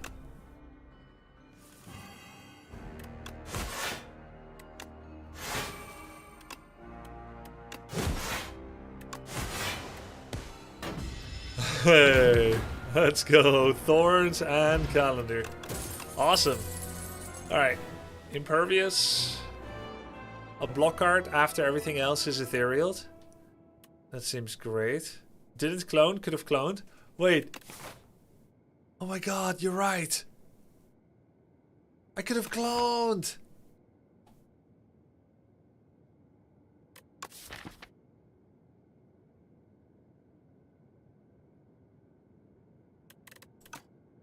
Really? Barricade? But guys, I have almost no block. Alright, I'll trust you. I should have cloned.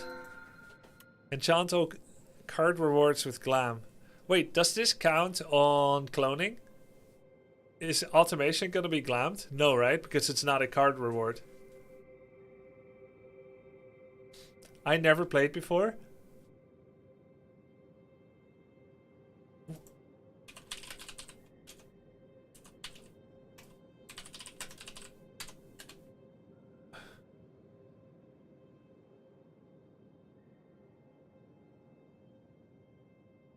Barricade is based. You can't lose with Barricade. I take it. I never played before. XD.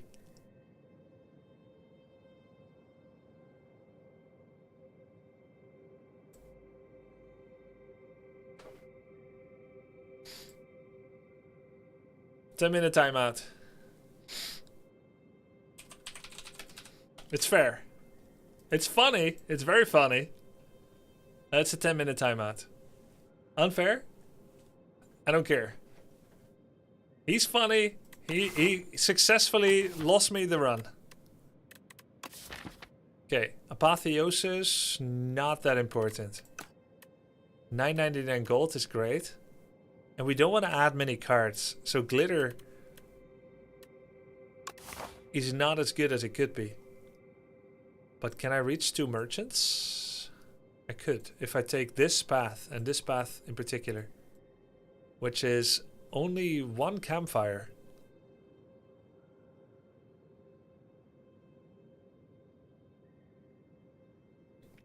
One extra. I would like to get 4 automations. I think 8 is too many.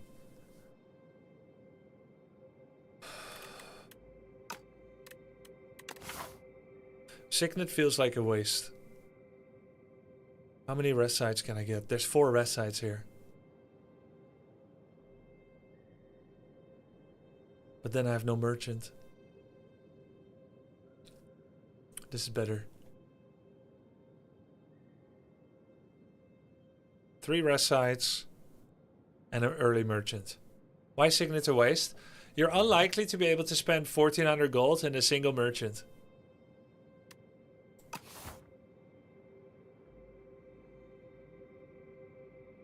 What's clam? Well, I'm going for it, so you'll see. It's enchant all card rewards with glam. Glam, this card will have replay. So any future card reward that I get, it's going to have... Whenever I play it, it says replay 1. So, yeah, it'll replay. Let's go for Barricade turtling up against this guy.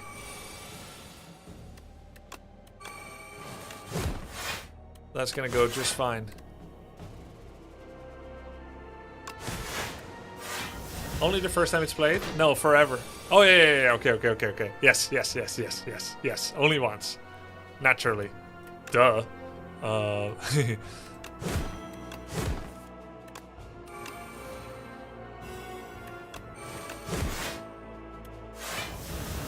Uh-oh. He's scaling too fast. Can't just keep blocking.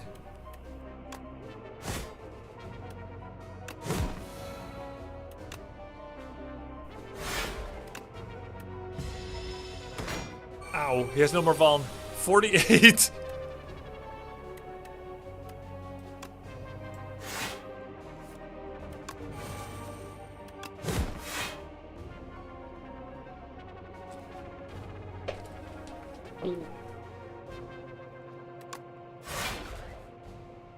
I get Radiant Tincture for 11 block.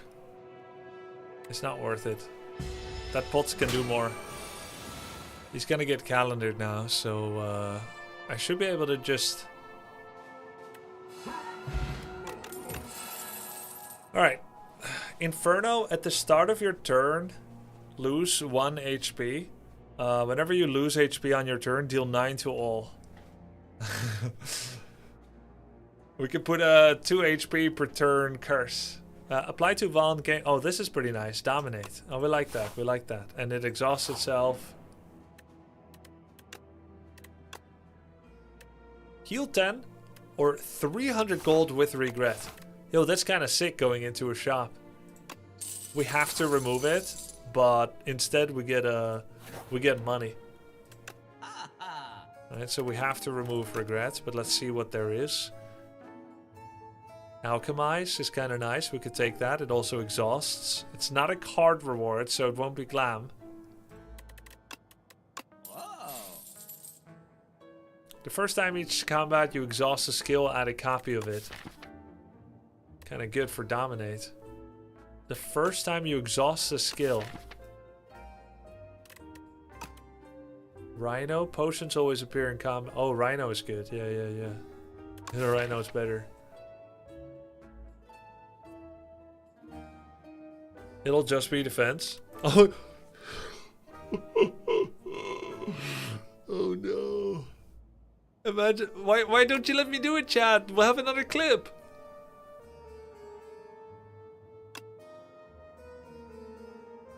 Gremlin Horn. Also pretty good. Let's see. Probably buy a potion. I could get alchemized too. Honestly, it's pretty good. Even though I have the white elephant.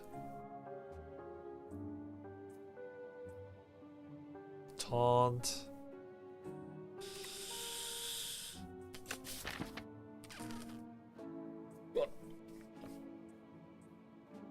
But I don't want to add any more cards.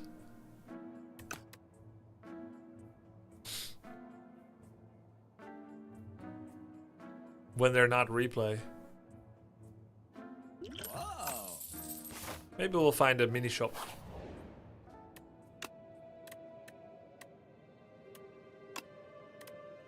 Powers cost 1 less. Upgrade cards at the end of every combat.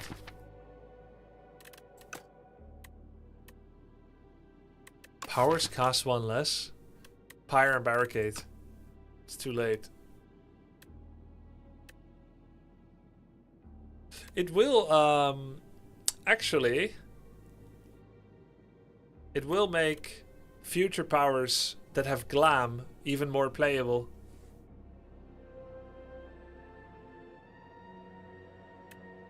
Well, take improvement. What powers do you need? Feel no pain would be pretty sick.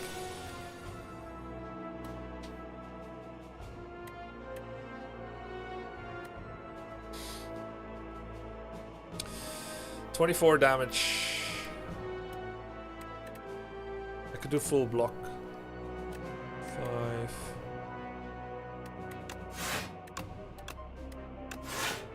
I have 24 block now.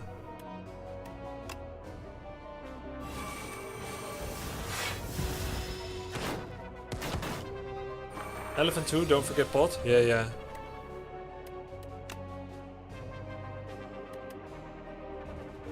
I found the wrong guy.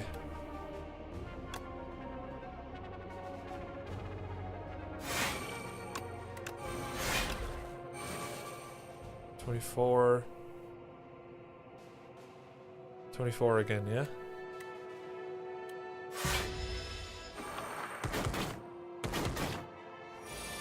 Whirlwind, come on, baby. Yes! Yo, Pyre upgrade. Wait, how did it know I wanted that? Another Dominate, but also Stone Armor. Uppercut, but not upgraded. I'll only take plus cards. Stone Armor would have been pretty good too. Automation, Mad Science. Skill pot. Get a block. Heal 10. Okay. Sure.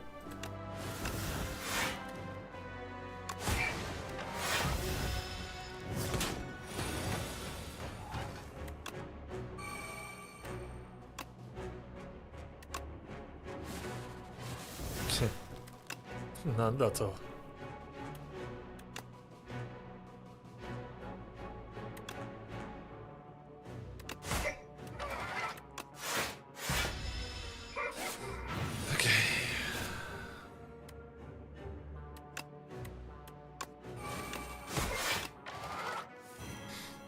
Dud. Crap. Battle trance, why, man?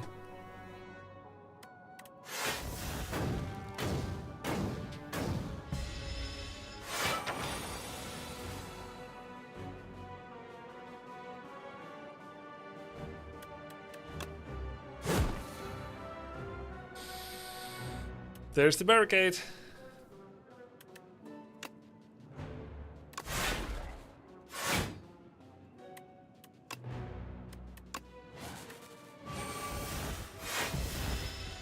Ouch. Bro, I have 40 damage on him in 4 turns. I'm so cooked.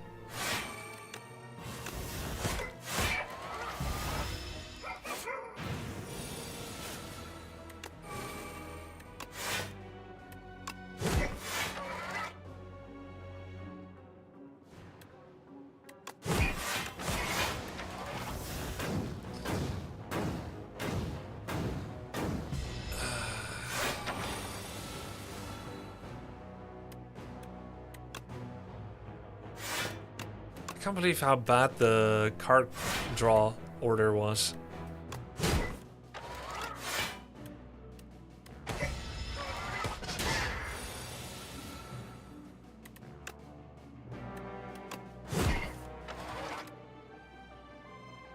Dude, if I barricade now, I can't even block the burns.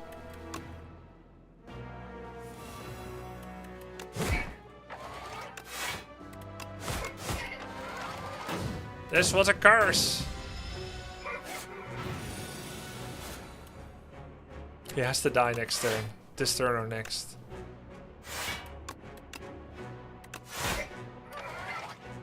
But he's gonna die, no? To, oh wait. Calendar already went.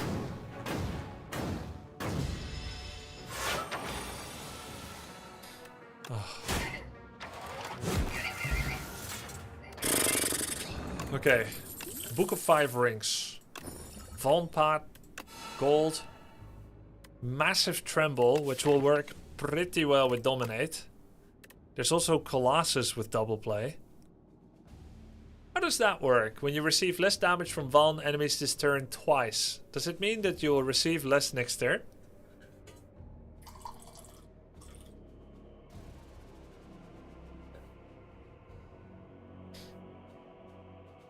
Next turn too, that's pretty good.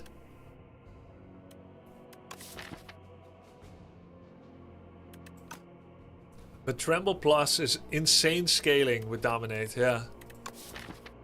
Very hard not to take it, but this needs draw order. Colossus is always good.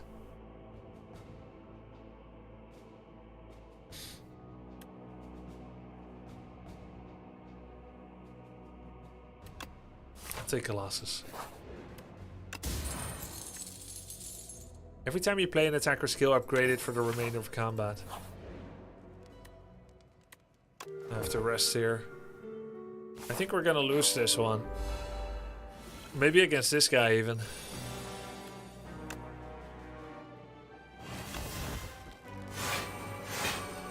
Aha! For 2 turns, it works. Pot, pot, pot. Why do I have to pot? Why do I have to pot? He's Vauln already. I'm gonna use it. I don't have to do it now. Yeah, sure, now. Yes, but I still have to use it at the right time, chat.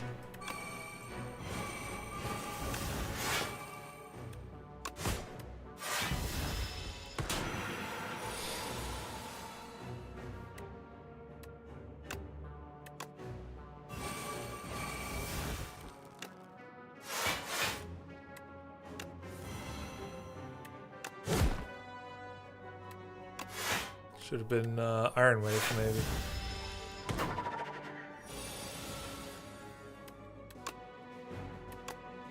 $51. Oh man, if I mad science here, I would actually die. That would have been ultimate greed. Okay, that was good. Distilled Chaos, Vira, Cruelty. Vulnerable enemies take an additional 25% damage. Dude, Cruelty with the Tremble Plus just now would have been sweet. But let's not forget that Colossus kept us alive just now. Cruelty kind of needs an upgrade though. But also Clone.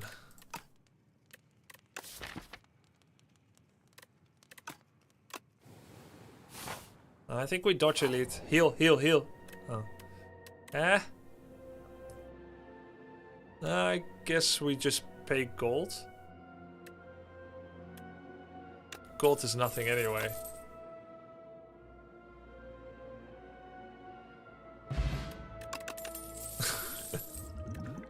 Okay, get rid of thorns for 1 dex.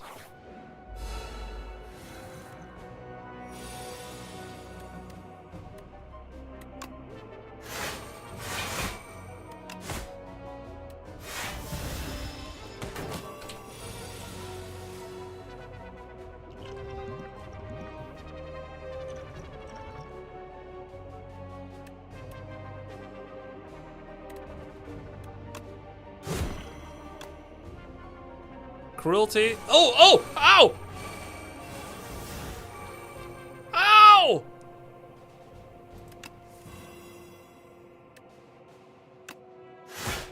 Jesus!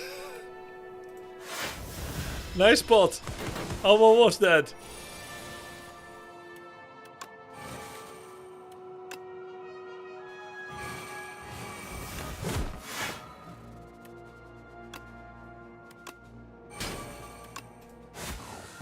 Oh, nice. Rage upgrade. Bloodletting plus.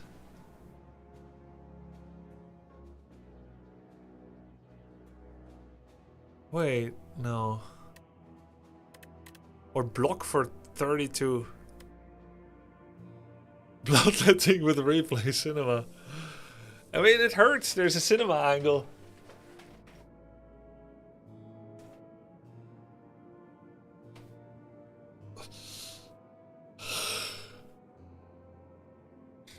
Bloodwall has amazing synergy with Barricade. True. Yeah, we'll take Bloodwall.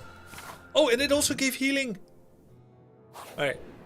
Healing here is wise, yeah? Go to full life. I don't think we need more than 4 automations. How many do I have? 4. Clone or pussy? Clone? Okay, a Ruigan guy said it. A Ruigan guy said it. He wants clone. We'll do clone.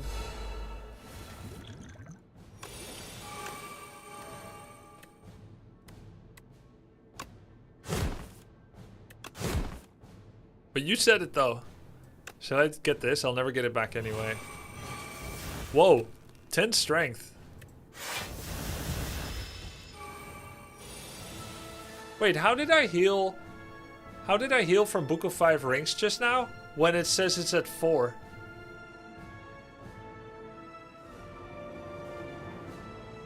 Oh! Oh my god. I see, of course, yes. Naturally, yeah. Let's see. Automation. This is a full block. I could upgrade something. I could upgrade the blood wall, but I don't need to. Should have armor first. Why?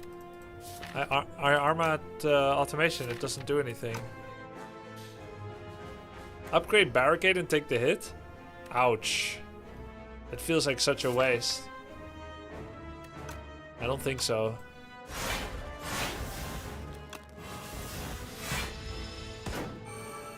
Guys, let's just accept that we got trolled on the barricade and stop thinking about it, okay?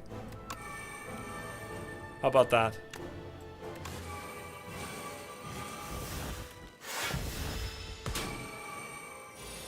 Hey Grubby, first time catching your stream from YouTube. What's this game about? Luck and suffering.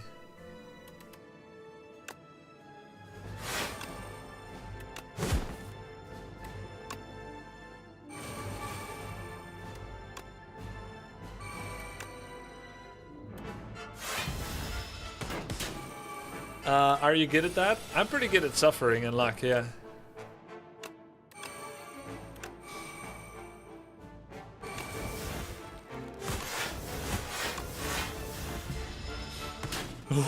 We have 6 automations in play. Oh no, I can't draw.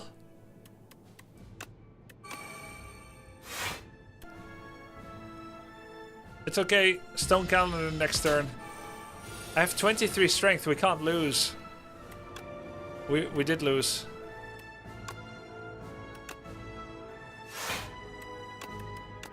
I can't believe it.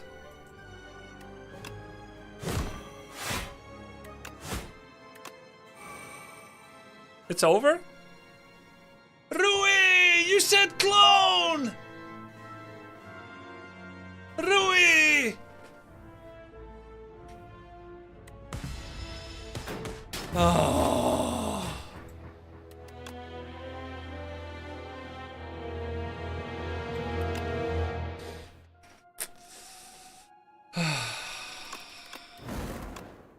I should have just rested. I feel like we had too much energy and not enough life. Oh! Oh, look at this!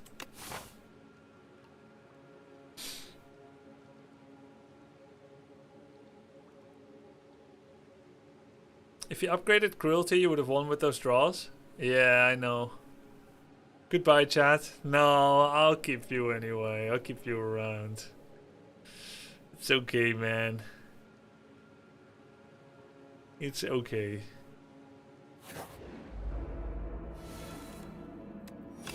Maybe I misplayed it.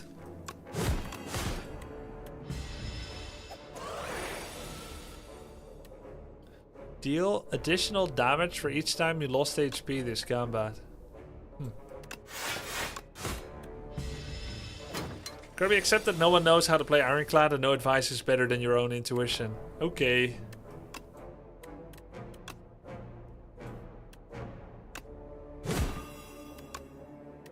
Yeah. Is that true? Does nobody know how to play?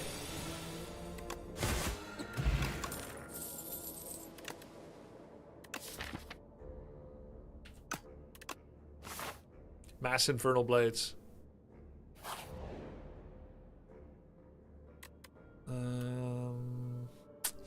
Recently I read something like if you do the egg event, the egg quest, it changes your boss rewards for Act 1 boss. Did you guys know that? Correct.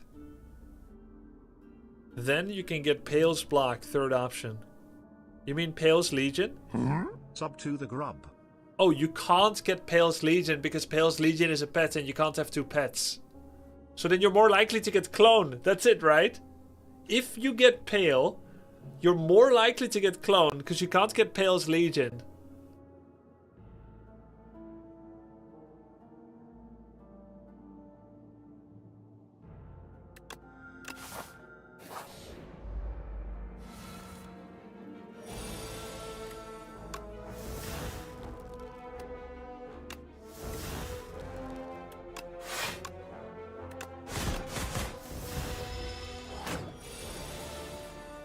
I think they're in different slots. Yeah, maybe that doesn't matter.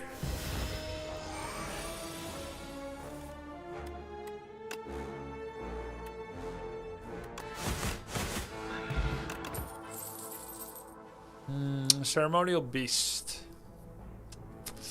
Big blocks are good for that, but we also have fights until we get there. Yeah, let's get it anyway.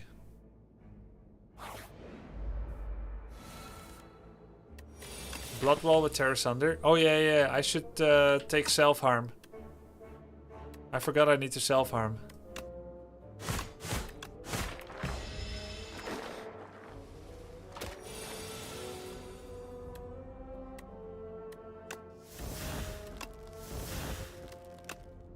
$8.25.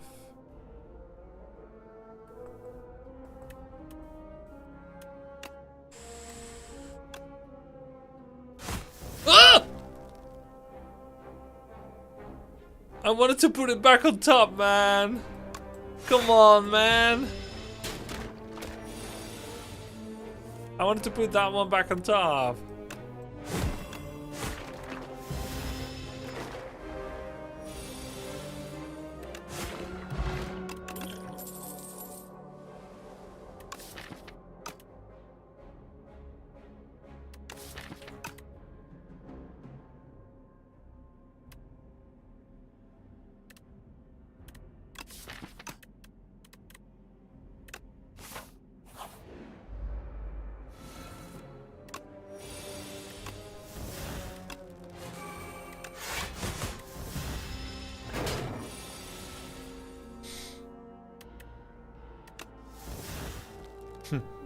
None at all.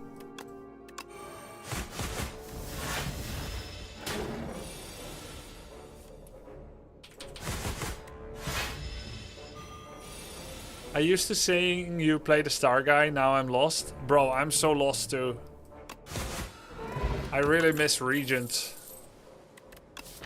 I'm so bad at this class.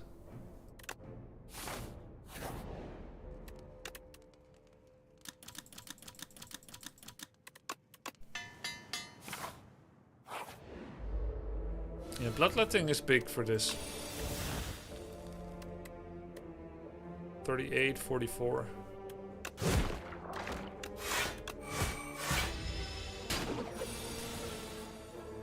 I'm confused. Is Infernal Blade good or not?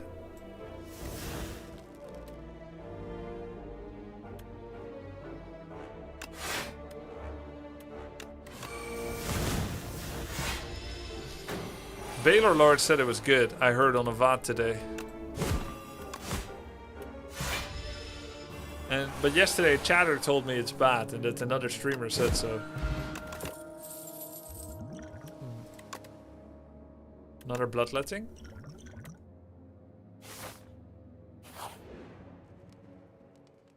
I think it's decent if you can upgrade it, not sure. I pick it because of Gamba. I take one for fun.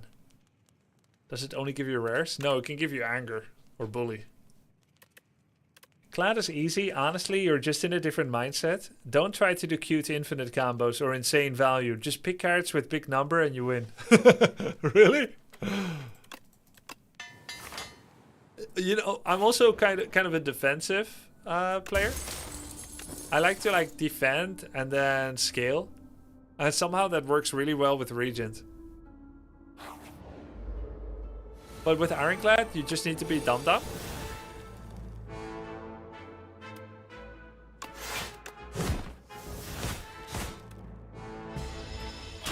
Just dumb and hit.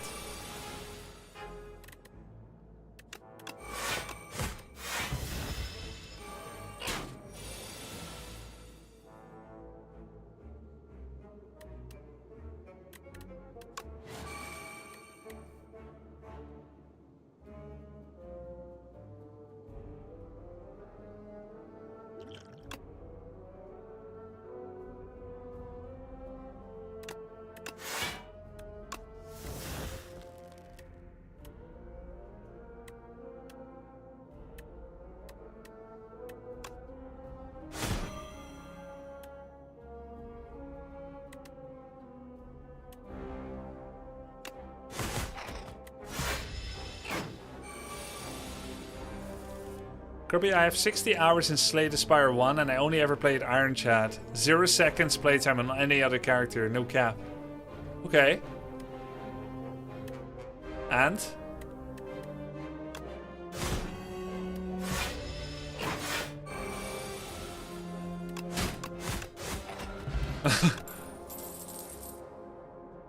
Yeah, I'm waiting for the second part of the story.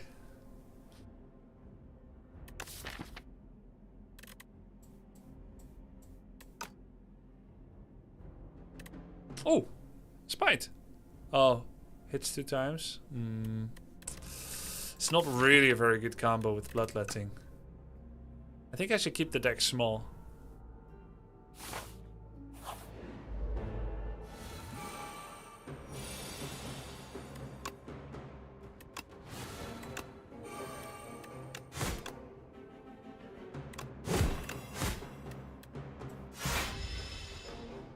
Stampede was good. Upgraded cost 1. Yep, but then I have to upgrade it.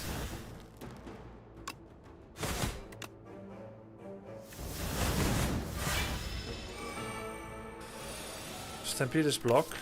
No, it isn't. Oh, how is Stampede block?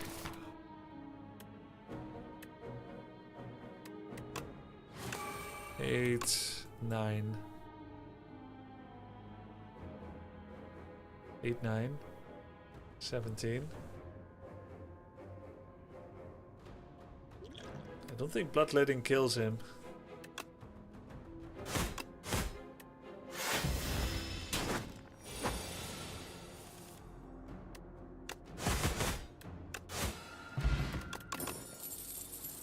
Can't exhaust it. Don't need AoE anymore. Doesn't do anything.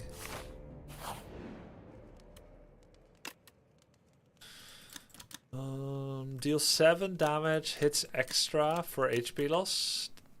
Let's do Terror Thunder upgrade. Oh, self-damage AoE. Yeah, yeah. But you don't need all the self-damage, guys.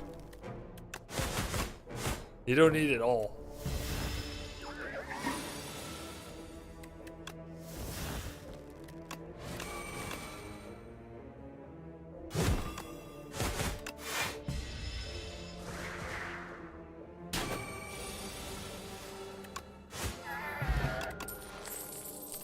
Cruelty. Dropped another breakthrough, sorry, but cruelty looks kinda too good.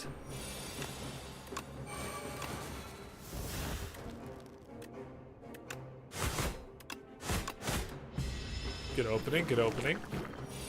Breakthrough is good for AoE. I'm not gonna hurt myself just for fun.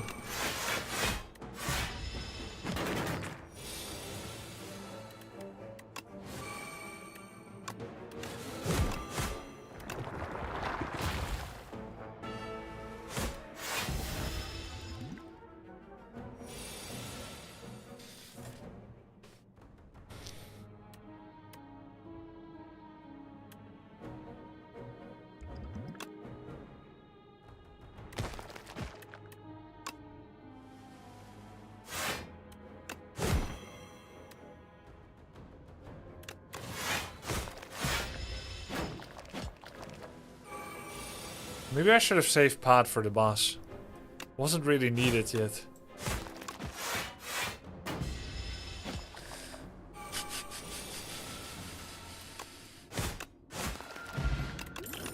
Centennial Puzzle. The first time you lose HP, draw 3 cards. Blood Whale. Lose. Okay, that's a good one.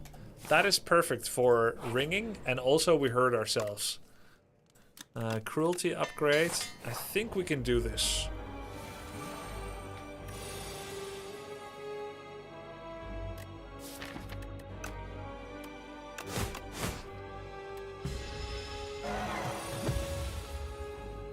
Breakthrough is 9 damage, 1 cast, minus 1 HP, which is Terrace under X1. Yeah.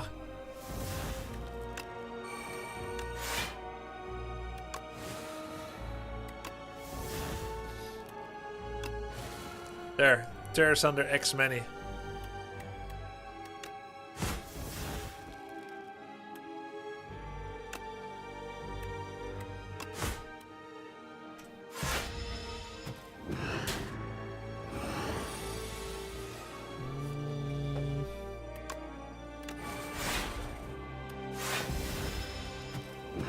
Okay, we hurt ourselves a lot, which is good, but we're also gonna die, which is bad.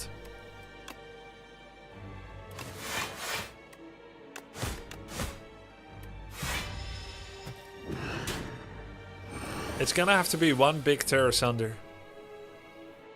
I'm dead. It's fucking over.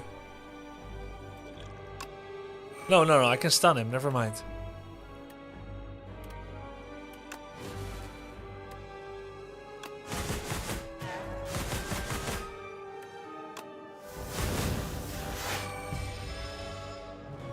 Holy heck, watch the language. Yeah, sorry. I get bloodletting, blood wall. 7 times 9. Oh yeah, I need some help with this. 63, yeah? 63.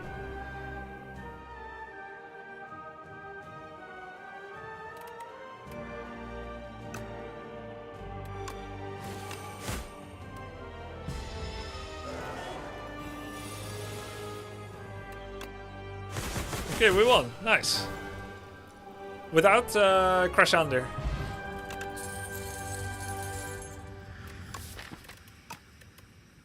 I'm not gonna let people troll me again and be like, oh, Demon Form Barricade, Demon Form Barricade. No, I'm taking Impervious this time, buddy. Enchant all defense with Grubby. Enchant all defense with Goopy. I have only 3. Draw additional cards. Or gain energy from turn 3.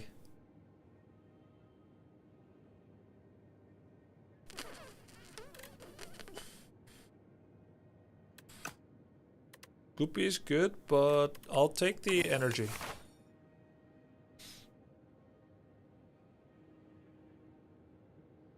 I do have 2 bloodletting. I do need card draw. Yeah, the card draw would have been okay too.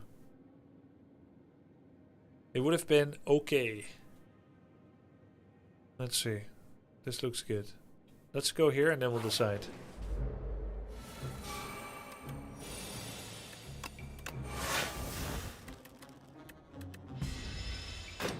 Yeah, man. Impervious. Imagine Demon Form on that turn. Would have been garbage.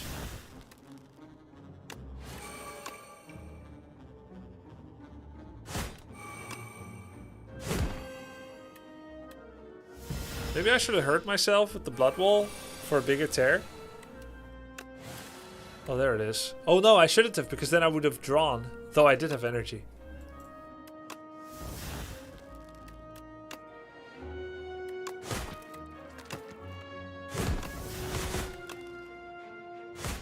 Oh yeah. Nice. Double the enemy Vaughn. We don't need that. We don't need this.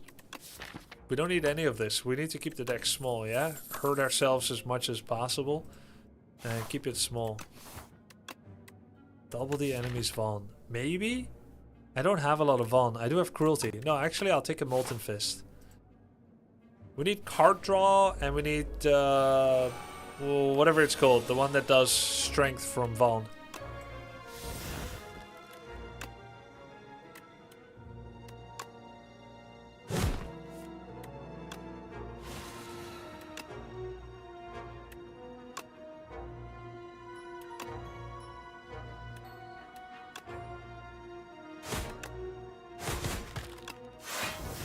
Good. Wait, did I really need Impervious there?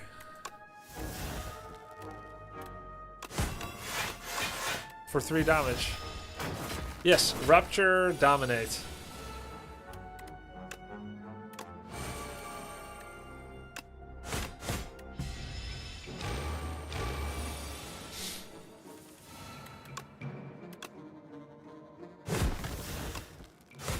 Nice.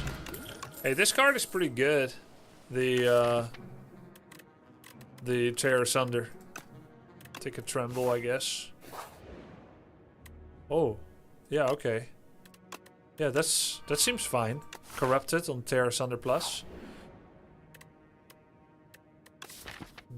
1 power, 2 power, 3 powers for AoE. I don't have a lot of AoE. I like it.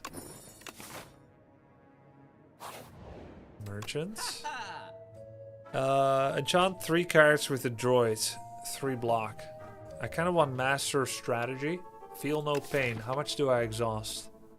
A bunch. 1, 2, 3, 4, 5.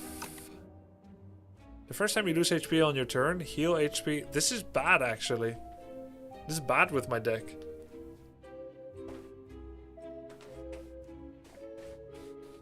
This is best for offering. You only need this for offering. No, it's not. Okay. The first time you lose HP on your turn. That's like 3 life.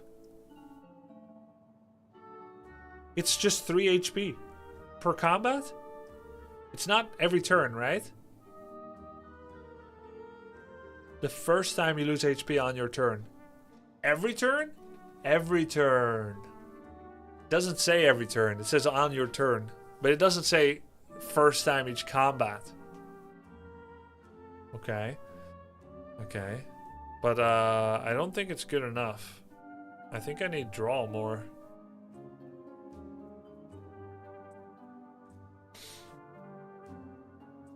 Alright, I'll try it out.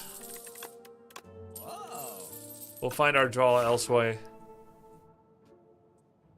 Middle looks pretty good. Is offering an STS2? Yes. Alright. So, -3 +3.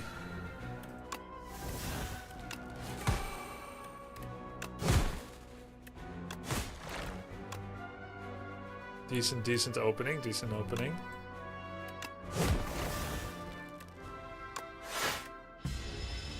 That was a pretty nice start. No, they're gonna come back, you bastards. Ugh.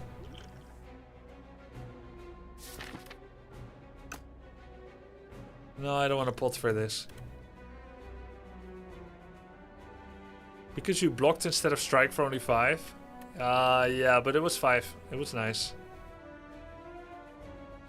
Oh, power! Right, I've lost Wisp. Oops.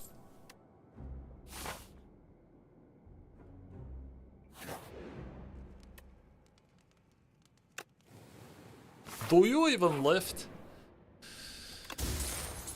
Pocket watch.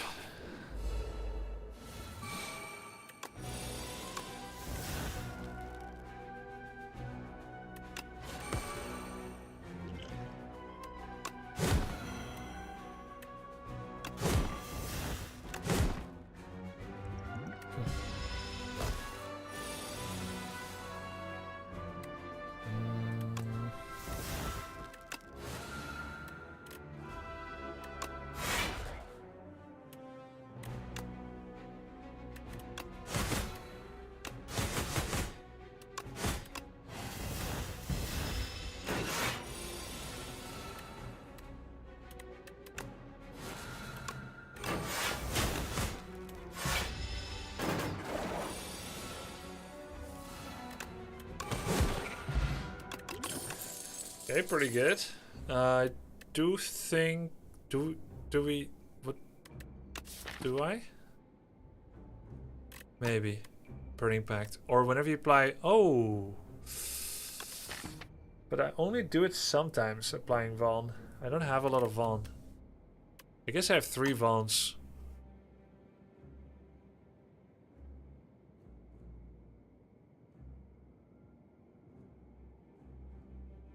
If you have that AoE card, what's it called? If you have Thunderclap, it's very good, because you apply Vaughn to everybody. I'll take Burning Pact. Seems a little more reliable and gives me some purge.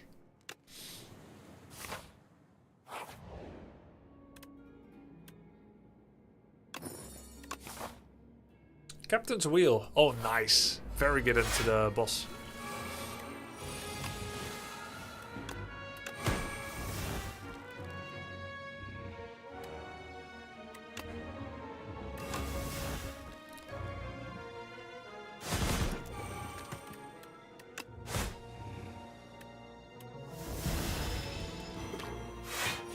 I should play the tuning fork though. Deal 16 to all. Oh.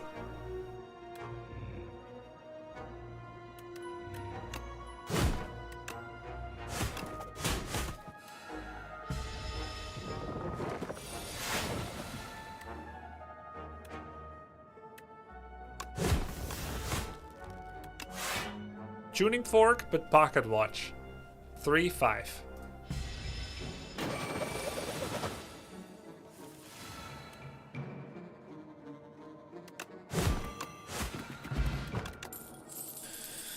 Another bloodletting? I think yes.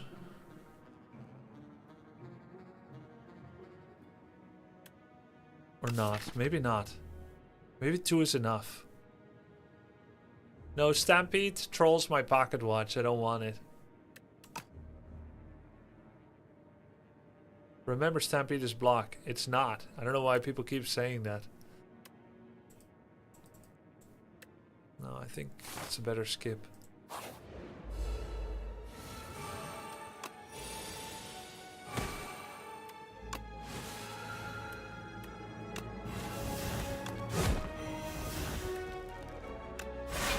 take the 2 damage from the blood wall to buff my Tear Asunder. Crap!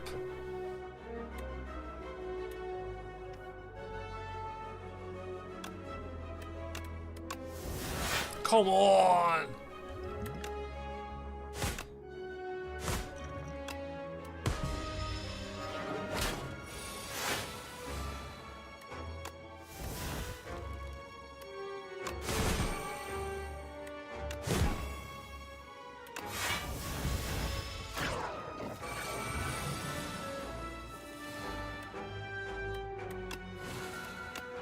Oh, -2 for no reason.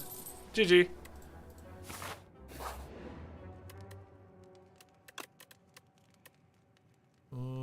Maybe Burning Pact or Bloodletting?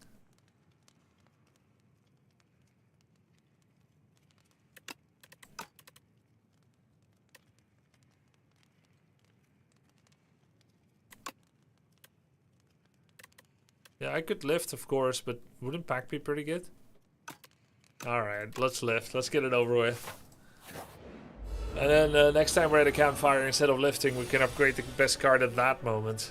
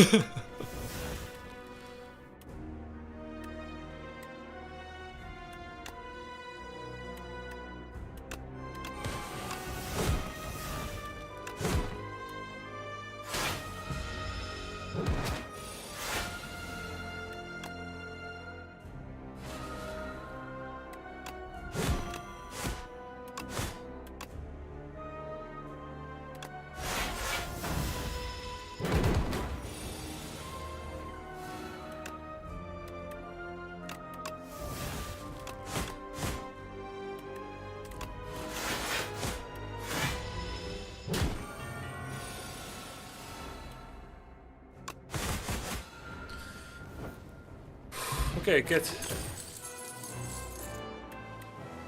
Take another cruelty. We can upgrade that. Sigh. Give me Sigh. Choose 3 attacks and chant them with instinct. This card's attack damage is doubled. Bro, no! Why did I get corruption on Tear Asunder? Double instead of 50%? Ah, I don't have any other attacks. None of them matter. Ah, crap. Iron Club then. Yeah, it could be crossbow. We do have a lot of strength, but it's gonna junk up the deck.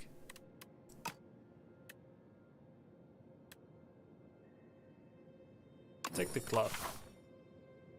I think might almost always be correct, the crossbow. It seems really, really good. Kind of weird not taking it, but... Yeah, I realize that it's good against Doormaker too. But still.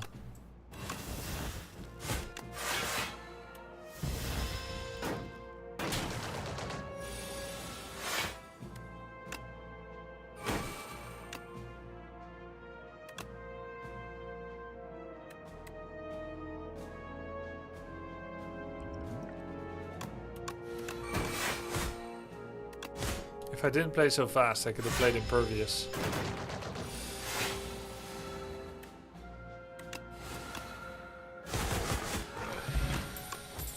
Dismantle. Colossus. Take a Colossus.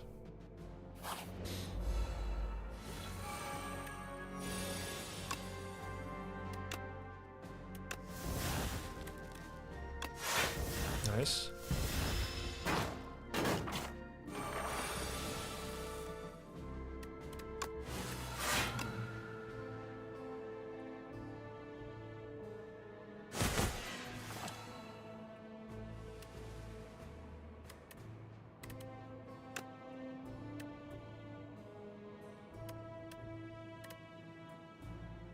$15, $26.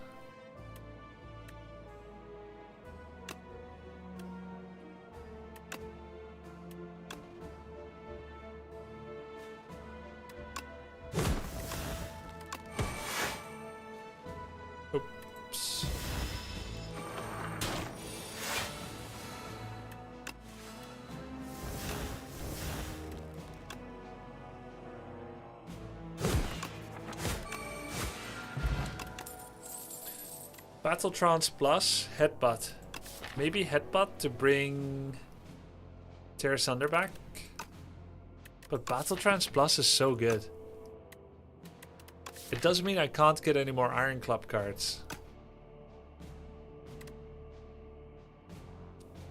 Seems kind of a waste. But I don't have to play it.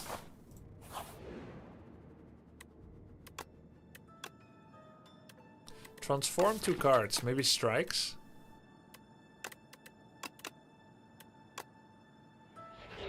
Twin Strike Bludgeon. Alright, well, it's an improvement.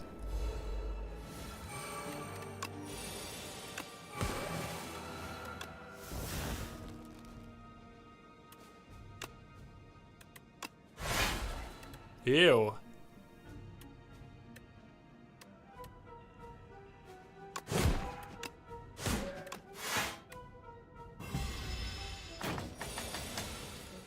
$24 damage.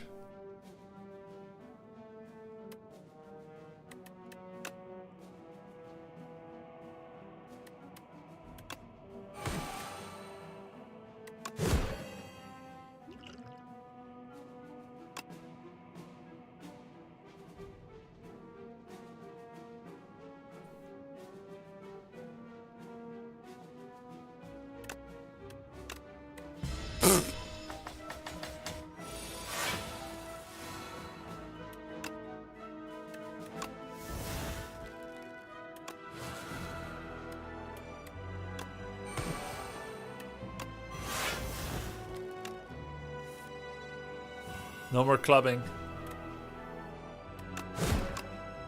30 damage times 10. Isn't that 300?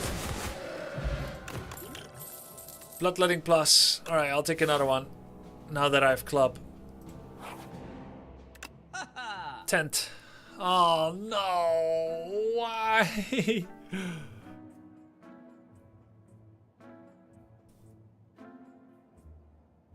If I could just do Geary... has to be 10. Has it though? No, because then I still have doubt. There's only 2 more campfires. It's not worth it.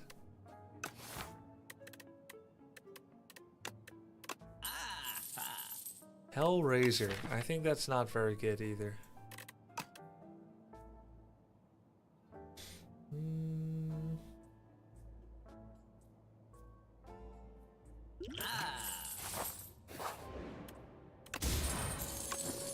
Oh no! I should have bought tent! We got the shot. No, it's still incorrect, guys. It's still incorrect. Come on. Be real. Oh no, these are all so good. Every 3 turns, draw a card.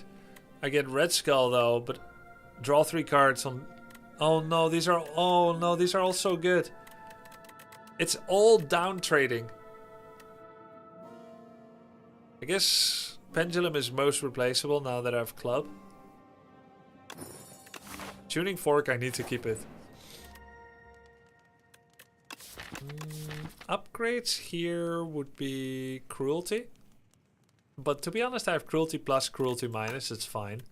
I could dig for a relic, but the safest going into fights is resting. Heal, heal, heal, heal. Ha! Hemokinesis, Hidden Gem. Don't think we need another Hemo.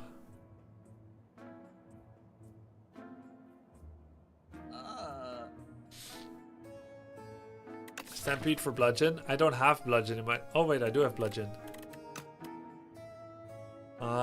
Stampede still messes up Pocket Watch. It's a waste. It messes up Pen Nip. No thank you. I think I just buy nothing. Chat really likes Stampede. It's a lot of setup and we can't even upgrade it.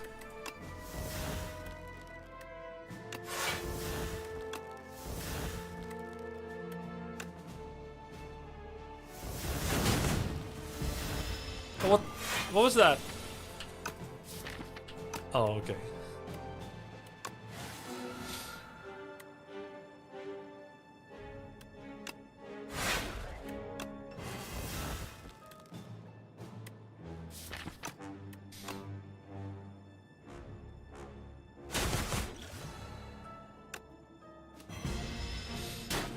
You never use Pocket Watch though? I will use it soon. I'll use it now. See?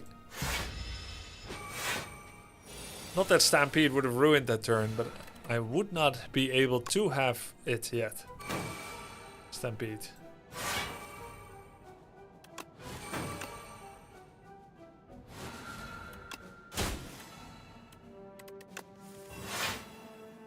Holy.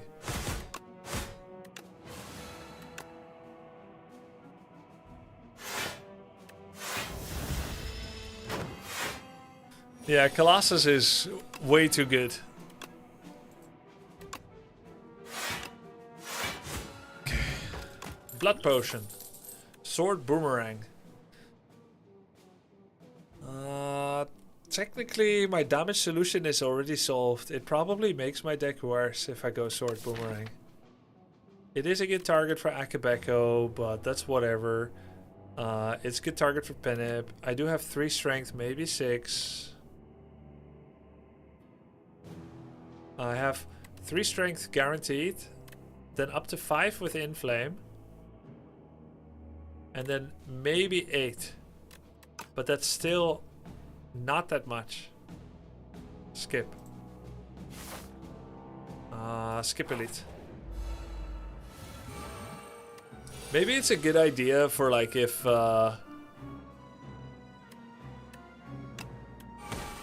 maybe it would have been a good idea for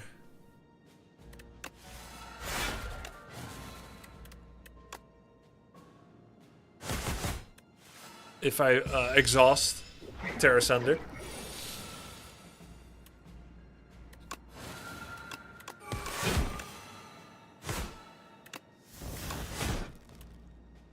So maybe just don't exhaust Terra Sunder.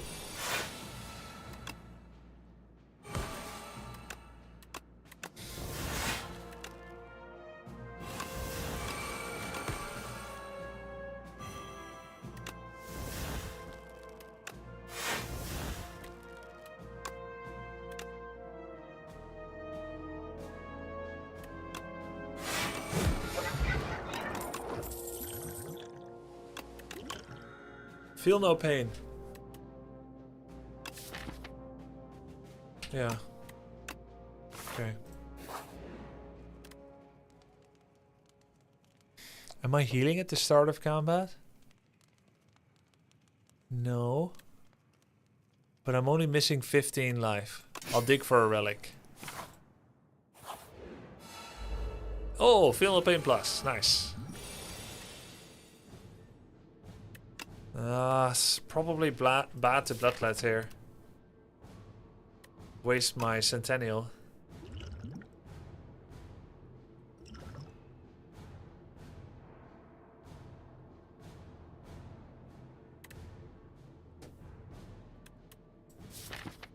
Do I just do nothing? I can draw 3 or 4.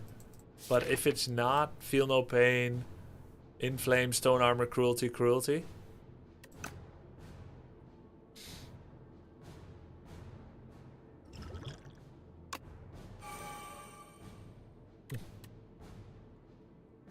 Oh yeah, I can build up Penip. But that wastes Akabeko. It's not worth it.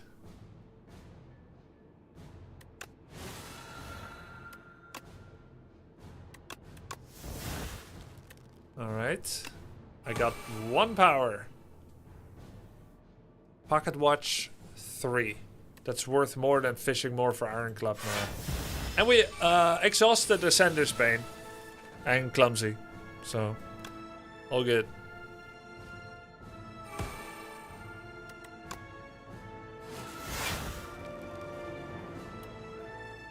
Can't play Terra Sunder.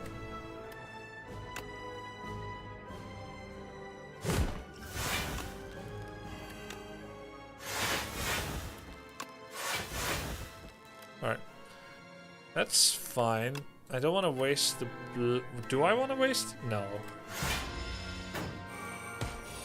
Oh, that was a big turn, actually. Feel no pain turn. Cruelty plus...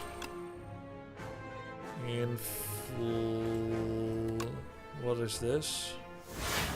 Tear asunder. Okay, nice. Cruelty. Bash. Full block. And this is the energy fracking turn.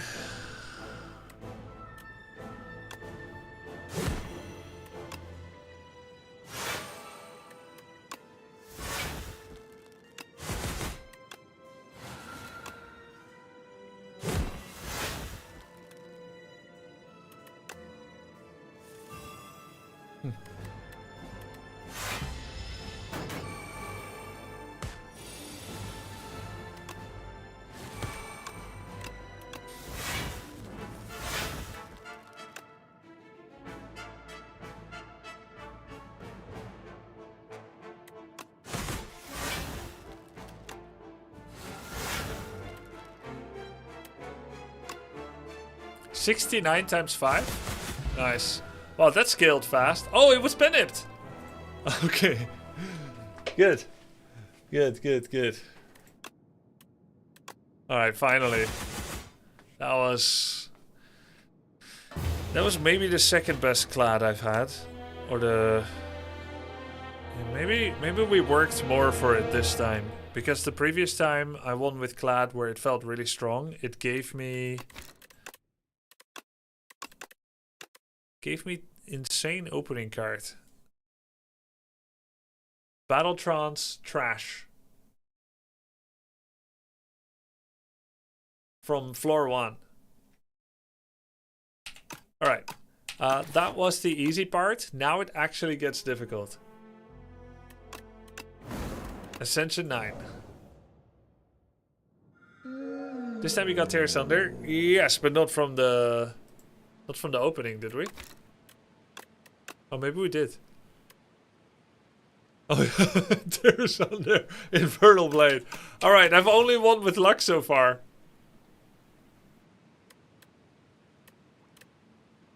Crap. Well, I mean, this game you have to get lucky to win anyway. If you get unlucky, you just lose. That's just how it is.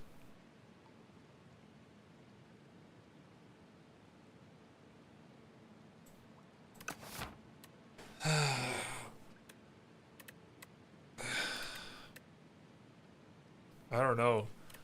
I could take card packs and go to the right. Just avoid shop. That's probably best. Ashen Strike is trash. Perfected Strike is okay. Blood Bowl's okay. Colossus Pommel setup. Okay, that's pretty good. That's decent. Ashen Strike is not trash. Really? As an opening card, it's not trash. You sure about that?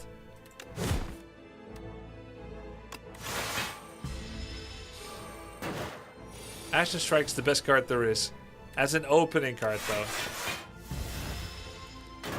That wasn't what you said? Yeah, of course, but it's in context. Duh. It's like as if I say bludgeon isn't bad, and I pick up a bludgeon on floor 7 and you're like, bludgeon is very bad. Why would you do that to a man's skull in real life? Like, bro, there's context. It's in the context of being on floor 1. Dominate. That's pretty nice.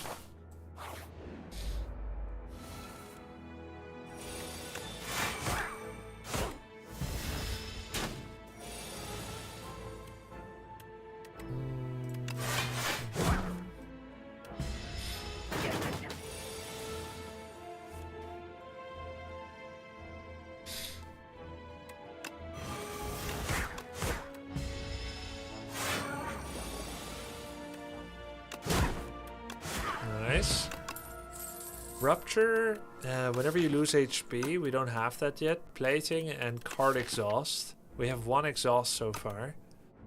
We're against the fish. Fish has no exhaust mechanics, nor does Aquaman, Terror Eel, or Phantasmal Gardeners.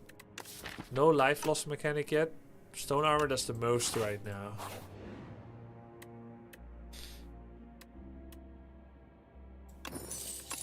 Old coin, holy crap, nice. Has the game ever explained why we want to kill a high-rise building?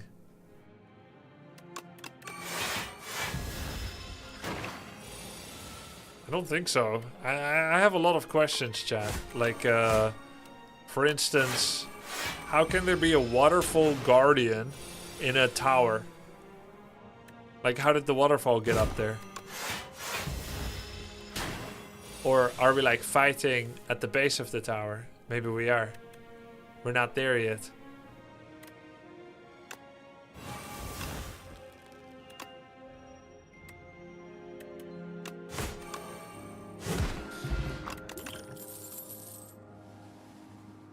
Plumbing issue on the higher floor. Ah, unfortunate. Boomerang pretty nice with the scaling. Looks like we're running a Vaughn build. So it is Vaughn strength and strength scaling. That's the goal. And let's try to laser focus and restrict ourselves to that.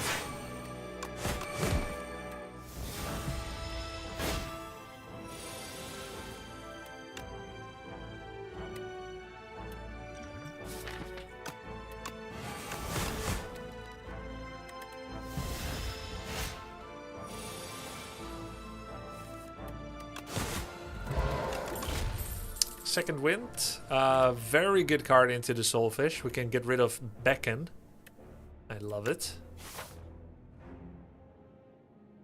Lots of campfires here. Apply more vulnerable also means we get more strength. Maybe Friday, Animal.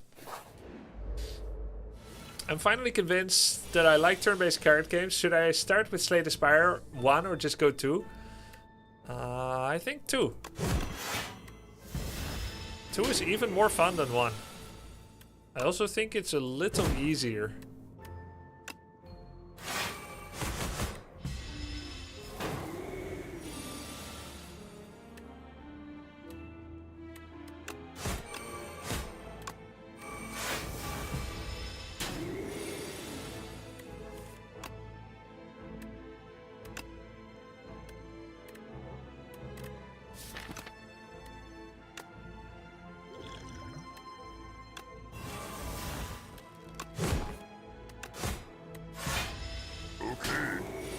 Is this a new enemy? New-ish. Oh, thank you for the prime, Dane. Vicious. Whenever you apply Vaughn, draw a card. That fits the deck. Though card draw isn't very important for me yet. But it does fit the deck theme.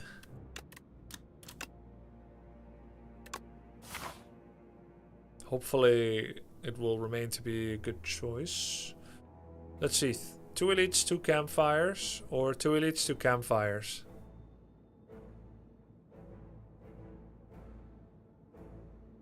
Wait, it's 3 elites.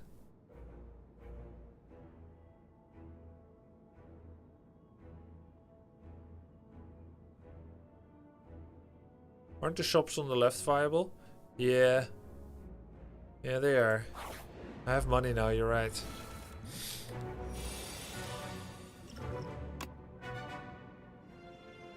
Ew. I guess bloodletting? Nah, fuck it, let's do Havoc. Alright, that was terrible.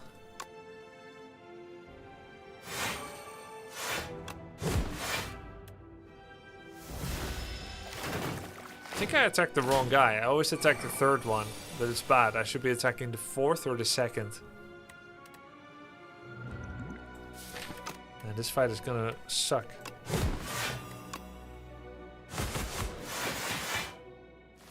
I'm dead.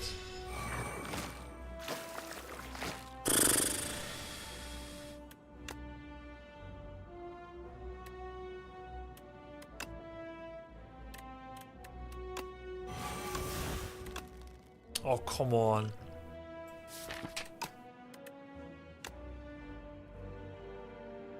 I'm actually dead.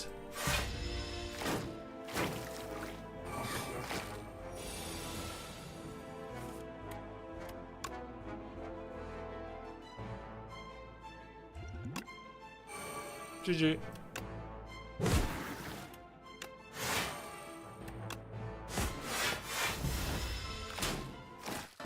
Terrible. Terrible, terrible, terrible. But to be fair, this deck doesn't beat the Phantasmals. Dude, I added so many cards. Garbage. Vicious was bad. Vicious was a bad addition. Obviously. But I wouldn't have beat it even without. I had one potion. I should have used it immediately, but even then. It looks like I had to go here, rest, and then take a lead to rest or something. Or maybe yeah. This was apparently just too hard. I mean, to be fair, I had no relics, right? No relics and no cards yet. I was building a deck that doesn't exist yet. Yeppers. Try again. Grubby, I'll cut you a business deal. If you win your first Ironclad A10, I will subscribe. Alright. Sounds good. Lava Rock. Yeah, we're not there yet, but I will remember that, sir. So when you go Lava Rock, in theory, you should want to do fewer elites because you have no power increase. You have no power here, Gandalf the Grey. So I'll probably just snipe one elite and take a bunch of campfires. As many A9 losses as you like. Okay, let's... how many do we feel like, chat? Let's do quite a lot.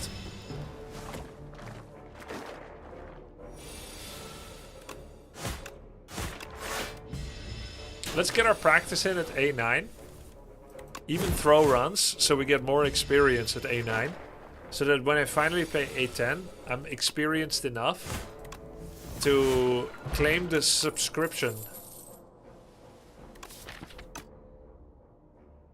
Body Slam is the only pick here.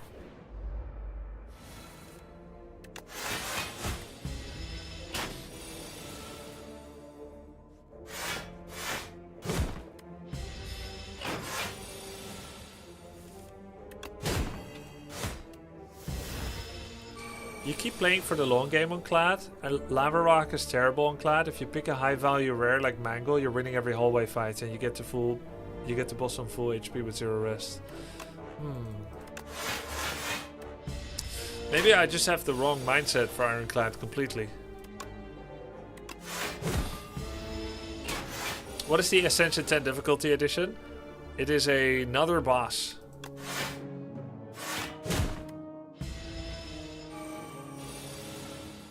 You want to snowball ASAP. But maybe if you're greedy, you can snowball even better.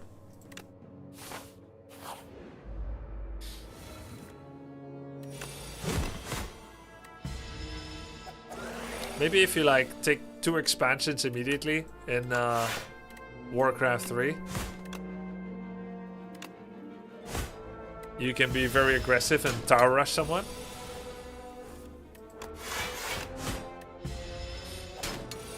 Just double fast expand tower rush.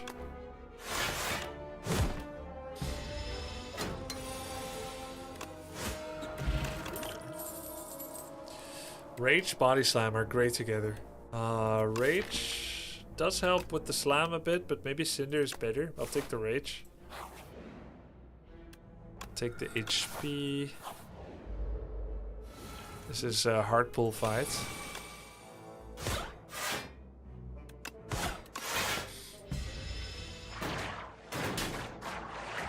Good strength bot now if I need it. For 11 damage strikes.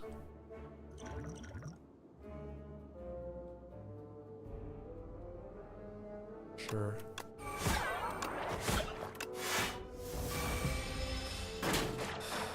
Clad doesn't take expo. Clad starts building towers in your base at 90 seconds without hero. I see.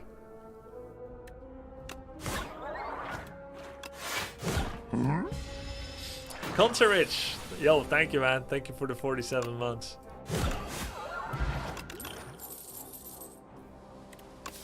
We're against the kin. We need AoE damage. Anger's pretty good with rage.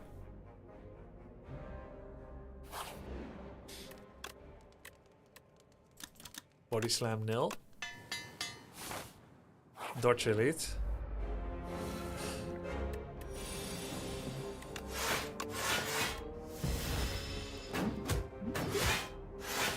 Not playing bash is probably not allowed.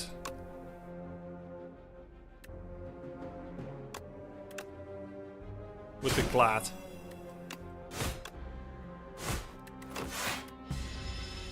Why not bash? Because I wanted to full block, but that's probably wrong, right?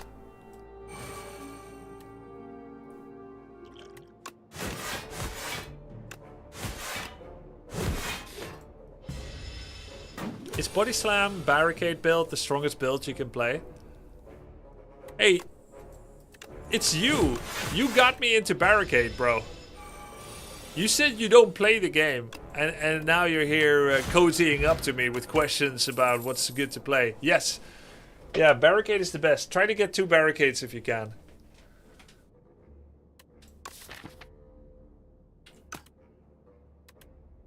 Take a shrug it off.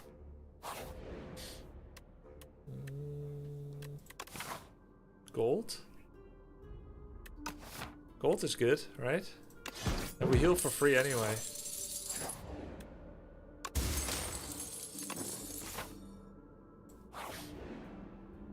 Hey, shop! Wow, lucky.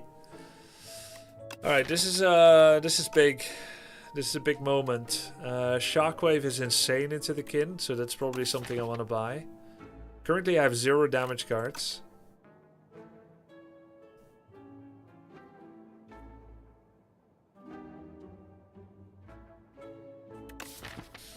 What am I? I want to have Vaughn. I want to have block.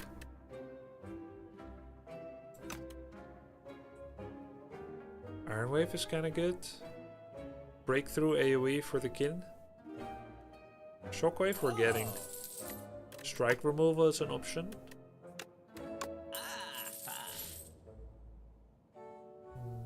Iron Wave kind of good with Rage and Body Slam. I probably kind of need it. There's also Second Wind, but not that good for the boss.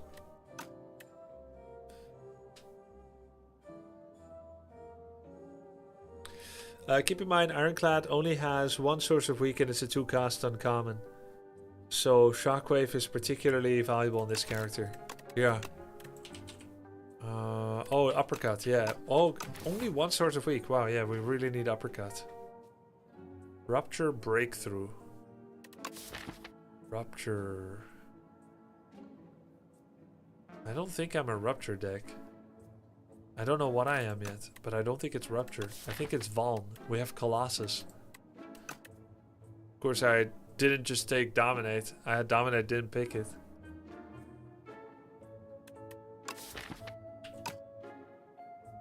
I'll always need some AoE. This isn't the best, of course. Of course, at the moment, with this deck, I'm gonna lose like hell against the kin. So probably best to take these. Attack path too. Take everything I can get. Maybe I need card reward here? Or do I want event? Let's get event. Transformer card, good. Strike becomes Colossus. Okay, nice. This is probably a rest, so I can take the elite. We're also going to be power heavy potentially, but keep in mind we have no relics yet. We have no relics that help in fight. Lava rock. We need to make it past the kin, but we have no scaling yet because I dropped dominate. Oh, nice. Good purchase. Good purchase. Okay, I'm glad I bought the breakthrough. Holy crap. We would have been dead right here.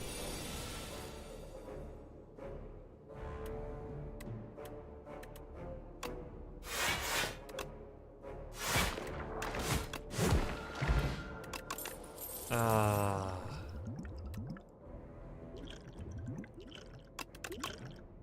Another rage. Thunderclap, sword, boomerang. Thunderclap kind of goaded with Colossus. I'll take the clap. Let's take elite for some extra power.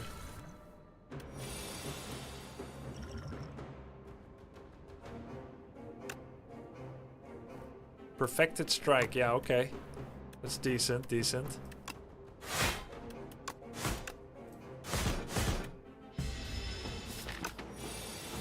Where's your dog? You can kind of see him. He's in the bottom left corner. He's currently pressuring me. Oh, this is gonna be rough.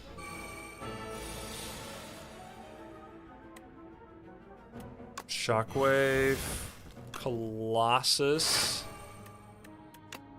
Slam Anger. 55 HP, but luckily... Oh, luckily we have Colossus. Yeah, man. Ooh, Colossus Shockwave feels unfair. The double Colossus is excellent, brings me joy. Yeah, it's nice. He still has Vaughn, so no bash. Defend. Body Slam, Anger, and nice. Ripple base, and if you didn't play any attacks, gain block. Sure. At the start of your turn, put an attack from your discard into your hand and upgrade it. That's the scaling I might need. That's the scaling I might need. Is there a lot of RNG in this game? Yes. So much. Let's take the aggression. And how does it get better? Innate, I see. I think Shockwave upgrade is the best here. We need that weak for as long as possible. I'll pop the Thorn Spot too. I need to make it past here because I got Lava Rock. Horrible opening turn. I mean, we got full block. Aggression, Anger synergy. Ew, yeah. Not very good.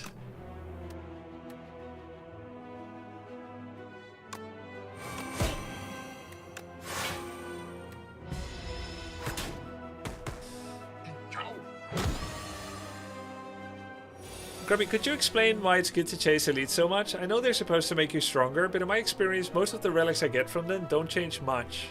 While I end up losing a lot of health, I've been avoiding them, but now I'm stuck on Ascension 3 to 4 in most chars, and I'm thinking that might be one of the reasons why.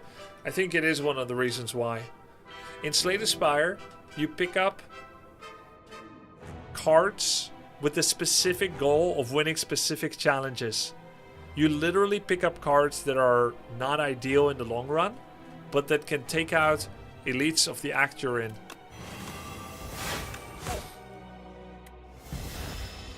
And if you're not greedy enough, and you don't pick up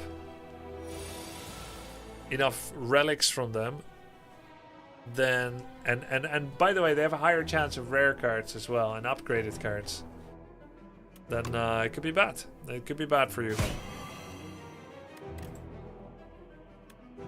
I think I should go for the boss now, actually. Breakthrough and Thunderclap will take care of the little one.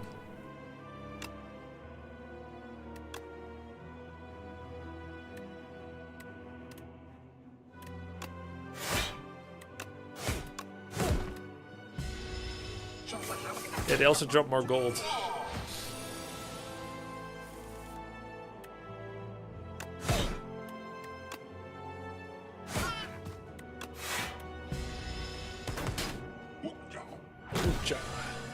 Frail.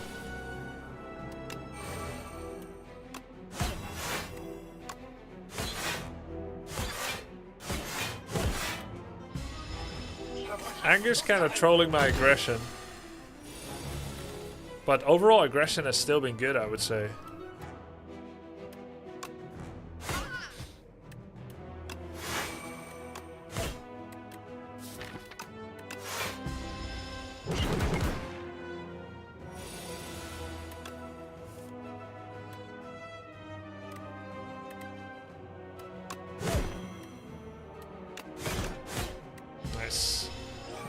Alright, that was actually quite an easy fight. I didn't expect that. The deck was a little stronger than I thought. Oh, game piece! Game piece together with lasting candy. Powers and powers that draw cards onto themselves. Festive Pauper, Demon Form, Crimson Mantle. Lose health, gain block. Transform all your attacks into giant rocks. Pretty good on anger.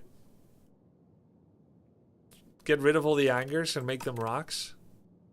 But let's get Crimson. Enchant all strikes with Teskatara's Ember. 0 energy and Eternal. That's only 3 strikes. By the way, you can get this event when you have no strikes left. Pretty bad. Gain gold, get energy. Get energy only this act. Crap, these are all so bad. Ah. That is so disappointing. I'll take the candle. Energy only this act. We're stronger now. It'll feel really good. And then we'll try to find another solution. For energy later. Try to get bloodlettings later or something.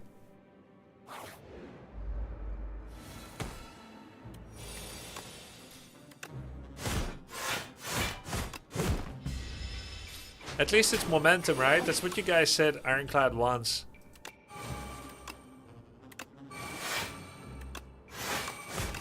What did he take? A Colossus. We can't let you get away with this, sir.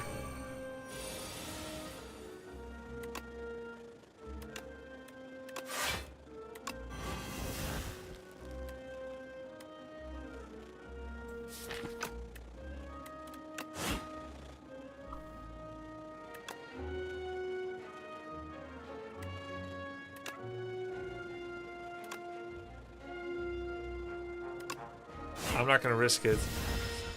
Grubby, you will change Ironclad to A8 later? What do you mean?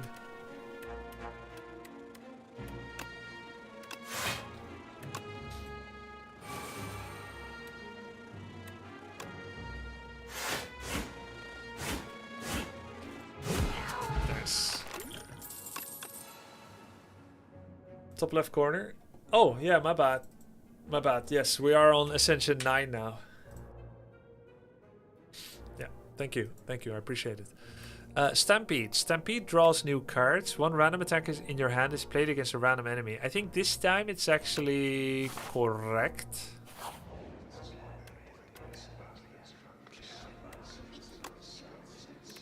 Whenever you play an attack, gain 1 block.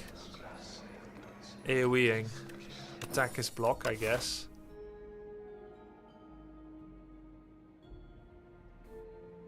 Do I want this elite? I think it might be tough.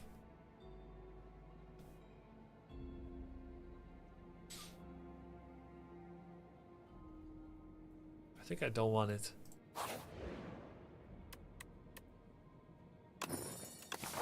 Anchor, nice. Metamorphosis, 3 attacks. It's okay, I guess. 3 free attacks. I'll take it. The healing is also really nice.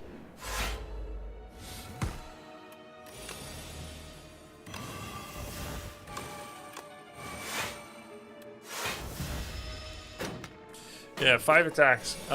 It's kind of nice because the attacks give block with Daughter of the Wind. And we have card draw with Game Piece. Just Ripple Basin, but it's fine.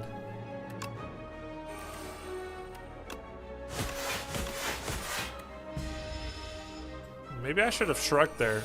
Get the free auto attack.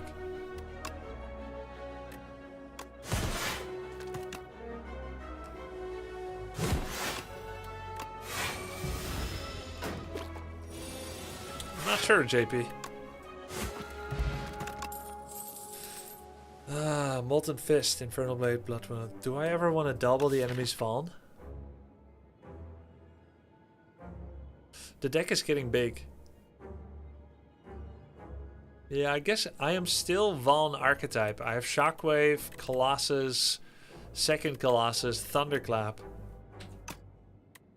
I am Vaughn archetype. I need whatever it's called that gets strength from Vaughn.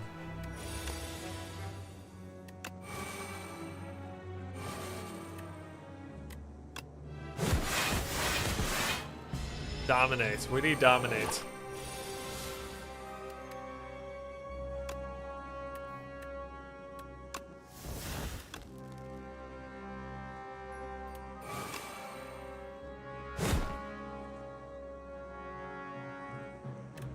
We don't want to do breakthrough because aggression brings it back to our hand to upgrade it. Let's get rage.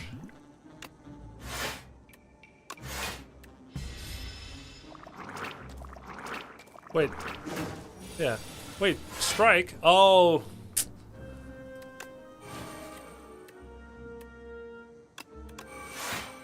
Shoot. It's because all the strikes that are in the hand also get discarded. It's okay, only take 2 damage. There's breakthrough. Thunderclap. Breakthrough. Headbutt on Shockwave. Nice. Nice. Oh my god, he's big. 13, 21.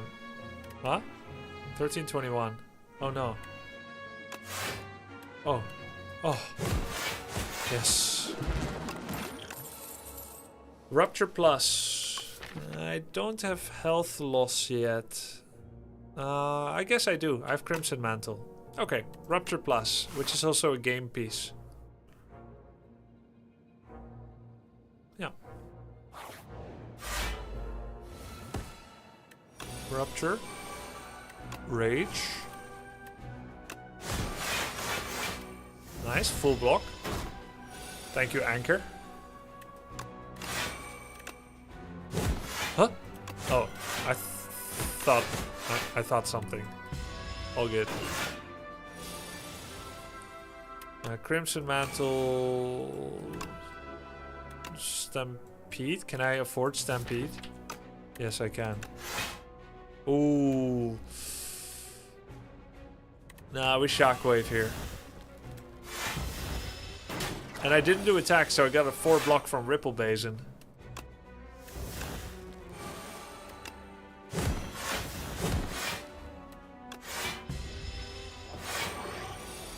Oh yeah, Breakthrough is life loss too. For Rupture.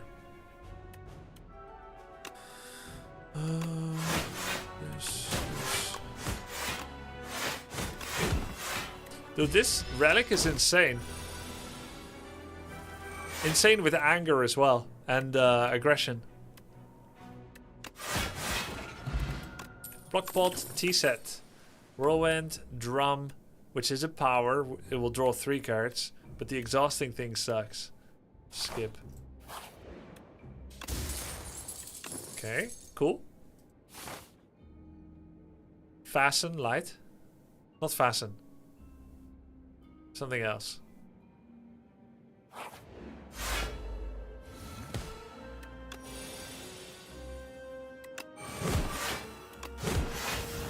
I bashed before I sell Shockwave. I keep forgetting game piece. So bad.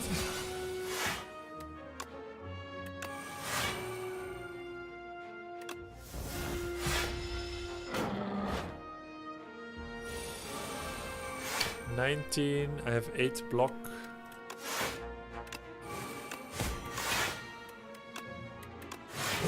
Huge body slam, sick.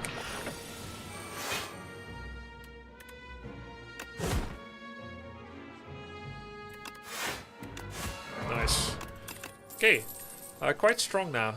Not yet, heal 10 HP. Inferno, Rupture Scaling and AoE. Juggling, add a copy of a 3rd attack you play each turn into your hand, which is actually quite good together with Stampede. Oh. Oh. Ah. Inferno, okay. So it triggers on other life loss.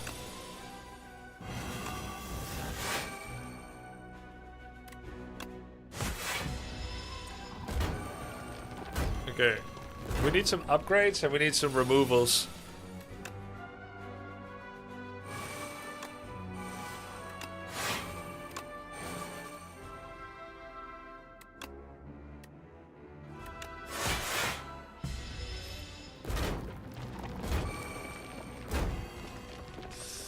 Stampede upgrade, yeah, it's kind of hard to play. By the way, this deck is doing so well now because of Pumpkin Candle, but it's going to be so difficult soon, isn't it?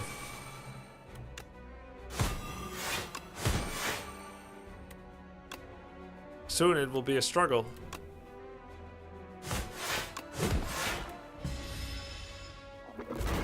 Just find a pyre. Yeah, pyre would help.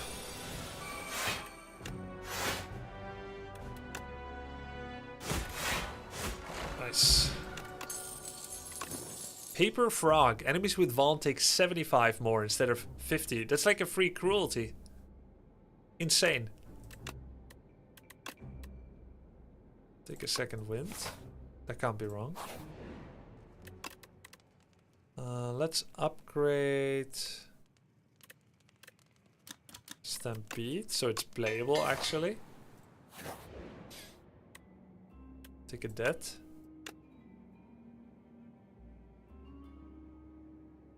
I can no longer no, I could still find the relic.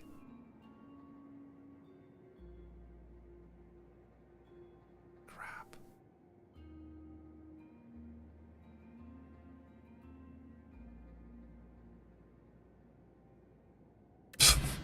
No relic.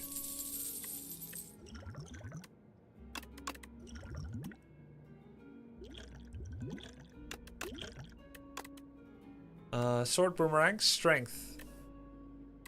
Okay, that's the strength scaling user. I could take an elite. This event is the biggest bait for saves coming. Yep.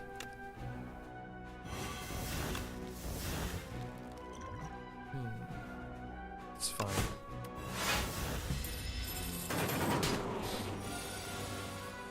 There was no reason not to drink the blood potion. You cannot drink potions that are not in your inventory. So?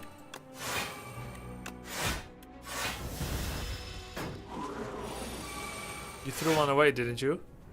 Oh, okay, yeah. My bad. Lol.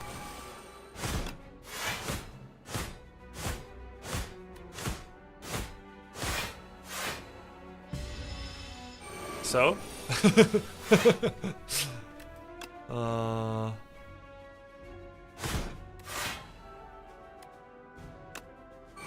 order. Unpunished. Unpunished. Oh, shuriken, yes! And feel no pain? Feel no pain, that's gotta be a good call. Okay, shuriken is big. Let's see, what's the best upgrade? Aggression, Crimson Mantle is 10 block, which is pretty damn good. Rage is a good upgrade.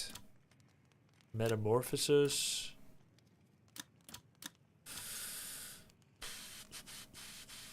Inferno's a good one. Aggression innate draws you a card. Yeah. Well, it always draws a card.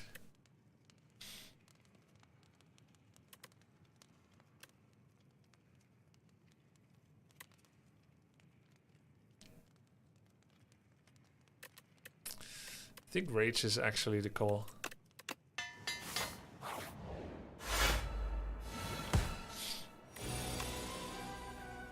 Oh, nice. Combo complete. Oh, and we get to cleanse Clumsy.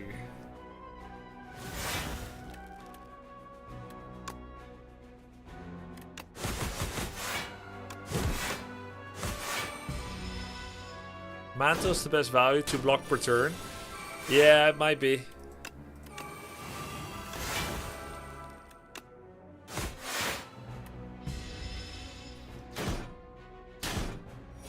Wait, Stampede in this fight? Does it mean that I turn? Surely not.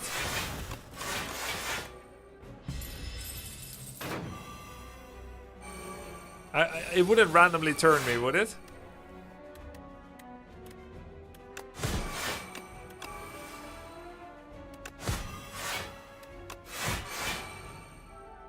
I just won't let it.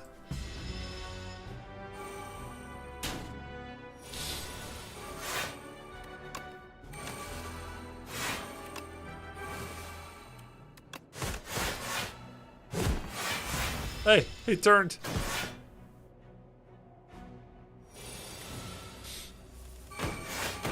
Wow, cool.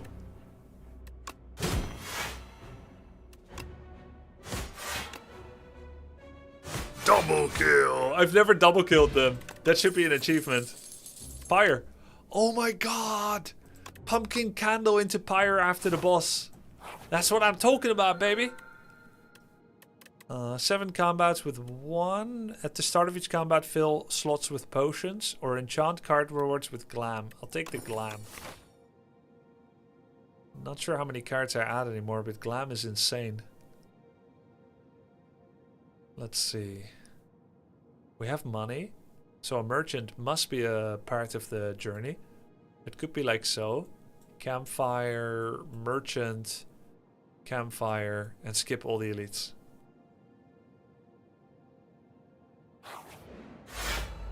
We're strong enough. We're strong enough for the dog. What does glam do? All future card rewards.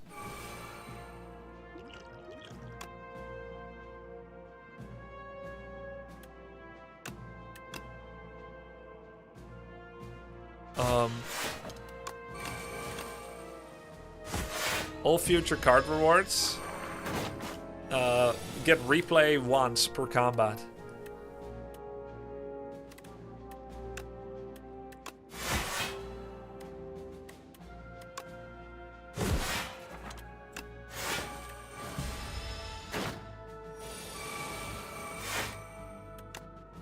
But you have to pick them, of course.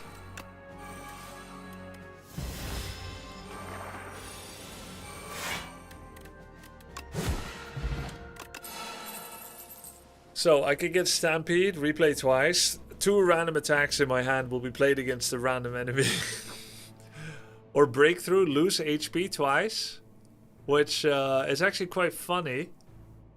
Because then that triggers everything twice. I think I'll actually take the Breakthrough. I don't think you need 3 Stampedes. Yeah, I don't think so too. The first time you play a power... The first time I play the power, draw 2 cards. Attacks with damage? Or skill with nimble?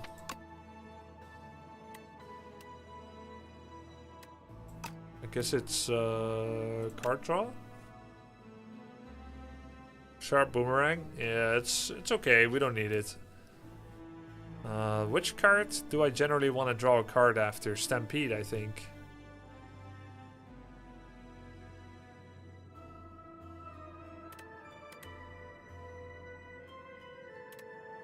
This becomes innate after upgrade. Nimble and Rage was the play. I don't think you can, right? Oh, maybe you can. Stampede works with Shuriken. Yeah, sure. But you still need attack cards in your hand. I think Pyre's the worst one to put it on. I think Stampede or Aggression. But technically, drawing card after you have a card that autoplays attacks is probably the best. Because that's the one that always wants to have a follow-up.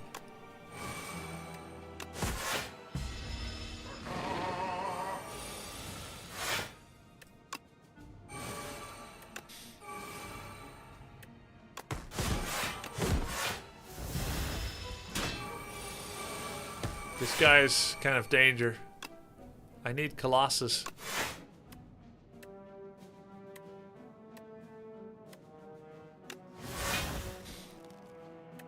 Alright. That should have been Thunderclap. We're good. Oh, Inferno with replay. But wait, it should be Flame Barrier, no? Inferno is kind of cool too. Then again, not that suitable for a boss.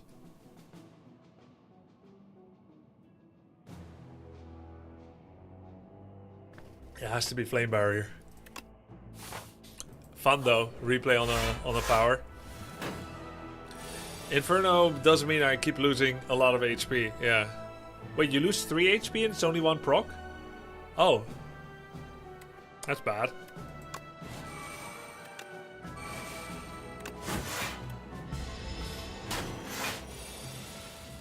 But the proc does 18 damage. Right, but it doesn't multi-trigger the other thing. The thingy. You know what I mean. The strength scaling.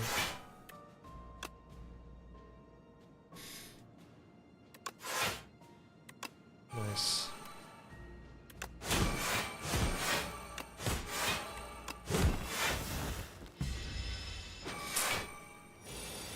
He should be dead now, no?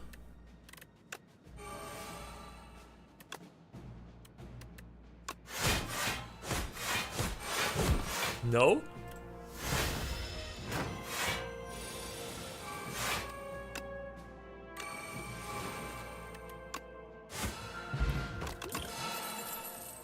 Bloodletting plus replay 1.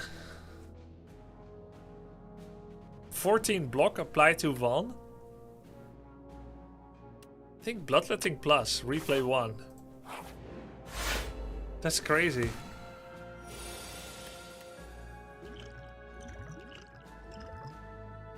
Shuffle all your cards, including the ones in my hand, yeah? Yeah.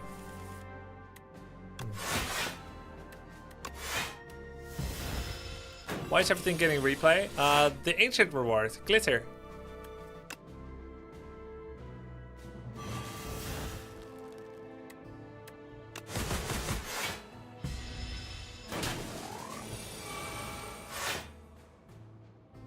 We need some draw. We have draw. Game piece. Powers.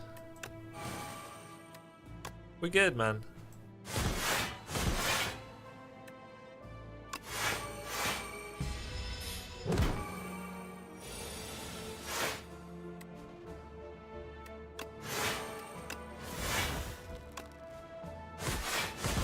My Rupture's on the bottom.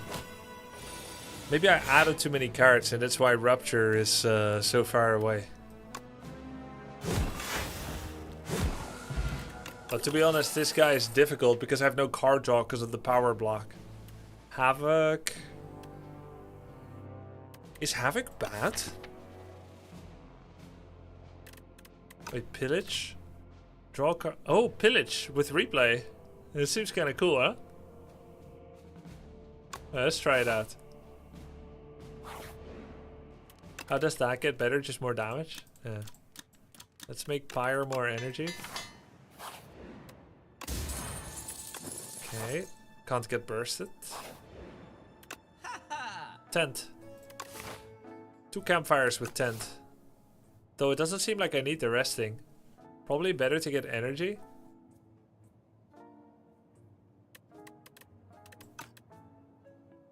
I don't need tent. With tent I can take the elite.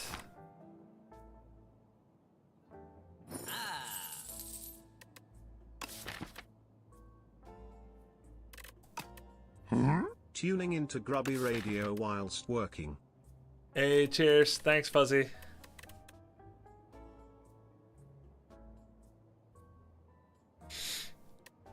Any card draw here? Play the top card of your draw pile. Burning I was Pact. able to watch the Infi/Focus game on Sunhoof Mesa earlier today. I am the map maker of Sunhoof Mesa. I wanted to thank you for your kind words on the map. Oh, cool. Well, you did such a great job. Insanity pot for Pyre. Yeah, that might be a good idea. But I have really good defensive relics. Did such a good job, Figglewick.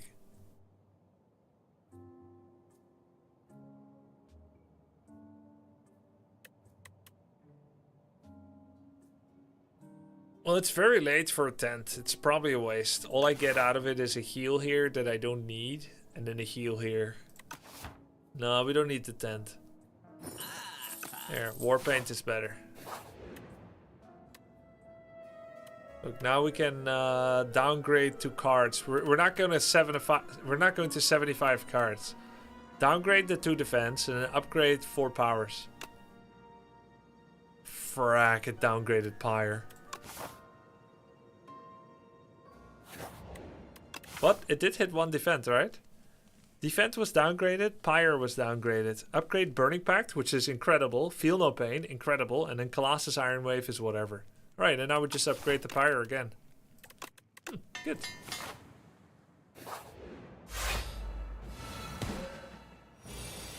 Okay. Can get lots of energy here. We have 5 plus 6. We have 11 energy.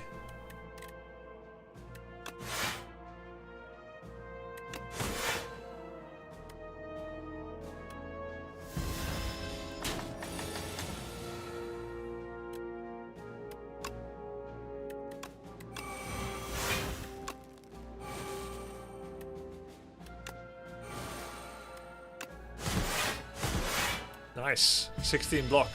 Perfect.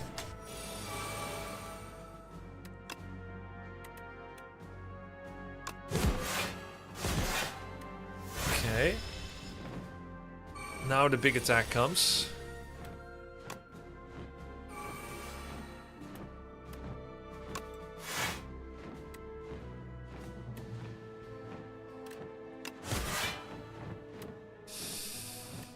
Has to be Iron Wave.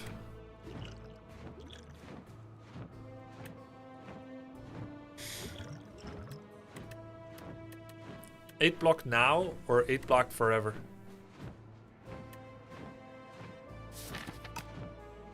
8 block now.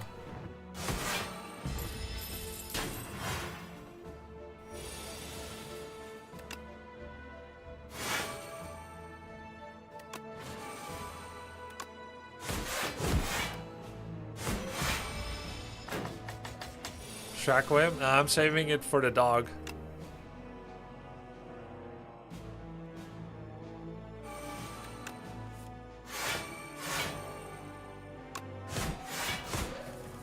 Wow. Holy. Jesus. Wait, that's quite good with anger.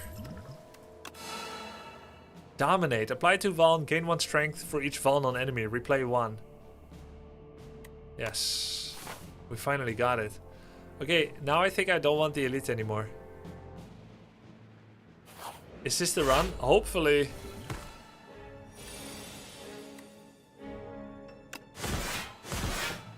Hopefully.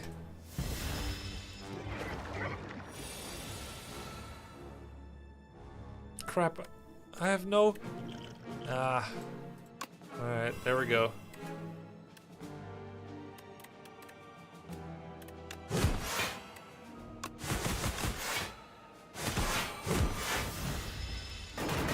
That was a good shackling pot. So, Grubby, easy Ironclad A10? I wouldn't say that. Easy? I don't think so. But I'm not even sure we win this yet. This is my first A9. This is my second A9 run? First or second? Second maybe, or third. Okay, this looks tough. This is my second, okay.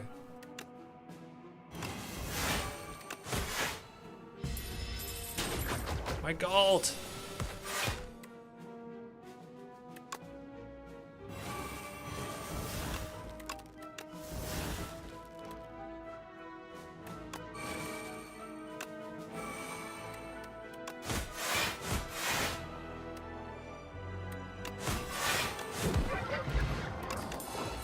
Feel No Pain plus with replay, Rampage, Anger. Anger replay would be terrible. Okay, we got 3 Feel No Pains. Here we go. Really looking forward to the next arc outside of Slay the Spire and Warcraft 3. End of summer, I might do single player games again, golden oldies like XCOM, XCOM 2, and so on.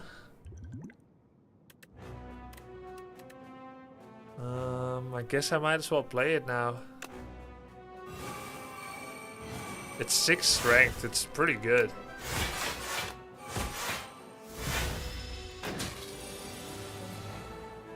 I'm really looking forward to the next arc, namely more Slay the Spire and Warcraft 3. Excellent, that's what you're getting. That's awesome. Okay, this kills him.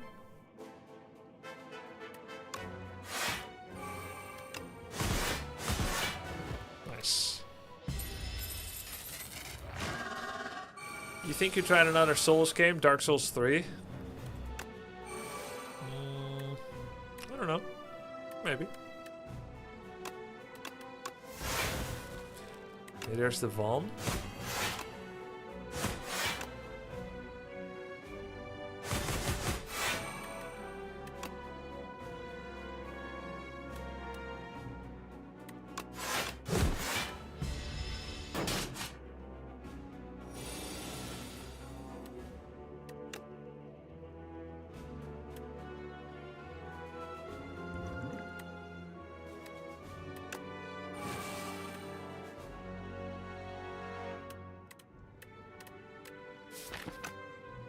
Until you draw a non-attack.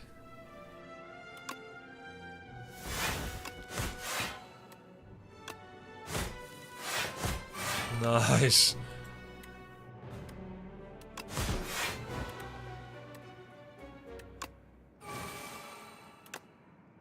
Should have played Rampage.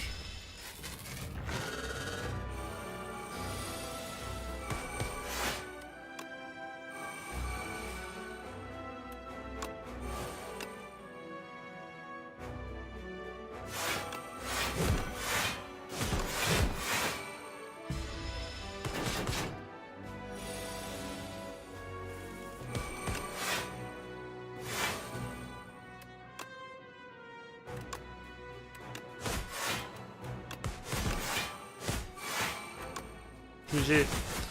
Nice. Good. Excellent. 45 minutes. I think that's my fastest run too. That's typical Ironclad. I think Regent is a lot smarter class. You need a lot more thinking. Ironclad, you just fall and hit. Or maybe I'm too stupid to know how to play Ironclad. Deck OP? Yeah, deck was good. That's not true at all, lol. I'm just rage baiting. It's because I'm tribalistic and I consider Regent my main because it was my first main and now I'm competitive to another class. I think Regent is actually stronger than Ironclad. Like it's just straight up stronger, I think. It's harder to win with Ironclad. Ironclad unlock Ascension 10 now. Score is 0-0. Cool. Alright. So we can do that, and then we can try Defect, and then we go back to Regent. Or maybe go back to Regent before that. Alright, that was a lot of fun. Guys, tomorrow, taking an off day, so I won't be live.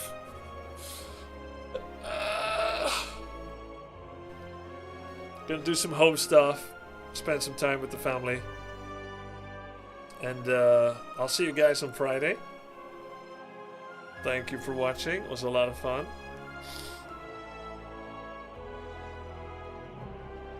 Yeah, I've been grinding for 2 weeks, so I don't really have a lot of creative thoughts anymore.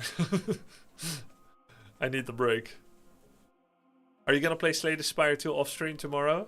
Well, I think I will do some games, but I probably only will play games for 3 hours.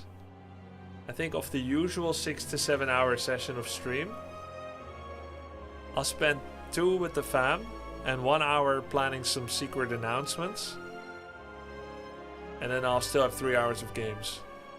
It might be Spire, but it might also be H. Good night, guys. See you tomorrow. Wow, the habit, huh? The habit of a streamaholic. See you on Friday. Good night.